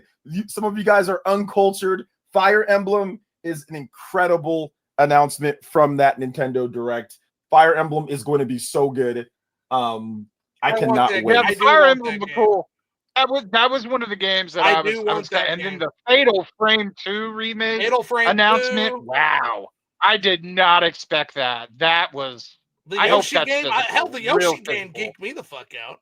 The Yoshi game was cool too. Because it looks like the Super Nintendo game. That's what I like about it. Yeah. Yoshi game looks good. Like... Metroid Prime 4, Samus on a bike. Samus on a fucking bike. Man. Dragon Quest 7 I still wish they would have gave her the ability. Dragon Quest 7? Like Fire Emblem was really the only game I would be like really interested in. For me, that was kind of the one. Oh, it's beast. It looks good. And really, for that direct, I was just waiting to show me why I should consider getting one. Because Kirby's Air might be the one thing it would get me to get the system. But what would they have shown for you to say I'm going to get it? Star Fox probably. Wait a second. So like Alan, did you just say Kirby Air Riders could sell you a Switch too? Oh my God! One of the games. You don't like what? Everything now. Oh my God. Oh, so no. Did you not play Kirby's Air back in the day? Kirby's Air was so I did fun. not. I was me and a friend that game back in the day. Hostile. Oh my God. Kirby Air Riders is a fantastic game. See, here's what I'm trying to say with this. And I think that's interesting that you say, oh, well, if there's a Star Fox, there's this. Exactly. I think it proves my point. I've been trying to say games will get people to buy the system. At some point, there might be a new Star Fox. A new Fire Emblem's coming through. You've got Mario Tennis that's coming through. You got Yoshi that's coming through. You've got all this stuff that's coming through. You've got games that they've listed more games than anybody else. First party games. Valve ain't doing a damn thing for you. Okay, where's all their games at for Steam Deck and all? Where are they? Where's the Steam Deck Direct? These PC portables, they're just trying to release 0 games. Literally, they're not doing a damn thing for you. Gabe Newell is worth $11 billion. Damn. $11 billion. Gabe Newell's worth $11 billion. I looked it up. This dude is just sitting back on his yachts. He's living a good life. Third-party revenue, while guys like Alan sit here and praise me to Steam all day because of Steam sales, while he's sitting here on his ass doing absolutely nothing. He makes a great service. He makes a great service. That's what Microsoft does. Where's the Direct? Yeah, it's Microsoft is doing the exact same fucking thing. Where's the Direct? Where is the Direct for Steam Deck to say, hey, look, we've got games that we're going to customize and make for Steam Deck? There's no effort whatsoever. When you're worth $11 billion, there's zero effort whatsoever. I'm just tired of PC guys. I think you're missing the purpose of Steam, though. No, I'm not missing the purpose. It's just a location where I can get all the games, and that's fine. And that's fine that it's a location. But what I'm saying is that there is no effort from $11 billion man when there used to be an effort before in the past. There used to be Left 4 Dead. There used to be Half-Life. There used to be Counter-Strike. There used to be a bunch of Team Fortress. He used to actually try. He's got his 11 million. He sits back from guys like you that will sit there and praise it up as if the best thing ever. Sit back and collect billions of dollars off of you guys, and you will sit here and write. Nintendo doesn't do the same to you. After articles, Nintendo does the same to you, buddy. They try. Nintendo tries to create experiences. They try with directs. They try. Valve is just sitting back and collecting. At least Nintendo, because they made a great service. They made a great service, and that's fine. And I'm just sitting there and saying, you guys will sit here and criticize Nintendo to death over everything. You'll write articles and you'll do all that, and you won't say a peep. You won't say a peep about $11 billion man that's sitting back collecting money on his yacht. Okay, what's their complaint about? Damn thing. What's their complaint about? What's their complaint about Steam? Everyone's happy with Steam. Where's the new Left 4 Dead? I don't need a new Left 4 Dead. Exactly. You don't need it. Steam has conditioned you into thinking they don't got to try. They just get whatever they want. They'll just get everything and get whatever they want. They don't even got to try. They don't even have to try at all. It's Because all there's some kind of rumor about. How about that Steam Deck? Can it play all the games no problem? Does it have problems with verification or not? Yep. Does it have problems playing the games that you on Steam? Does it have problems or not? Yes or no? Yep. I mean, everything's gonna happen. How much is the Steam Deck? Good old games, man. Does it come with the dock? I know Good Old Games is really, really good too because they actually it's $500 to $600. My issue, actually, eventually Ed said it really well. They don't really overcharge you. Honestly, and again, Steam I is feel just like a good service. I don't mess with Steam. The best thing that can come from a Steam Deck is really all the other features, like being able to get GOG on there, being able to get access to all this other stuff, and then be able to load it up with ROMs. If you're going to just use it, if you're just going to use it for Steam, you're using it wrong. You have to use it so much. And it's a lot of work because a friend gave me one for free. So I've been messing around with it, but I'm not happy that you have to buy the dock. That's the issue that I have. They released this hardware, and sure, you for ROMs and all this other stuff, whatever. We have a million devices for ROMs and all that stuff outside of Steam Deck. You don't need a Steam Deck for ROMs. That's fine. It's a good ROM device, and it's not a bad device overall. What I'm trying to say is that at least with this Nintendo Direct that we're talking about here, at least you have someone trying. If I'm worth $11 billion and running, I would probably try a little bit more if it was me. If I'm worth $11 billion, I'd probably try a little bit more to release something. Nobody ever criticizes this thing that I just said right now. Let me ask you something, OJ. Does Nintendo give you community hubs? Community hubs. What is a community for each game? Where I can have a forum, we're going to ask questions about a game, or I can discuss a game. Do they have guides in the eShop or accessible from the screen? They have communities, but it's not like Steam's, from what I understand. Right. So they don't have that. They don't have achievements, obviously. Okay. None of that. They also don't have free online. That's a big pull. That too, yeah. And I mean, I can get every game on Steam. Like, I'm not saying that Nintendo's way better than Steam when it comes to a service. I didn't say that. You're saying they're not trying. I'm saying that they're not trying with games. You're talking about communities. You're talking about that. You're right because they're providing me. There is Half-Life. I'm talking about games. I'm talking about games. I'm talking about actually trying. Honestly, when you're worth $11 billion, when you're worth $11 billion, you're not. Why isn't there more? Where's the next Left 4 Dead? Where's the next game? You're worth $11 billion, bro. Yep. Where's the next Half-Life? Where's the next Half-Life? Where's the games at? Half-Life. They could make a lot of killer games with that $11 billion. Well, they're making they are making that block. I don't know if they're going to make another system, like another console, like that Steam Box thing. And if that's the case, it's like, why would you even bother if you're not going to have games? You would have to have exclusive games that were only on Steam, that are only through Valve, and then maybe other like developers, studios that you create to make it actually worth getting. Here's the thing, though. They're not going to worry about that, Phil. What they're going to do is they're going to just make it and sit back and collect 30% of everybody's revenue. That's what they're going to do. They're just going to sit back and collect 30%, and that's fine. The man built a business, and I'm not trying to sit here and cap on capitalism. You know what I'm saying? Or sit here and say, everybody, that's fine. You make as much money as you can when you can make it. I'm just saying, I see a lot of some of these PC people that will sit here and criticize the Nintendo Direct on 4chan and all that, and then they'll run to Steam for what Direct? For all the games. Where's the Direct at? They're going to run the games. Nintendo has where's the new announcements from Valve? Where's the new announcements? You're just waiting for Sony or Microsoft to announce a game that you can get on Steam, or you're just waiting for something else. So that's all I was trying to say there. There's not much effort from Valve when it comes to releasing games like they used to. There's not as much effort. And I'm just putting it out there. You have no problem writing things and saying how bad Nintendo and calling people tendies and all that. So maybe there's an issue with you guys too. Maybe some of you Valvies or you Gaben worshippers. Deck bros. You know if you're gonna come in, you gotta come with a better one. Maybe there's something. And by the way, it's Master Race. Thank you very much. You know what I'm saying? You PC Master Races. Maybe y'all should ask Gaben. Thank you, whatever. Ask Gaben for something. Ask Gaben for some actual games. But why? No, Gaben gave me plenty of games. Gaben's given me so many games. Why do I need to ask Gabe for more games? Gabe gives all the games. Gabe didn't give you the games. It's all these other third parties that are giving you stuff. That's what they're. Gabe didn't give you nothing. Gabe brings us together. He is the great unifier of video games. The great unifier. Come under. If you look at this. This is you talk about being a peasant. This is peasant mentality. You let somebody else make all the money while you sit there and think that you're doing well, while he's worth 11 billion. That's how pyramid schemes work.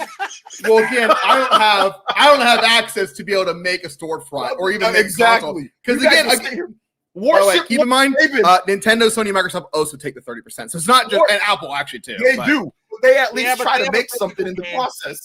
At least they try to do directs, or they try to do. You have an Xbox showcase, or you have a PlayStation showcase. At least they try. They got some first-party games here and there. What does Gabe do? Sit back and collect money off of guys like you. I'm going to disagree with that a little bit. Other people peasants while he's worth 11 billion. I would actually disagree with it. One of the best ways to see new and unique games is Steam's Next Fest. Next Fest is far better than Sony's Showcase or even the Nintendo Hey, what are Direct. you talking about? Yeah, what are you talking about? You've never heard of Next Fest? What's been announced at the Next Fest? Yeah. So what are the best The announcements? difference is Next Fest gives you demos. You get to play the game. I'm asking you what were talking the about best indie games, announcements from Next Fest? Yeah. What were the best announcements? What are the big announcements? Next Fest. You ever heard of this thing? I've never heard of No. this. What is this? Never used to It's often. just a I bunch think it's of twice indie a games. year. Steam does a Next Fest, which is basically a lot of games either that are coming out, and it's a ton of different games. And there is swap because it gets basically everything, but it gives you access to a ton of games. It's indie games. It's purely indie games. I love indie games. And that's some of the greatest games. I see no problem with this. I love it. So where's the big games? Where's the big games from? You're telling me that it's better than a Direct, better than an Xbox showcase, better than a love Sony showcase. games. There's no indie game on this world that you could show me that would be better than Nintendo showing me Xenoblade Chronicles Void 4 Stranger. or Spider-Man 3 or Void Gears E-Day. You're Look. crazy. Void Stranger. There's is no crazy. indie. I feel that's All some of the years best better games. than- I don't know, man. There's some Some of pretty the best killer games- indie games out there. Yeah, some of the best games I would say the last few years I'm have going been to repeat indie myself. games. There is no indie game that is going to excite me more than Xenoblade Chronicles 4, You haven't played Void Stranger. Spider-Man 3, What are the big? What are the big Xenoblade 4, reveals from Spider-Man the 3, next Fable, and Fest? I'm just like, come gonna on. say that indie games have really blown up. Like a lot of indie games. Heck, Hollow Knight revived Metroidvania. Just So, play I mean, Void Lord. there's that. Stranger. Everybody play Void Stranger. That's my message for tonight. Void Stranger is freaking amazing. I'm not trying. I'm not And here. trying maybe to they're crap on not indie like games. the triple Oh A my graphics. God, it's good. Like, But what are the big showcase. games announced at Steam Next Fest? I want to know what are the Oh, big yeah, indie back to games? that, What were the yeah. big incredible announcements? Yeah, back to that. Oh god, there's so fucking many. I remember that one group. This was fucking cool game. There's like a little game where you're like a skeleton, and I think you had What's the name? You had to game. Oh, I have to find it again. You know, I have to Oh, find it's it so right big now. you forgot the name. It wasn't necessarily one of my games. It wasn't like one of my favorite games, but it was one I remembered. It's so It big was you so forgot, bro. Ooh, it's hard. There's so many fucking games. Oh I've man, bro. remembered names. Listen, I remember the name of Fire Emblem Fortune's Weave. I remember the name of Basically, Yoshi. most of the games I Mysterious usually see are pretty good going on my wish list. So it's been a while. I Now, can't remember. now here's But one if you- thing I would I say would this. say. If you wanted to make a good comparison, like Mhm. it, Steam Next Fest, they give you all those. I'm like, it's so many Mhm. demos. I don't even know how you could play. Like, it's a lot. It is You have to way ask too many. people. I remember I was going down like 2 hours, like spend like an hour just going And through all. what the is demos Steam and go, Next Fest? "Ooh, I wanna What is Steam Next Fest? It's Gaben doing all this. Let me collect finish. his Let me finish. 30%. To collect. Let me finish. If Nintendo gave us demos for all those games that they showcased, I guess it would be like an equivalent to what he's Yes, that saying would be- about It's, Steam it's, I would it's, think that would be it's, pretty- it's Gaben doing nothing but sitting there and getting you to give me my 30% while doing You know nothing what it is? himself. It is While- basically while giving doing you nothing. the player access to the game. You get to play the games. The Give me developers access gave to the games access I'm not to even play looking the game. forward to, though. The Gaben developers are direct. doing. Gaben sits back. You don't All I would know like that. is for some. Look, I don't know that. Like, there's so Listen. many games on there you may actually Who- like. who if you here has play played them. There's a sports? lot. Have you guys played sports? I've seen Steam Next Fest. I am an avid Steam user. I'm an avid PC user, and most of the shit I see on the Steam Next Fest, I click through it because it's a bunch of indie games. I don't play video games for indie games. That's just me. I don't like if you were to show me Xenoblade Chronicles 4, and you show me some indie game with pixelated graphics, and it's like an Undertale clone. I'm picking Xenoblade Chronicles 4. If you show me something like, go ahead. Here's the thing, TM. You guys, we've all been on a team before, right? You ever been on a team? Yeah. Like football, basketball, baseball. Yeah, right. Okay. So what if you're working real hard? You're hitting ground balls, or you're shooting the hoop. You know what I'm saying? You're doing all this different type of stuff, and you're busting your butt, right? And then the coach says, "Man, you guys suck.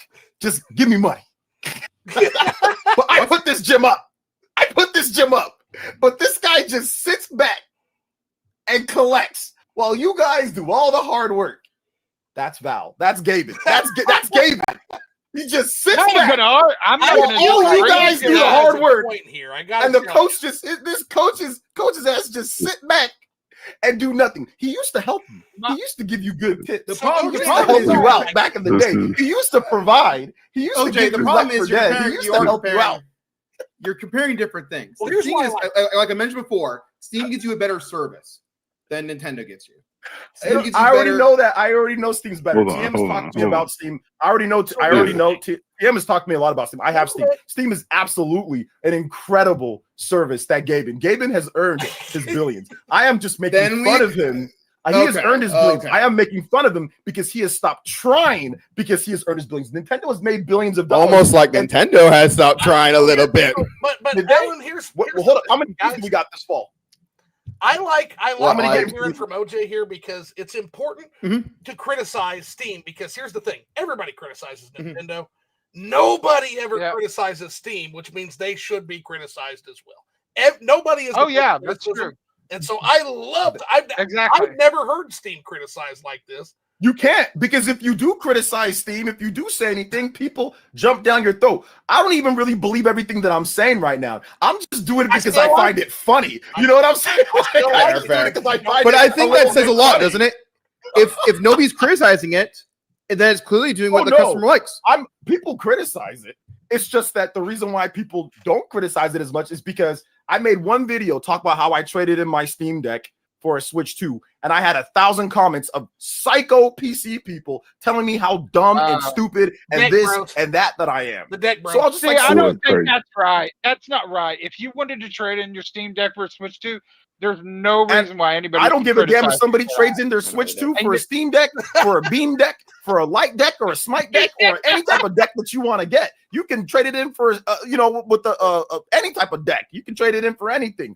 And I don't care. Steamboat, go get yourself a Steamboat too while you're at it. I don't care what people trade it in for. You can trade in whatever you want. It's not my business. That's your money. You know what I'm saying? But all I'm trying to say is that's why I don't really say nothing. I've been a little bit more vocal now because I kind of take it as a little bit of a joke. But I've had a ton of PC people kind of try to run through me when it comes down to this. Like, Steam is this holy service with this holy man that's some type of ascending Super Saiyan God. Super Saiyan God Gaben.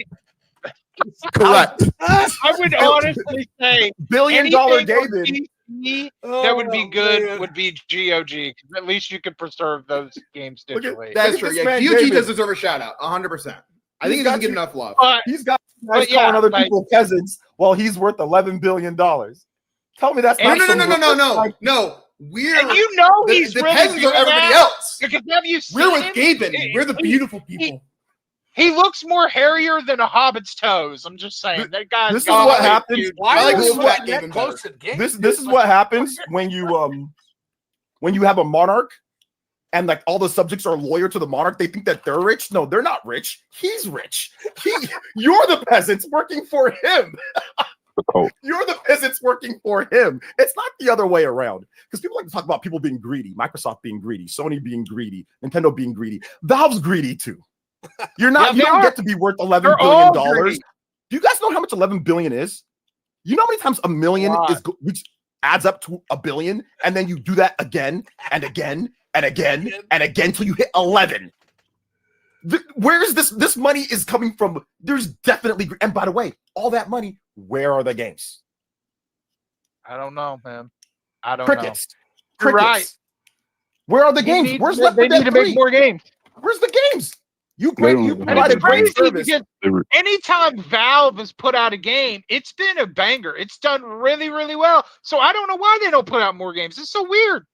Well, I think they're working With 11 billion, PCP. you can buy so many. You can either buy studios like Microsoft did, or you can create your I don't own. like But that you strategy.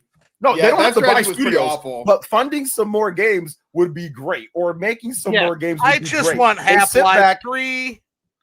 Yeah, they sit back and collect. They sit back and collect, and they have their minions. And then listen, all fan bases can be trash, okay? Nintendo, they are. all fan bases can be completely garbage. But all I'd like to see is a little bit more effort. That's all I'd like to see. Like I said, a coach that's going to sit there and do nothing, but then take the credit. Valve, they did a great job of building what they've built. I have Steam. It's very, very, very, very, very, very, very good. And there's a reason why people like it a lot and all of that. But they did used to actually make stuff. Gaben's, and like I said, Gaben's worth 11 billion. Let me double check so I make sure that's not false information. Almost promising. Gabe, your net worth. Okay, and net worth is everything that he owns. Yeah, he's worth 11 billion. September 14, 2025, he's worth 11 billion. So it's basically his yachts, it's his luxury vehicles, it's his houses, plural. He lives in Seattle, that's expensive. It's his houses, it's all of that stuff combined. And of course, his business. And that's great. He's an American 11 billion, and he can't drop the price on the dock for the Steam Deck. Come on, dude. Well, listen, a lot of stuff is expensive, right? So everybody, my point is everybody's greedy. I see these things. Nintendo's greedy, Sony's greedy. Everybody in this business of games, when it comes to this owner of a platform, they're all greedy. You don't get $11 billion not being greedy. There ain't nobody that I know in the world that somehow made $11 billion and wasn't greedy. It's a problem with the shareholder impossible. Model in general, right? But it's the shareholder. They're private business too. They're private business. So here's the difference, though, and I think this is when you talk about greed. This might be lost. This can be less point, but I think the reason why everybody shits on Nintendo, and I think rightfully so, is because when you talk about greed, you can say, "Well, he's collecting 30%." Well, the difference is the games are cheaper. Things actually go on sale. With Nintendo, they're charging you. They're push prices to $80, and they're selling you all these games at $70, and then they're trying to sell you amiibos at $50, and they want you to buy the Nintendo. They want you to buy online at $20. Steam's free. They want you to buy the Virtual Boy thing at $100 and pay for the subscription. They want you to buy. They want you to spend and spend and spend on every little thing, and they increase the price on every little thing. So 95% of the shit you said is completely optional, dog. I mean, you're talking. They're still doing it. I mean, keep in mind these things were cheaper. I mean, they're cheaper. They're still doing it because online was free. The it. games are cheaper. Mario, you're selling like 2 Wii games for $70 when the last one was $60. At 3 games. They're remasters. So. Mario Galaxy 1 and 2 are. I don't like the price either. I actually made a video saying I don't like the price either. But Mario Galaxy 1 and 2 are significantly better than Super Mario Sunshine and Mario 64. I think 70 is pretty fair. I ain't gonna lie because I'm the same person. I think it should have been cheaper. But to compare 3D All-Stars as if Sunshine and as if Mario 64 are some type of incredible experiences compared to Mario Galaxy 2, it's not. Mario Galaxy 2 is significantly better than Mario 64. And also, it's also in 4. I think Galaxy sucks. And I think Mario Galaxy 2 sucks. Mario Galaxy 1's great. I think Mario Galaxy 2 doesn't suck. It doesn't suck. It's very good. I was a 3D Mario hater, but I'm going to go back and play all the 3D Marios, including the Mario. It's not soulless. It's really good. But regardless, it doesn't matter. The point is people love the game. People thought it was really good. You could probably look at user reviews and people would say that it was really good too. Yeah. So, I mean, whatever way you want to evaluate that, you know what I'm saying? That's fine. Whatever. The point is that when it comes down to that, I already agree with you, when it comes to the price of some of those things. And sure. Awesome. They can talk about that. You can talk about the prices and how they're raising the price and all that. So let me ask you a question. Does Valve make amiibos? God, thank God they don't. They don't. So they don't make that. Does Valve make consistent games to price games?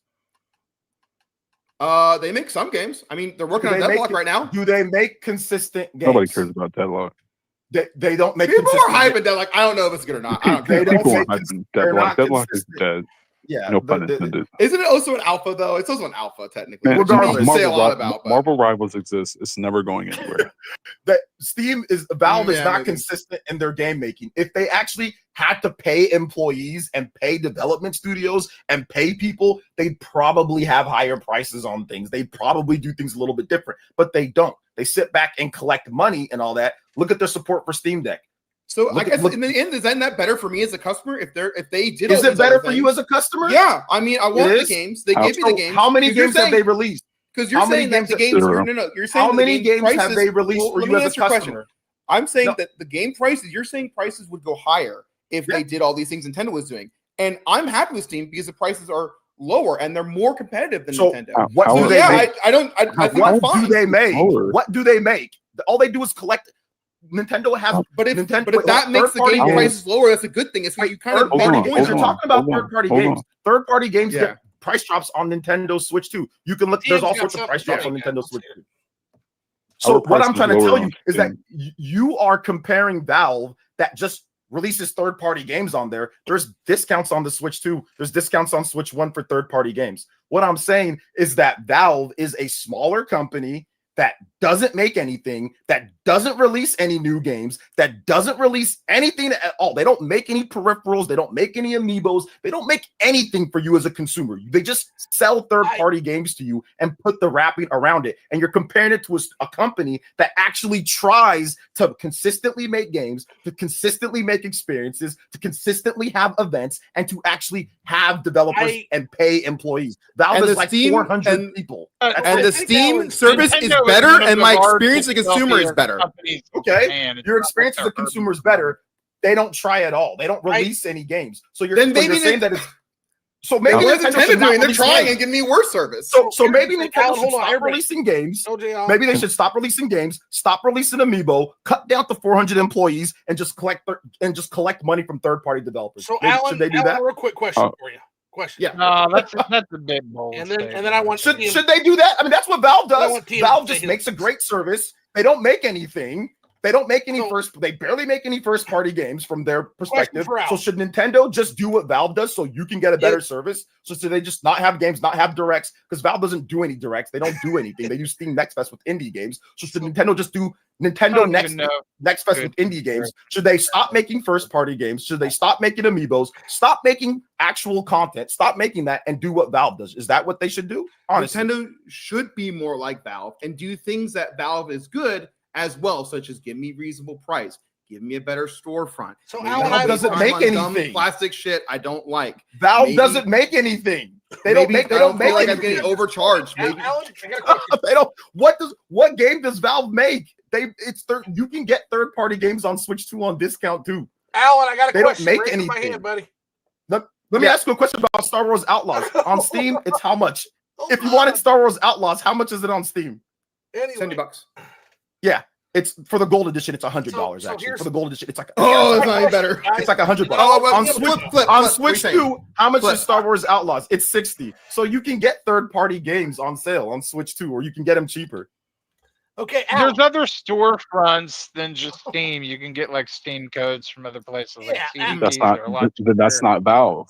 Then that's not Valve. Yeah, Valve doesn't do that. Nintendo should be like Valve. Valve's not deciding. Nintendo should be like somebody's selling this. Nintendo should be like Valve. You know what they should do? They should release a system where a lot of the games don't work properly for it. Alan! They should not make first-party games. They should not do Nintendo Directs. They should not make amiibos. They should fire their employees all the way down to about 400 people. That would be a great thing for Nintendo to do. They should be more like Valve. Hold on. That would be great. Point of clarification. Alan, I have a question for you. God damn it. Yes. I just want to make sure we're clarifying something here. So I think your point is outside with what OJ's saying, your point is that some of the lack of labor and overhead is being passed on to you as a consumer, and you like that, correct? Yes, essentially, yeah. Okay. What I'm responding to when So how would you propose, just to kind of get your thoughts out there? So OJ asked you a question, which is, should Nintendo be like Valve?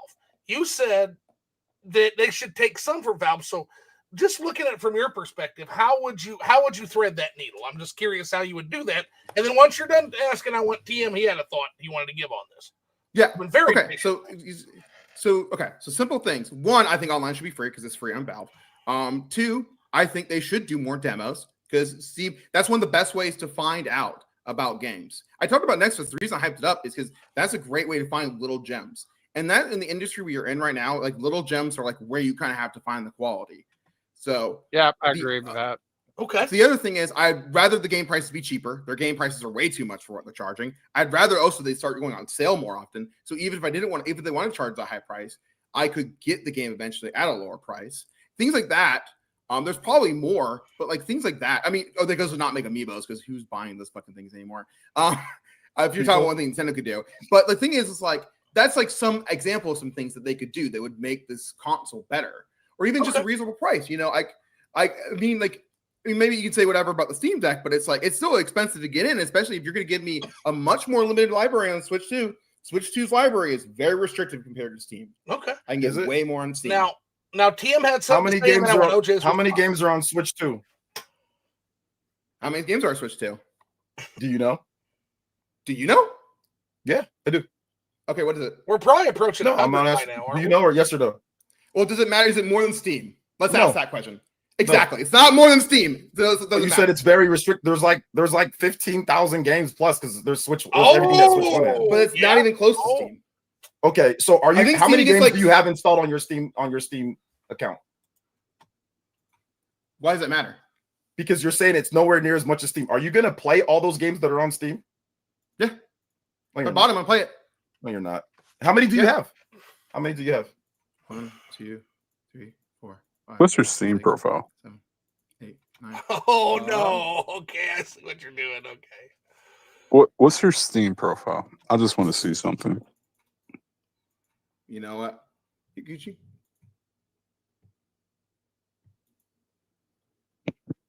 It got really quiet all of a sudden. I had to look it up. That's why. Actually, what I'm doing is somebody fucking name. I'm retarded. Jesus Christ, I'm so fucking stupid. Actually, is there a let me see. Is there a? It's been a while. So hey, go put that Steam profile in there. Let's take a look. I think it's just Spoogie Monkey. You literally can look me up as Spoogie Monkey. I'm not a Muji Monkey. All right. Man, you own 78 games on Steam. Man, if you don't, what's wrong with that? What's wrong with he's talking about how big Steam's library is? This dude got 78 games on the whole Steam. Well, I mean, that's great. He might what's just wrong be with that? interested in 78 games, right? Just to play devil's. So what's the problem with that? What's wrong with 78 games? No. Wait, is that why is there a magic number? Why does it matter? Why is fucking? Oh my god! Because you own 78 games. Okay. You're championing PC and Steam this hard, but you own 78 games. And then you're saying that, but then you you're saying don't own nothing. You don't own, you only have 78 games. You talking about this vast library of stuff that you're not buying or playing. Look at all this stuff that you aren't playing and you aren't buying. What's the point of having all that so you can look at it and say that it looks nice? I mean, it gives me more options. Why would I not want more options? Options for you not to buy anything. So it seems weird. Like, why is the number? The number doesn't. So why aren't you buying? I have 75 games. That's a lot of games. Why aren't you? No, it's not. No, it's not. Why aren't you buying the options? I don't buy tons of games all the time. I'll play the games I like.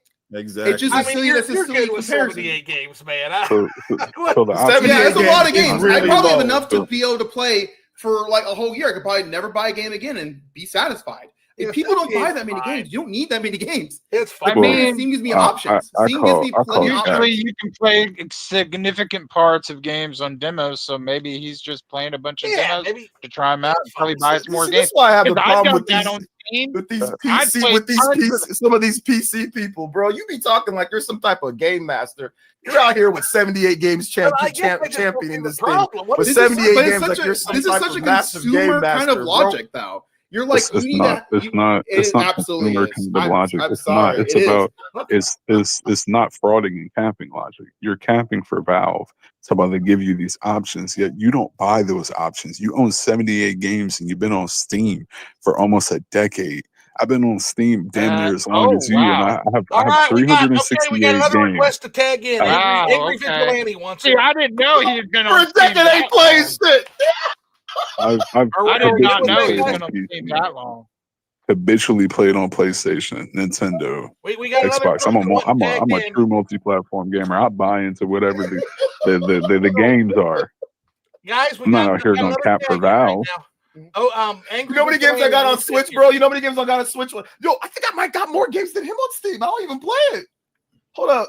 I need Wait, a ruling, guys. why are you playing? Why do you have that many games? Oh man, Yeah, I need a ruling. Because Angry we Vigilante are Gamer wants in here. gamers. Yeah. Dude, I got tons of games on GOG though, not so much on Steam. Guys, So hold do on. you beat Everybody's like one attention. game a year? Everybody's This attention. man, I Everybody. play like a few games a year. Hey, real No, quick. I didn't say play. I said beat. Guys, hold on here.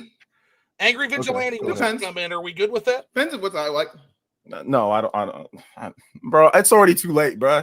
We need to wrap this one up. We're just at this point. I'm just joking around and clowning at this point.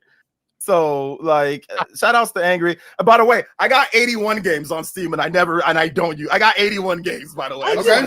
guess I just don't understand the gotcha with we've got 78 games. What's the deal with it? That's a lot of games. Over the course of I 10 don't years. even know how we got on Not a lot of games. I mean, I've got Topics, 500. honestly. No, Wait, so like no. that's Hold 7 on, games a hold year. on, If you're like, you're talking about. hold on. We got here because I've always said that these people that champion PC Okay. are not who they say they are. When you're championing PC and you're saying that, oh, y'all love PC gaming, but you own 78 games, but you've been on PC for over a decade, and But again, the maybe it's just achievements like are I play hidden. Morrowind every day, man. Maybe Man, it's just like certain games. then you're not playing PC. What GPU do you have, Spoogie? I have to look it up.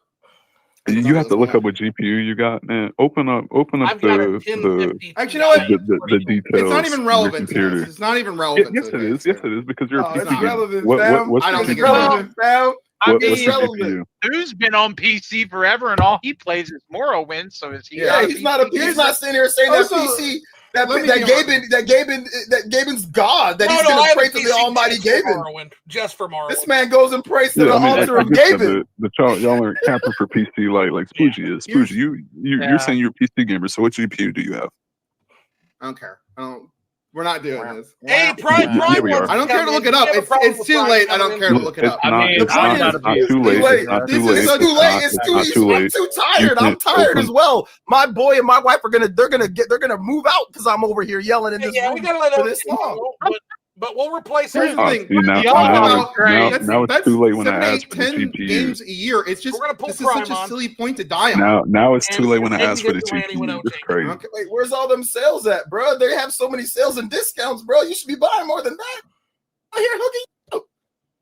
You got all the Steam sales. As somebody that is a Nintendo fan that's probably got like 300 games on my Nintendo Switch off over here, I can say that I don't really agree with all the pricing, and I think some of the stuff they did in the Direct was a bit egregious.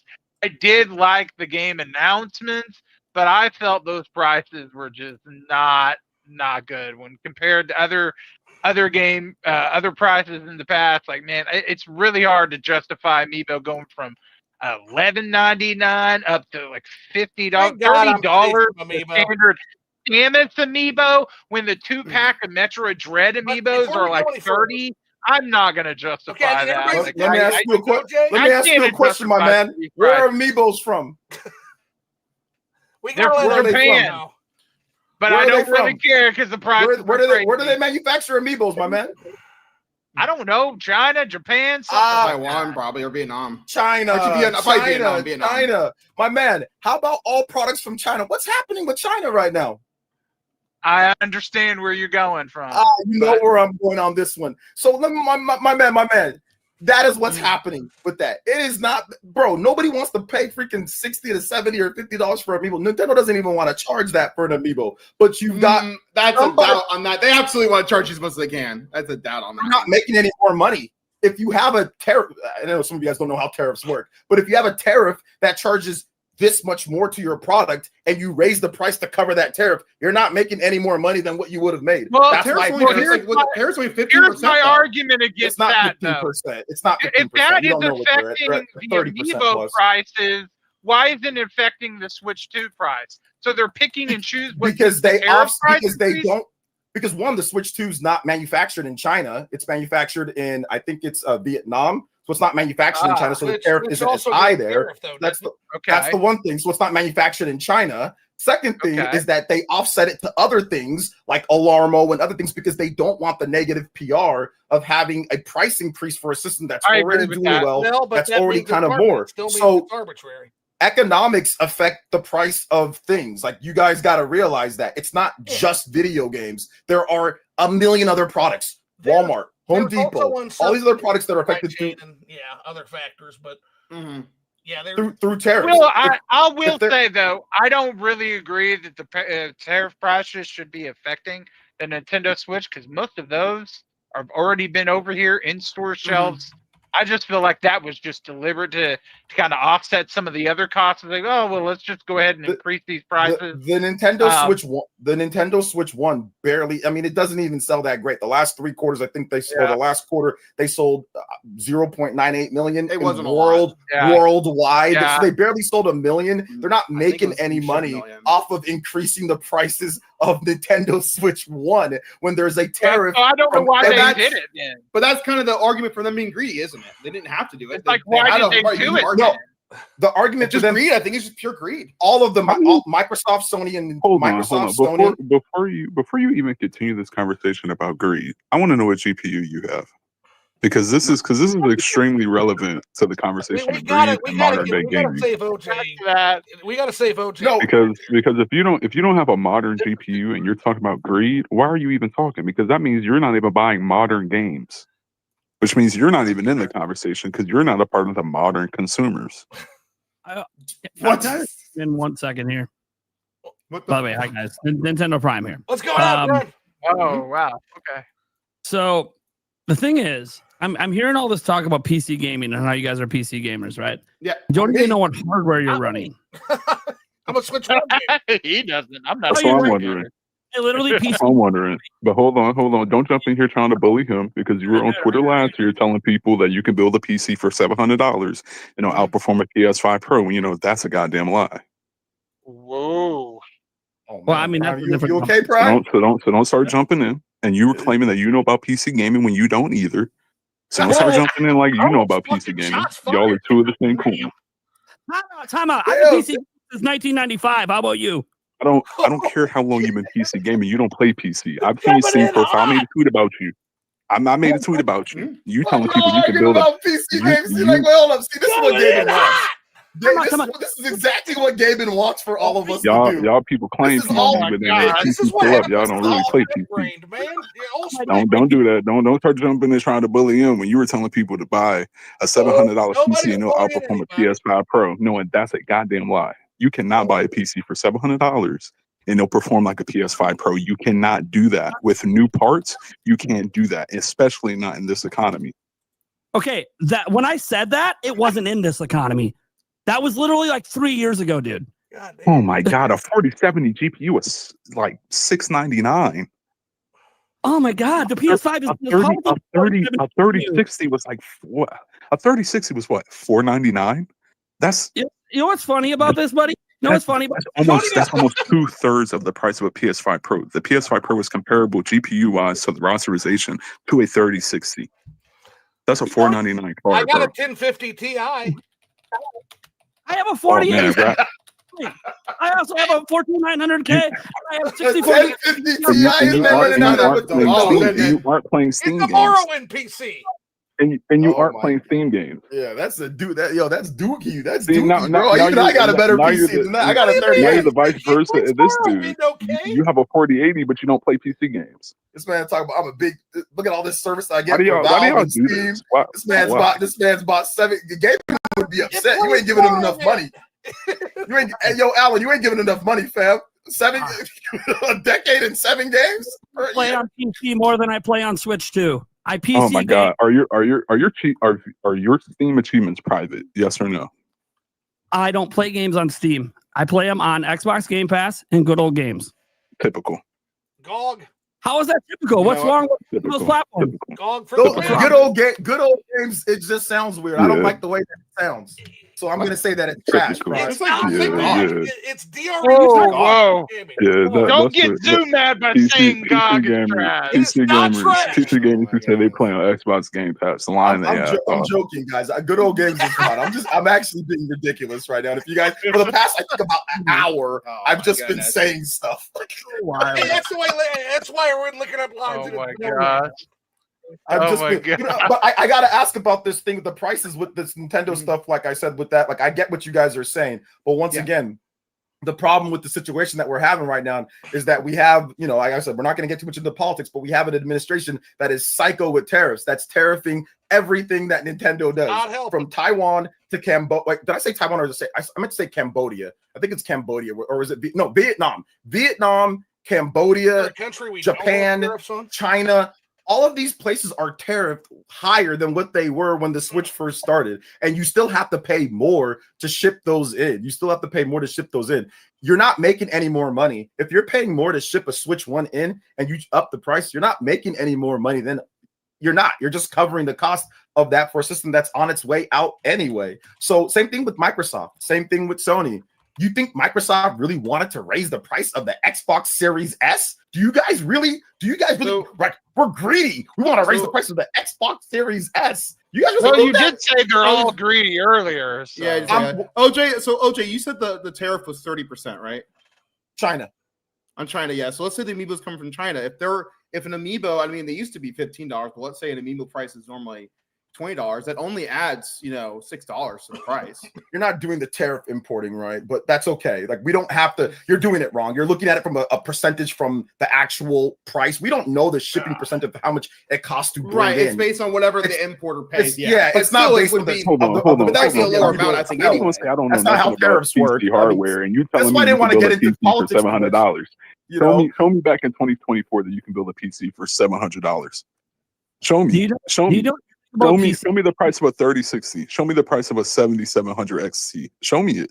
Talk the 2024 price right now. Show me Prime, it. why can't we just do this? Prime, why can't you just say, you know what, I was off base on that a little bit? Why can't we just do that? Do what? Just say, I was off base on that tweet a little bit. That's all you got to do. What's the graphics card you're trying to find? The graphics card that's comparable to the PS5 Pro is a AMD 7700 XT. And then the NVIDIA equivalent is a 3060. Okay. How much were those GPUs in 2024 retail? I don't know off the top of my head right now. I'd have to go, I don't know, history looking. I think we should just say, Prime, honestly, I think we should just say, yo, man, like, I was off base on that one. I don't think that's big of a deal. It was like years ago. You know what I'm saying? Like, kind of like how I got cooked on the whole Xenoblade thing, Prime. No, you cooked me on the Xenoblade thing, Prime. Hold on. I just have to say that I was off base on that. It's okay. It's no big deal. Okay. I got cooked on the Xenoblade thing, right? Remember when you cooked me on the Xenoblade thing? Yeah, I know. No, I know that. Yeah, you cooked me on that one, man. And I appreciate you cooking me on that one. I feel better when you just admit it. You know what I'm saying? Like, it feels good. I felt free after that. One of his subscribers said a 5700 XT. A 5700 XT at retail was $399. That's already like half of the price of a PS5 Pro. Then you have to account for all the other parts. Then you have to account for shitty PC optimization. As if we didn't see Borderlands 4 running like dog shit on high-end graphics cards. As if Unreal Engine 5 games don't have UE5 stutter on PC. Yo, Alan, you got like a 750 Ti, huh? Is that what you got? I have a 1050 Ti for Morrowind. What you got? This man got a 745 Ti. Throw that away. Throw that away. My definition works on my machine. It plays 745 Ti. Oh, my machine. The greatest fucking game of all time. He's got a 725 Ti, a decade of gaming and 5 games to his name, right? Game of all time.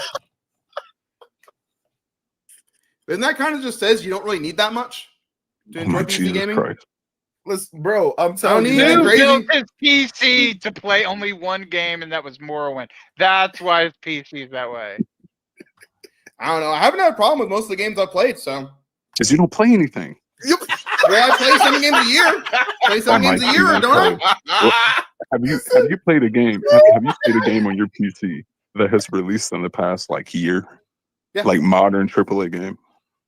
Hey, No, guys, please, Angry games. Vigilante Gamers want to come on. Are we Like, going? has there been any AAA game from the past year that you played on your PC? Most recent one would probably have been Sonic Crosswords because I did the network test. That ran fine. Are we Just taking go ahead Angry and coming mod on? He's the- wanting- My Wii U's working pretty good too. Just go ahead. I And do ain't it. playing nothing new though, but it out here though. The It's just keyword I don't know is what AAA. the I don't. Hey, get Phil the says we're good. problem. Everybody else? Like I play what I play what I want. So what's the Is everybody good with having Vigilante on for a bit? Yeah. I'm Bro, cool. I gotta Yeah, go. I probably got a bro. few more minutes left to me. We out here too. I'm just clowning Alan, and I somewhat feel bad because I'm just having fun. No, I don't really it's care. like, You man. Gucci boo. You know, so like, listen. Well, I'm actually, you know, gonna tell Alex, here. so I asked you before you leave. Then I actually want to ask: do we want to What's up, try and man? revisit this? Because you mentioned, or not mentioned? I'm sorry. Flip mentioned that talking about sales. It's too fucking Because he early. said, like you said, in no, in your time frame, which would have been like it'd be April because it's when the March report. Yeah, comes it'll out. be when Nintendo's financials come out next spring. Yeah, So we could try rehash this again, see what happened. I mean we can at Rehash least- it we all can at you least you actually rehash it all you look want to. Like what you don't know is that Nintendo's already more than halfway to what they wanted to sell for the whole fiscal year. So like, I'm cool. All right. You didn't know that. I knew All that, right. but you didn't know that. So Nintendo's already more than halfway to that. They've already done that. You know, they lowballed themselves. So By the Sure. way, they did that. They did that first year with Switch 2 as well. It's not okay, unusual. they don't know how much it's gonna sell. Apparently, you know how much it's gonna sell more than them. So like, you know more than they do. So because of Japanese sales, and you're comparing it to Switch One, that's not so My you're doing point all has been, sorts I of think stuff. it's going to start declining. I don't think it's going to keep it the same. That's But we can good. talk about that later. How about that? That's good. Bougie, Switch One bougie. declined too. Switch One also declined too. You didn't want to talk about that. Bougie, I still want to know, man. What is your What's up? GPU? Please, I need to know. He posted it posted down it? here. Let's Need not to talk know. about how Switch One sales were stacked Mhm. up. Launch line. Because- Let's not Down here talk about below, that. It doesn't. Look, It doesn't fit his Yeah, I point. think it's there, right? It doesn't fit his point, boys and girls. Let's not talk about Switch One sales and how it compares to Switch Man. 2. It doesn't fit his point. It I'm doesn't like, fit his oh, argument. man, you got So let's not talk about that. You got a 6700 XT. Oh man, how much you pay for it? It's been a while, so I don't know. Wait, this Man. is It probably this was is expensive. I will say, you're talking about Prime. I think it was more pricey than the earlier. Wait, isn't this this PC's actually decent though? Yeah, this isn't bad. Yeah, it's not a bad PC. I mean, if you're playing at like 1080p 30, it might be good. I mean for what he's playing. I mean, this dude's clearly not playing video games. He So said it's like- Come on. he doesn't like AAA games. He plays indie games. Yeah, he's just playing indie Yeah, games. He's just yeah. playing, and that's He's why better the off buying price, the one. Switch 2 at that that's point. why the pricing thing is a big Alan, problem. you've is been a because good- he's He's just better off playing buying a indie- Switch 2. He's just playing small indie games. He's not playing games that are bigger, you know. So the pricing's going to be a I mean, it problem. varies. I kind of play what I like. It's just a lot of Yeah, AAA he was games. better I off like buying great. the Switch 2. Switch 2 got all them indie games, and you got the Nintendo games. Nintendo games are too expensive, man. Okay, I think so. So, guys, I think Vigilante's wanting to come on. Are we good with that? I'm down. Okay. Like I said, I'm gonna bounce because I'll we've probably been bounce on racing this- too, but I'm down. You know, I'm gonna bounce, so you guys can have fun. No shots to Vigilante. He seems like a good dude. I already apologize. You know, No, whatever no, the you're case good to is, go. but- Hey, OJ, tell everybody where Yeah, they I'm can good. find you one last time, man. And thanks for coming on. Man, Always a pleasure. they can find me getting a divorce from my wife. That's where you can find me because I'm Well, over now here you're being gonna- here way too long. Now you're So gonna make me feel guilty. Get out of here. And He's go, gonna ban you from your Switch too. That's what's gonna happen. she's gonna ban me from streaming. That's what's gonna happen. go bro. patch I'm gonna up have with your to. wife. Get out of here. Go on. Yeah. All right, guys. Take it easy. Thanks Thanks a for million, having man. me on it. Yes, sir. Yes, sir. Have a good night, man. All right. Brian, what's been going on, man? Short time no see, but I had a hell of a time with you on yours, man. Yeah, that's good.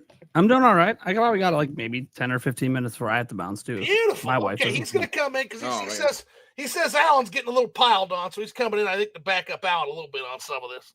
Alan, you've been a hell of a sport. Vigilante, Well, thank you. calling you. It's been a good time.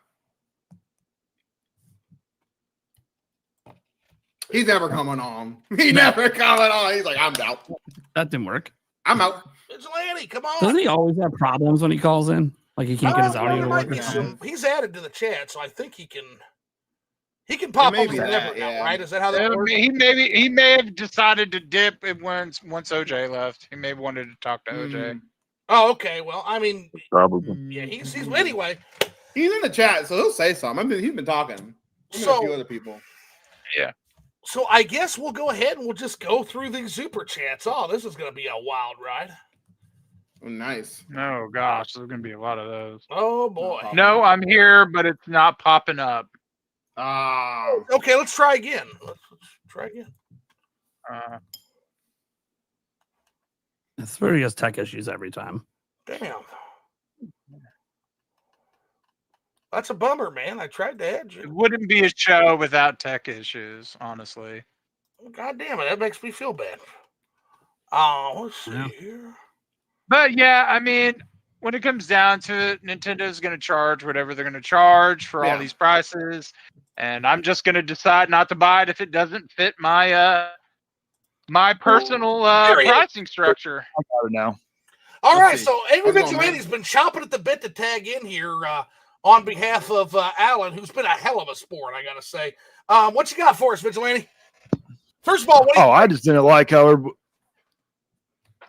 What are you drinking, first of all? Oh, well, I was having coffee while you guys were going, but I don't got anything at the moment. Here and there, dry mouth. Sucks. Anyway, what's going on, man? What's up? Well, I just didn't like how they were dogpiling, saying that acting like 78 games is a lot. People can only afford so many games here. I wasn't a fan of that 78 either. games isn't a I lot. defended him on that. I know you did, but they were talking over you, Zoo. It's not a lot of games, so 78 isn't That a lot. is a lot. That is a lot. People can only afford so many, and people got lives. People have jobs, you know. I have lives and jobs too. I probably have the busiest occupation in this room right now. I don't know about that. I work 14-hour days. I have 3 children. Educator. I tell you, I'm an educator. I take Prime has his beat. I take work home with me. Okay, I think Prime has his draining. Most of you people wouldn't choose to be an educator. Oh, probably not. But I think Prime has his beat. You know, I heard that it's mentally draining sometime with children. Well, yeah, being a parent alone is a full-time job, but again, There you go. Yeah. Yeah, I got 3 of them. So. God dang, that's good. Yeah. I know. You need to have like 5 more, Primey. No, we're done. We're done. We're done. Oh man, you got to spread that seed, man. Nah, that's already been done. We're good. He's like, yeah, as far as I'm going. He's like, well, I've spread as far as I shall. So more than replaced me and my fiance, so we don't need any more. There you go. What are you drinking tonight, Prime? Well, I had a beer earlier, but it's all gone now because I got to wrap up. Whoa. Okay, here now. What kind of beer? I describe it as flavored water. It's like typical cheap beer guy. Yeah, it's like Michelob Ultra because I'm cutting back. I'm cutting back on calories right now for surgery and stuff. So good luck. Yeah. Well, when's that taking place? I don't know. I have a doctor appointment tomorrow, and I find out if it's going to be happening before the holidays or if it's going to be happening early next year. So we'll see. Is it outpatient? Good luck. Inpatient. Inpatient. Okay. Well, best of luck, man. I'll be thinking of you for sure. Yeah. Good luck with that. Yeah, it's never. Yeah, thanks, guys. Never fun for sure. All righty. So super chats, and if you guys have anything to add, you guys can chime in at any time. But we're just going to go through the chats. TGMBM is first. He says, "Yo." General Zamora says, hello. Smash Monkey, I'm in the chat. Philippe E, hello. Cyber Taurus says, yo. Nick, what up? Vigilante, let's go. Rush Dog Evening, what's everybody drinking? So, yeah, we pumpkin beer for Alan. I'm drinking the Blantons. What are you drinking, TMO6? Did you ever tell us? Water. So he's drinking the vodka, as we said on Prime's cast list. Then same with Phil, and and Prime is also long gone. So as far as his beers. So by the way, Flip, do you know if there's like anyone that had any questions from anything we talked about? Yeah, let's look at the questions first, and then I read it. I'll probably bounce pretty soon, but some years did anybody had any questions? Yeah, I'm a crazy man, so let's see if we have any questions. I'll scan for questions while you guys kind of chill.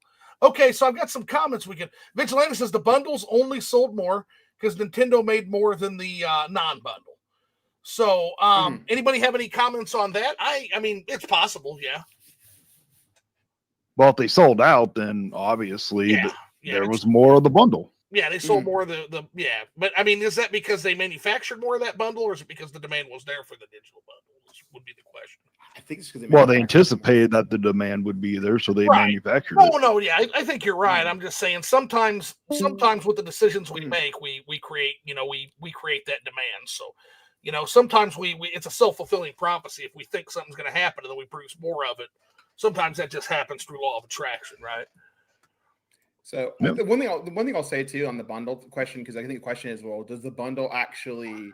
Are people want Mario Kart so much that they're buying the bundle? I think, we're kind of going to the Circana data. I think that is one area that shows that maybe they're kind of just getting the bundle because that's Mario Kart. Because in the first month in June, even with it being in the bundle, Mario Kart was the best-selling Switch game. Right. And then it fell 6 spots down below Mario Kart 8 Deluxe the next month. So I think that maybe says that it's not. That would be an argument for why it's similar to what Horizon Zero Dawn and less like a Wii Sports. Interesting. Yeah, I'd have to parse the numbers on that all the way. I know there was a resurgence. Could that have been the time? I know everybody was really mad at Nintendo when they did something with the Mario Kart courses.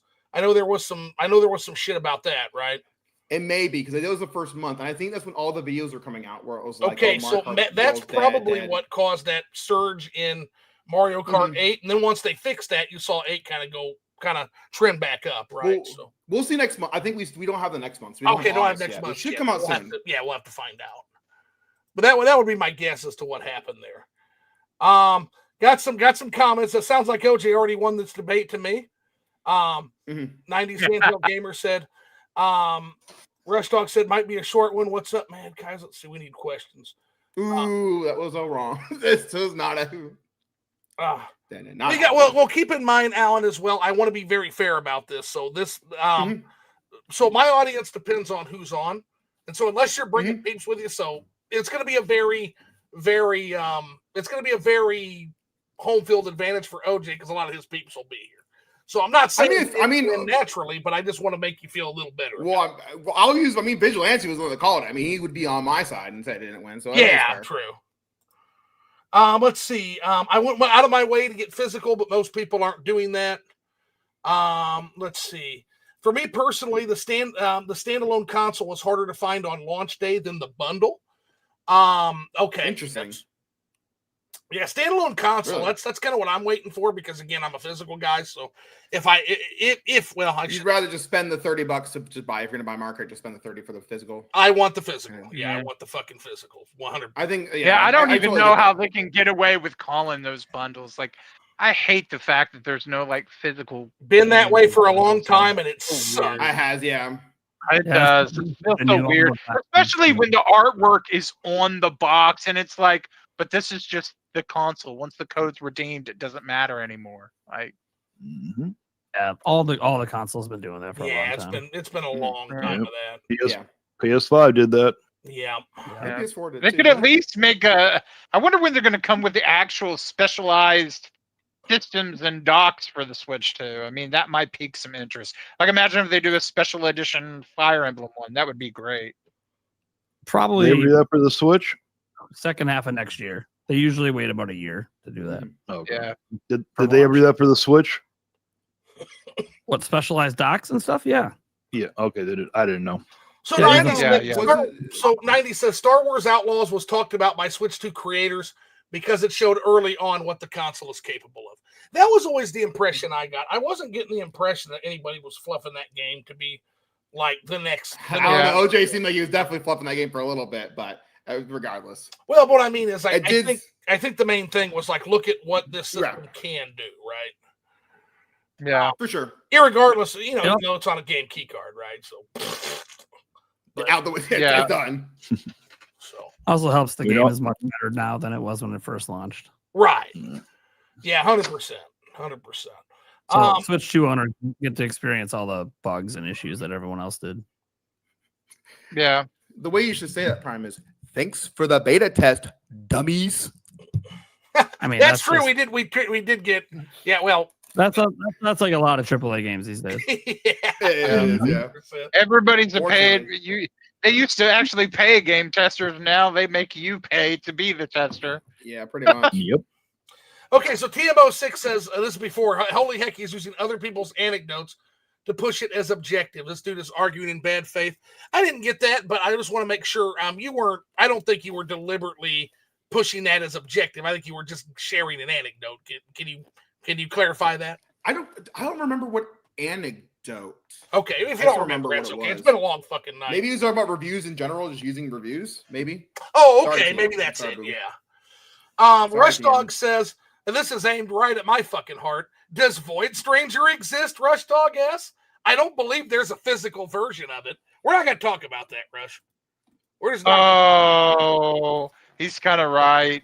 Yeah, No, he it's is. not. Oh, that sucks.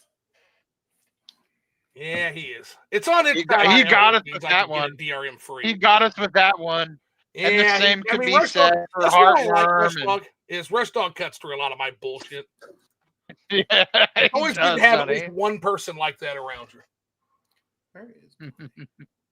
Angry Vigilante actually replied, you can't. So yeah, it was about the reviews, Alan. Says you can't expect someone to remember what the review said from that long ago. Yeah, I see. That's all. Exactly. Yeah. Okay. Yeah, reviews are crazy.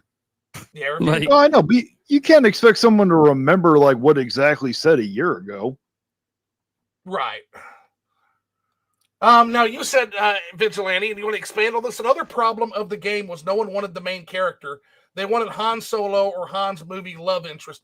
That's actually not a bad idea. I mentioned a little bit, I think. Honestly, That was exactly the thing. No one wanted her as the main character. Are you kidding me? but why? I keep getting called an why was everybody incel so for mad at saying this that. lady? Like, I get what you're saying. It would have been more marketable to have like a Han Solo or like an established character. Yeah. But I mean, Well, nobody wants to get but also at the time when it came out, it was during that whole, everyone throwing a fit when it came to the movie industry when they were saying everything was, I don't want to get political, but they were saying everything was going woke, and they painted that game as it being that. Yeah, it was and it's like, shit, but yeah, I think it's also just her design just sucked. It wasn't a good design. yeah, the design wasn't that great. They could have just made it where you had a character customizer, kind of like in Cyberpunk, and that would probably that always fine. works too. That kind of defangs everything, but I think they wanted to tell a specific story. But that does make me wonder, just from a pure business standpoint, why not? Why not use like Han Solo or Han Solo's love interest or some established character that people already like? But yeah, I don't like these people throwing a big fucking fit. Like back in the day, it was like the other side of that, where back in the day it was like all of the like what is it the All Space Marines? No, I'm talking about back in a long time ago. It was the woke, the quote unquote woke people. I don't like that fucking word. I think it's dismissive, but those kind of those scoldy people were always screaming at everything, and they were annoying. Now I feel like it's the opposite way, and now it's the anti-woke folks that are just being annoyed as shit. So it's just like, I can do without all that. Hey, thanks for coming in, Nintendo Prime. I really appreciate it. Sorry it didn't come sooner, but no, totally understand, man. And Prime, I still owe you that single one. We got to do that one-on-one. They're a little less chaotic anyway. I don't mind the chaos. Yeah, so yeah. You kind of came out at the end of it, so you Gucci. Yeah, I kind of missed a lot of it, and then I didn't even get to talk. You get to do the fun stuff. Oh my goodness. That's okay. okay. We'll definitely be doing stuff like this. I'll give you a holler when we meet. Yeah, I listened to like 10 minutes of it, and you guys were shouting at each other so much that I'm just like, I probably wouldn't have talked anyways, to be honest. It's fair. That's fair. Would have just had the popcorn and just enjoyed the show. All right. Well, I'm glad I had a good show for you, man. And again, I enjoyed yours. We'll have to do yours again, too. I love doing that. It was fun, man. All right. Catch you guys later. Take care, buddy. I probably missed you. It did kind of turn into the old school internet blood sports for sure, which I kind of figured it might have. Hey, it did for a bit. Lighter, more YouTube-friendly version of blood sports I'm good with. But exactly. Because I tell it all the time that a long time ago, man, I'm talking way back when, I engaged in a little bit of that. So. Oh my goodness. Oh yeah, I've seen a little bit of his blood sports, and I'm telling you, it was next level. So yeah, we had a lot of fun, but those days are past. Let's see here. More questions. Let's see. I was just literally playing the Switch version of Star Wars Outlaw before I came in chat. I think it's good. I would give it an 80. Like the gameplay, it looks good. Okay. And that was from Jay Biggs, Mr. New York for my. A bit about what the critics gave it. So. Let's see here. Then here's me just trolling everybody like 90s handheld gamers. Like type in Gold Edition. I'm like, yeah, not seeing it. At first, I was wondering why you kept doing that. I'm like, "Are you gaslighting us?" Of course, it exists. What are you talking about? Absolutely. Okay. 100%. So Nanny's hand. Yeah. Well, technically, I'm not because the game doesn't fucking exist. But this Rush Dog just stuffed me in a locker on that, so I probably should shut the fuck up on that. Yeah, I guess Fear and Hunger doesn't exist either. Yeah, shut up, Phil. So. Why you got to give you more ammo? I love that game. I love it too, and it lives rent free in my head. Thanks to you and Super Eye Patch Wolf. Hey, that's Eye Patch Wolf's fault. He found that one. I know, right? And fucking job. I have so many games. I have so many games for us to finish streaming and play together, and I'm just like, I want to get back to them. Hey, Flipping the Swit. I don't see super chats, but in the spirit, I'm giving you a $1 super chat for Alan to fucking answer OJ's questions for once in his fucking life. Excuse my French. Oh, he answered the questions, just maybe not to your liking, right? But the super chat. Hey, what was that one before that? Huh? It depends. Yeah, I would answer whatever. I don't remember. It was just back and forth. So yeah, that's what I'm saying. Not to mention you answered plenty of questions, but what I would say to that guy is you don't have. There's no options for monetization. There never will be. This is just pure hobbyist YouTube for me, and I think YouTube was better when it was that way personally. But I'd actually agree with that. Me too. Again, teach their own. What was that question? Somebody said Phil was right about something. What was that? I missed that. Oh, that was me. I forgot what you said, but it was like, "Oh yeah, speak that truth" or something like that. Yeah, I forgot what was said. There's also one was on it for a second, and then he moved away from it. I don't know what okay, it was. Thanks, dude. I just want the Metacritics to sell the gold. Yeah, it's people still. I'm still trolling the shit out of people. Let's see. So okay, on the Metacritic, I think you missed his comment. Somebody mentioned it might just be on the Switch because the way I was trying to find it was just I was like, oh, well, it must be on Steam because almost everything goes on Steam if it's a third-party game. So I was like, they must be releasing this soon, and then I couldn't find it. So I'm like, what the frick is this game? So I'm guessing it's just the Switch version. It's called the Gold Edition, maybe. Here's a good one. Somebody was saying. Rush Dog says, "Isn't the critics versus user reviews a false dilemma? Can't we take both sources? Can we take both sources of reviews into account?" We can. Okay. Well, yeah. I would say on that one, you should take both into account. But the problem is, it's better to find people that do game reviews that you can trust because whether it's critics or user people, sometimes people's biases are going to be swayed. Yeah, I have certain people that I trust greatly, and I listen to them. I look at the gameplay footage, and then, like I was telling Alan, I play myself, and that's the only time you'll ever see a game review out of me. It's why, and by the way, reviewing games and doing a good job is fucking hard. That's why there's only like 20 of them on my channel. They're really fucking hard. It is, yeah. And so I will. Oh, sorry. Go ahead. I was going to add, just kind of address to Rush Dog's point. So the reason, and I kind of maybe mentioned this, maybe got lost in the shuffle. The reason I rate user reviews more is I tend to not trust game critics. Because the biggest problem I have with them, one, besides they do kind of rush things, they tend to always overrate stuff. They're willing to say they'll quickly go straight to 9s, straight to 10s as fast as possible. That's why it's like the joke, it did turn on 7 out of 10 at minimum. So they love to rate things really, really high. It's been a problem for a while because I've been seeing more and more and more games. If it's like a high-profile game, then they'll start like rating it just a lot higher. So it used to be, and you remember if you go back and look at old magazines, they were a lot more critical, even if it's really good games.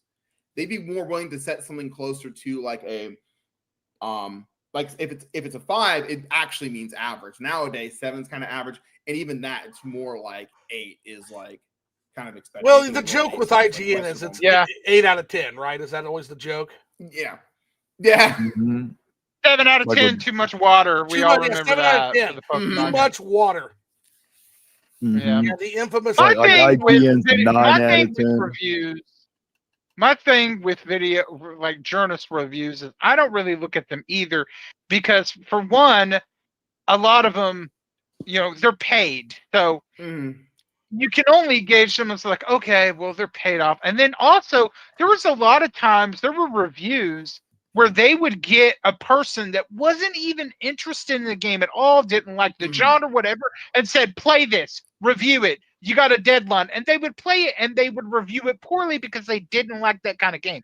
If you're going to be a journalist, you're going to have them review certain games.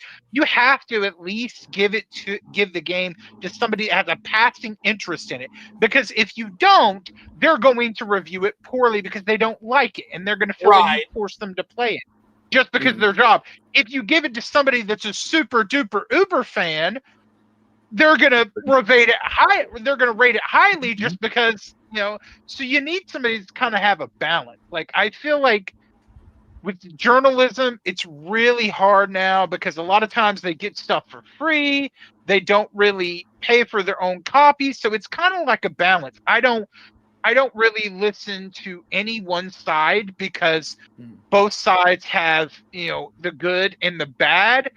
I take a bit of both, and then I make my own opinion based on what I'm seeing, what I see a lot on social media, what my friends are saying, and then and if there's a demo, I'll play that too, and then I'll base my own opinion if it's something that I want to buy, and that's how I look at it. And I feel that's a better way to gauge the quality of a game. And at the end of the day, even if that game tanked, let's say, what's that one game, Balin Wonderworld? Everybody makes fun of that. Oh yeah. What if that was like your favorite game and you like love that game, even though it like everybody hates it? Could be. Well, then that's fine. That's your favorite game. You think that's the best game ever made. It doesn't matter what anybody else in the world says. Enjoy it. 100%, man. That's what I'm saying. Like, we all want to enjoy it with you. Well, you want to know how you can avoid the users, the Metacritics, and all the reviewers, and you won't be disappointed overpaying for games? You can rent them. So then we've got you can still find a place that can rent them. Yeah. So Shadow of Nexus actually gives you some. With you, Alan. He says he's actually right about the games reviews are rated way too high these days, and even TMO6 agreed with you on this. Said games have been rated 6 to 8s for the past 2 generations habitually. Yep. Yeah. So. All right. Yeah, but it's not just users; it's also critics. Go look at, I think it was IGN in Spain gave DK Bonanza a 10 out of 10, but it openly admitted about the performance issues. But it's like, well, how can you give it a 10 out of 10 if it has all those performance issues? Yeah. Not all reviews are equal. Like, that's why I'm not going to hang on the words of a game journalist, because the quality of game journalists has gone downhill a lot. Back in those earlier days when there was game journalism, before it was even really a thing, they didn't necessarily just get their stuff for free. Like IGN back in the day, before they were like the big thing that they are now, you could actually believe them more than you can now because they weren't some big thing that's when it was going to get everything for free. Sure. They had to show, that they would really review it and show quality and whatever, and then okay, well, we'll trust that. We'll give you like some free stuff. And now they're going to get everything for free. That's why they don't even have to try. That's why I have no interest in monetization, honestly. That's why it's like, oh, you're going to, no, I don't care how big the channel gets or small it stays. No. Yeah. Because I would feel, and again, I know enough about psychology and persuasion that I would feel that getting game codes, and I would feel like getting that kind of stuff, whether it's audience super chats or whether it's game codes, it's either audience capture or corporate capture. I'm not interested in being captured. I would much rather. And I'm not saying that people that take money or that take review codes or that take super chats are bad. I'm just saying, from my perspective, I know me, and I know how impactful that kind of stuff is. So I have no interest in it. For that. Go. Oh, I was just going to say, I'm kind of the same way. I mean, I reached the point to where I could throw some monetization on my YouTube channel now. There, man. But I haven't done it. I've been able to do it probably for the last month or so, but I don't want the ads to pop up. I don't want to have to do all that. Like I don't care about any of that. That's not why I do that. I just like making the videos that I make whenever I want to do it, and I want to do it at my own pace. If I start throwing monetization at my channel, then it's going to be an obligation to put out videos. The quality of my videos is going to go down because now I'm going to feel like I have to, or I won't get the money. You know what I'm saying? No, you're right. And that's not like that's also part of it. Yeah, because I'm also too fucking lazy to actually give people a schedule. Then I would feel like a piece of shit. Yeah, me too. I do things based on like if I'm passionate, if I have something I want to talk about, and if I don't, I'm not going to put anything out. Or if I'm not feeling good, I'm not going to put anything out. I don't want to ever feel like I'm a slave to like YouTube or an algorithm, and I also don't want to just believe the hype or believe everything that somebody's telling me. Like I don't care if somebody is sitting here saying, you know, this game is the best game ever and it's totally worth your $80. Well, maybe it's worth $80 to you, but I'm sorry, your Mario Kart world where the open world section looks tacked on and empty doesn't look like $80 worth to me, especially when I know they're going to slap another $40 to $50 worth of DLC on there. So you can keep that. I'll wait till that goes down and sell, even if I have to wait like 4 years to get it for 30, like I did Mario Odyssey. That's what I'll do until the game is at the price that I want to pay for. And if it never gets to that point, then I guess I'm not going to play it. And I feel more people need to be, you know, willing to do that, willing to set those set that line, cross that line in the sand, like set it in the sand and say, I'm not going to do that. I'm not going to just feel it out because it's Mario or because it's my favorite brand or whatever it is. I feel like we got to set a limit for ourselves. You know, that makes any sense. Yeah, it does. Yeah, it makes sense. I get what you're saying totally on that, man. So we got here's the comment. Yeah, Angry Vigilante Show giving a win to PlayerEssence. We're in the twilight zone, everybody. I'm sorry how it froze over because of me. Oh man, I just thought it was funny, Zoo, when you were like, "Oh, hell just froze over." You know who Angry Vigilante is, right? And OJ was like, "Oh, great!" Just the tone of his voice, he was not looking forward to it. Oh, you guys made it. He cut out. He had to go. I'm fucking done with you. I already knew that. Well, I already knew that he didn't want to be on if I was going to be on. That's why I waited so long before I said, "Hey, let me call in." Right. I was just like, "Oh no, they're dogpiling for only 78 games." To me, that's a lot of games. That's like if you like whatever 10 years, it's like 7 to 8 games a year. Yeah, I didn't, dude. Yeah, I didn't. Dude, I've been telling Zoo this. Like, if you got Amazon Prime, I'll say with PC, you can get so many games at so many great prices with all the digital storefronts. And I'm not even talking about Steam. Like, I'm talking about elsewhere. Like, if you have Amazon Prime, you get so many free GOG games. I think I've gotten 150 that I can play. And with my Steam Deck connected with the Heroic Launcher, I can get access to my Amazon, my Epic, my GOG, and Steam all in one device. That's pretty awesome. Like, there's a lot of, like, I'm not going to say are incent for PC, but there's a lot of cool things with PC and with the handheld PCs that I think not a lot of the casual market really understands or knows about. And yes, it takes some tinkering, but it's actually kind of fun to tinker around that stuff. It is so fun. And learn how to do it. And then getting all your ROMs and your emulators and all the games and the box arts on your Steam Deck. And it look in the mods. It's so much fun. I have as much fun modding Morrowind as I have playing Morrowind. Yeah. Yeah, and that's stuff that you don't get access to on console. There's like a lot of benefits that I don't think like OJ and really kind of, he didn't really talk about there. But those are some really awesome things, and I don't think they should just be underplayed because it's not a Switch 2 or it's not a console. There are perks. Yeah. Oh go yeah, ahead. for sure. For sure. I think it's like kind of what even Vigilante was saying. It's like they're different things. You're kind of. I think it's what your comment was. Yeah. You're like you're comparing apples to oranges, basically. Yeah. Yeah. Yeah. If you have a Yeah, because, I like- agree with that. your set though. Well, I've noticed, and I'm not trying to say Steam isn't free of criticism, but I've noticed lately OJ's been on like the Steam thing about why isn't people given like the same criticism, and it's like the Steam. I don't recall Steam, like they don't make you pay for online. There's no membership fee. I don't recall Steam ever screwing us over or ripping us off or overpricing stuff because they don't have the say when it comes to price. That's the developers who put their games on there. So I've got a bitch about Yeah. Steam, and so that's And then there's also the thing that's like, oh, I didn't mean to cut you off, Sid, but I was just going to add to that. I was going to say that also, I mean, you can buy a game and you can play a couple of hours of that game and you can get a refund. You can't do that with Nintendo, PlayStation, and like those are locked ecosystems. They set those prices of what they are. And yeah, the third party goes on sale, but the first party never really do. Now you can say, well, PC don't really have first party.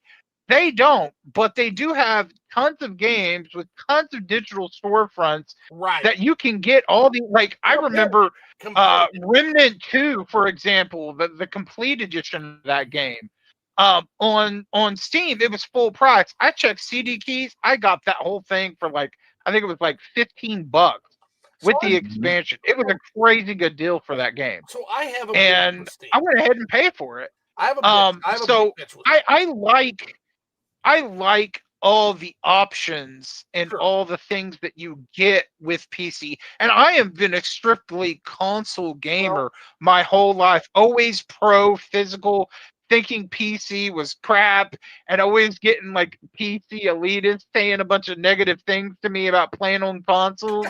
And I never understood how much freedom you had on PC till I got a little taste of it. So here's what I could sit here and say that it's kind of nice. Yeah, but and with Microsoft, here's what I don't like. Yeah, Gabe Newell paved the way for us to never own our games again. That's what Steam does. That's true. Whether it's intentional or not. And so when OJ criticizes Steam, it's music to my fucking ears in a way because I never hear these. I agree with that. I never hear them get criticized. So it's good to criticize because deep in my soul, I'm still kind of pissy about. I get that they offer a superior service. I get that the way they treat their DRM is pretty loose compared to the closed ecosystems, as we say, right? Yeah. But he did pave the way for PC gamers to never own their games again. That was Steam. And you know what? That is, I agree with that because I remember seeing those big box PC games in stores, like the Diablo 2 set and all that. And it was so cool. Like all that stuff was cool. And it sucks that PC doesn't have any kind of form of physical games anymore. Yep. And I wish they did. I wish it was an option. I'm all for options. I remember the Ultimate Black Box games, man. They were fucking beautiful. I think that to defend. So I was going to add just to defend, like I think Steam, because I mean for PC, sure, that's absolutely true. I think the only problem was I think the game industry had been pushing for digital games for a long time, really since like I would say the 7th or even 6th. Yeah, at least 6X Bone. Yeah, actually, you're right. Hey, Zoo, I gotta go. Okay. Hey, that's no problem. Vigilante, thanks for stopping by, man. Always love having you. Thank you, man. Yep. All right, I gotta go take a nap with my wife if I want to stay married. Stay married. Don't. All right. Don't forget. Yeah. All right, later. Take care now. Bye. Actually, so about Sue, I did see Rush Dog's comment. Yeah, I think it might be lost. So 3D, the one I'm on now is 3D was optional for the 3DS and genuinely it wasn't forced. Right, but in the beginning, what I would say to Rush Dog is in the beginning when the system was at its most expensive, the reason why there was so much added value that the consumer just didn't seem to overshoot once again, is it had that expensive 3D tech in it. If you take the 3D tech out of the 3DS, what you're left with is just a more powerful 3DS or a more powerful DS, and you're taking $50 to $75 off every SKU. Yeah. Yeah. So I think think, I don't. if you do that, I think you have a I different story. I think the 3D in that thing was a mistake. It was so bad. It was so I get bad. what they were They going could have just said it was but- like a DS Extreme or something. Yeah, it was. And that would have been fine. That would have been fine. It would have been or a DS too. It had some But you moments, know, you're right. Nintendo is always experimenting. They're always doing like weird And things. that's Like good. That's what regardless to the Wii, regardless of that's how good. well the Wii did, I don't care. I think the controls suck. Trying to play Twilight Princess on that, and I did beat it on the Wii. Oh yeah, it was yeah. horrible. My hands hurt Alright. so bad. I would never play it on there again. No, Like, I feel you just on some of that. The forced motion controls was the problem. Oh my gosh, it was so bad. It was so bad. So Rush Dog said Yeah, if the price of the Switch 2 was an issue, you wouldn't be seeing this level of sales momentum. Well, see, and again, I wonder about that. And the reason I say that, Rush, is we're in the opening salvo, so it's opening salvo of the Switch, and it's going to Yeah, be quickly it's followed opening by the season. holiday salvo. So everything sells out at launch, and then everything sells out during the holiday. That's why I want to see how the momentum is post-holiday. January to April, I want to see what the momentum is there. Because that is going to be the how this system is really going to sell outside of all the rushes.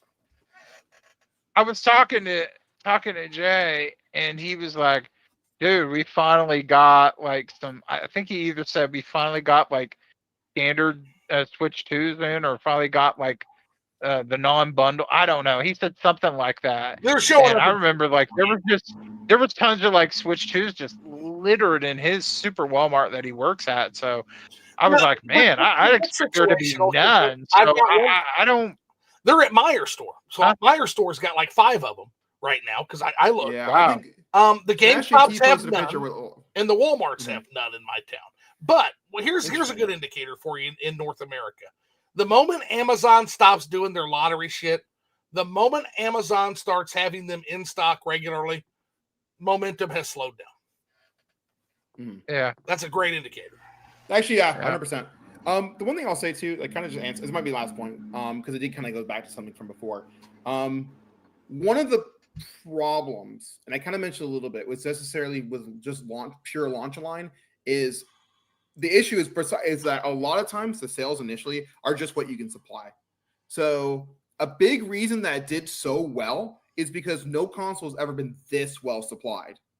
You know, Switch, and there's two parts to Nintendo. I mean, they did a good job. Yeah, expertly prepared. Yeah, so it's a big reason. Also, to kind of the other reason, it kind of was broader issue is that sometimes and this is true of sequels too, is a lot of times initial sales are a reflection of the previous system or game, not so much the current.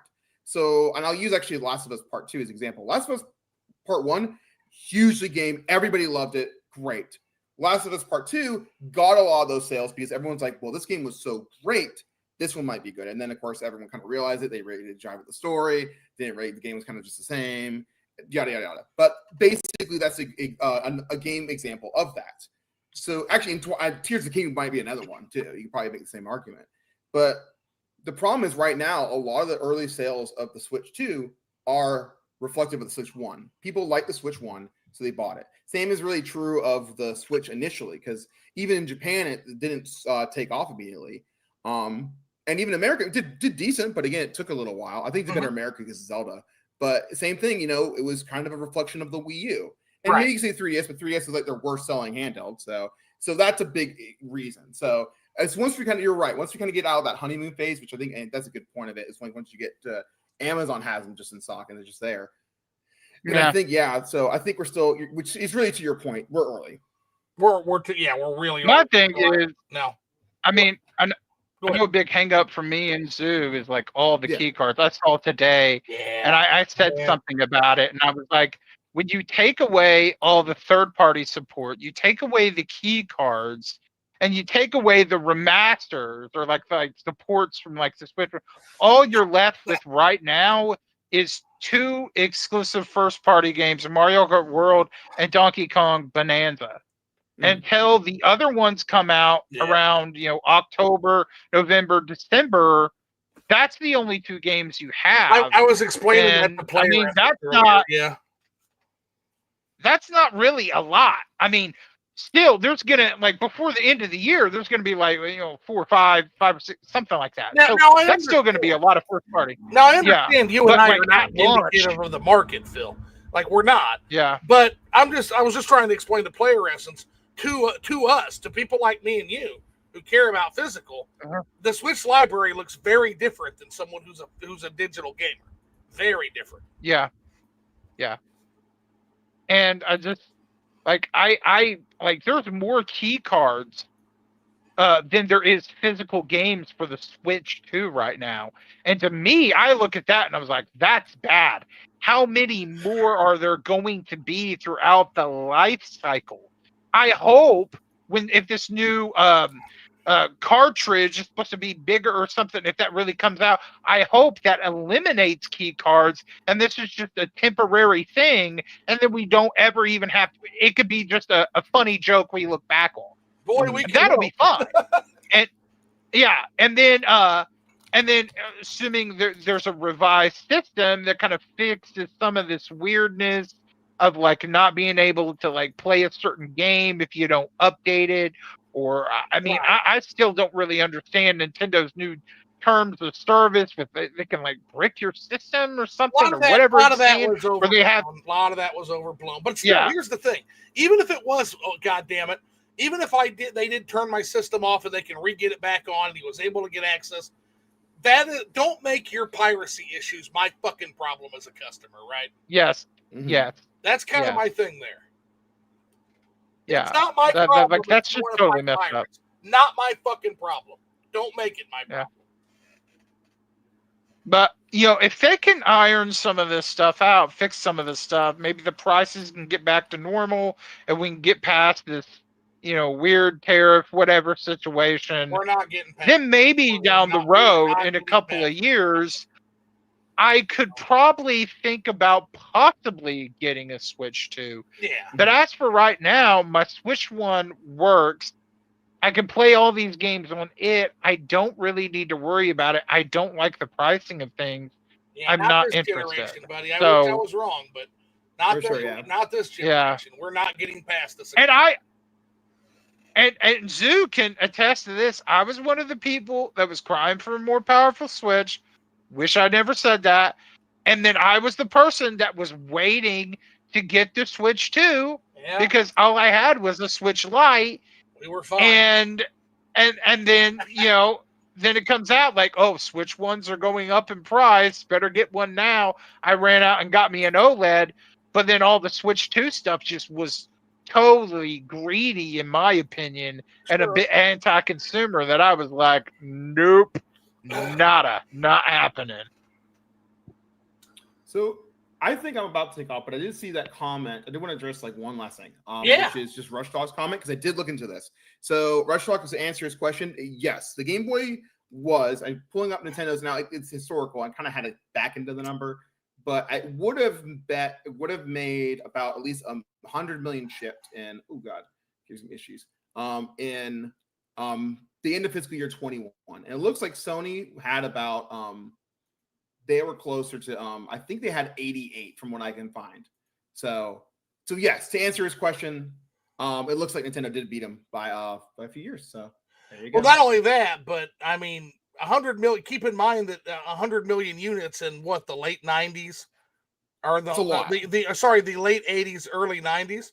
So tack on that pop growth, and you can nearly double that. About 35-40%. You can add to that. Yeah, and even to your point too. It's looking. I was actually looking at some data for the. Nobody ever factors the pop growth in. You ever notice that, Alan? Well, I think the only thing is that I don't know. I don't think it affects sometimes too much, because you're talking about very short times. We're kind of comparing rather than very long times. Well, I mean, from 1989 to 91 to what's the PlayStation? 1998, 90. That's a decade. Oh, you know what? Yes, you would be right then. Yeah, 100%. I think that you definitely have an argument. I think now it's less of a concern, especially because young kids are playing games a lot, and the people that would be dying off would be not really playing games. So I think it would be less of a problem now. But 100% your time from you're talking about. I can see that. Yeah. Yeah, but comparing pop growth from like a few years, that's why you really threw me.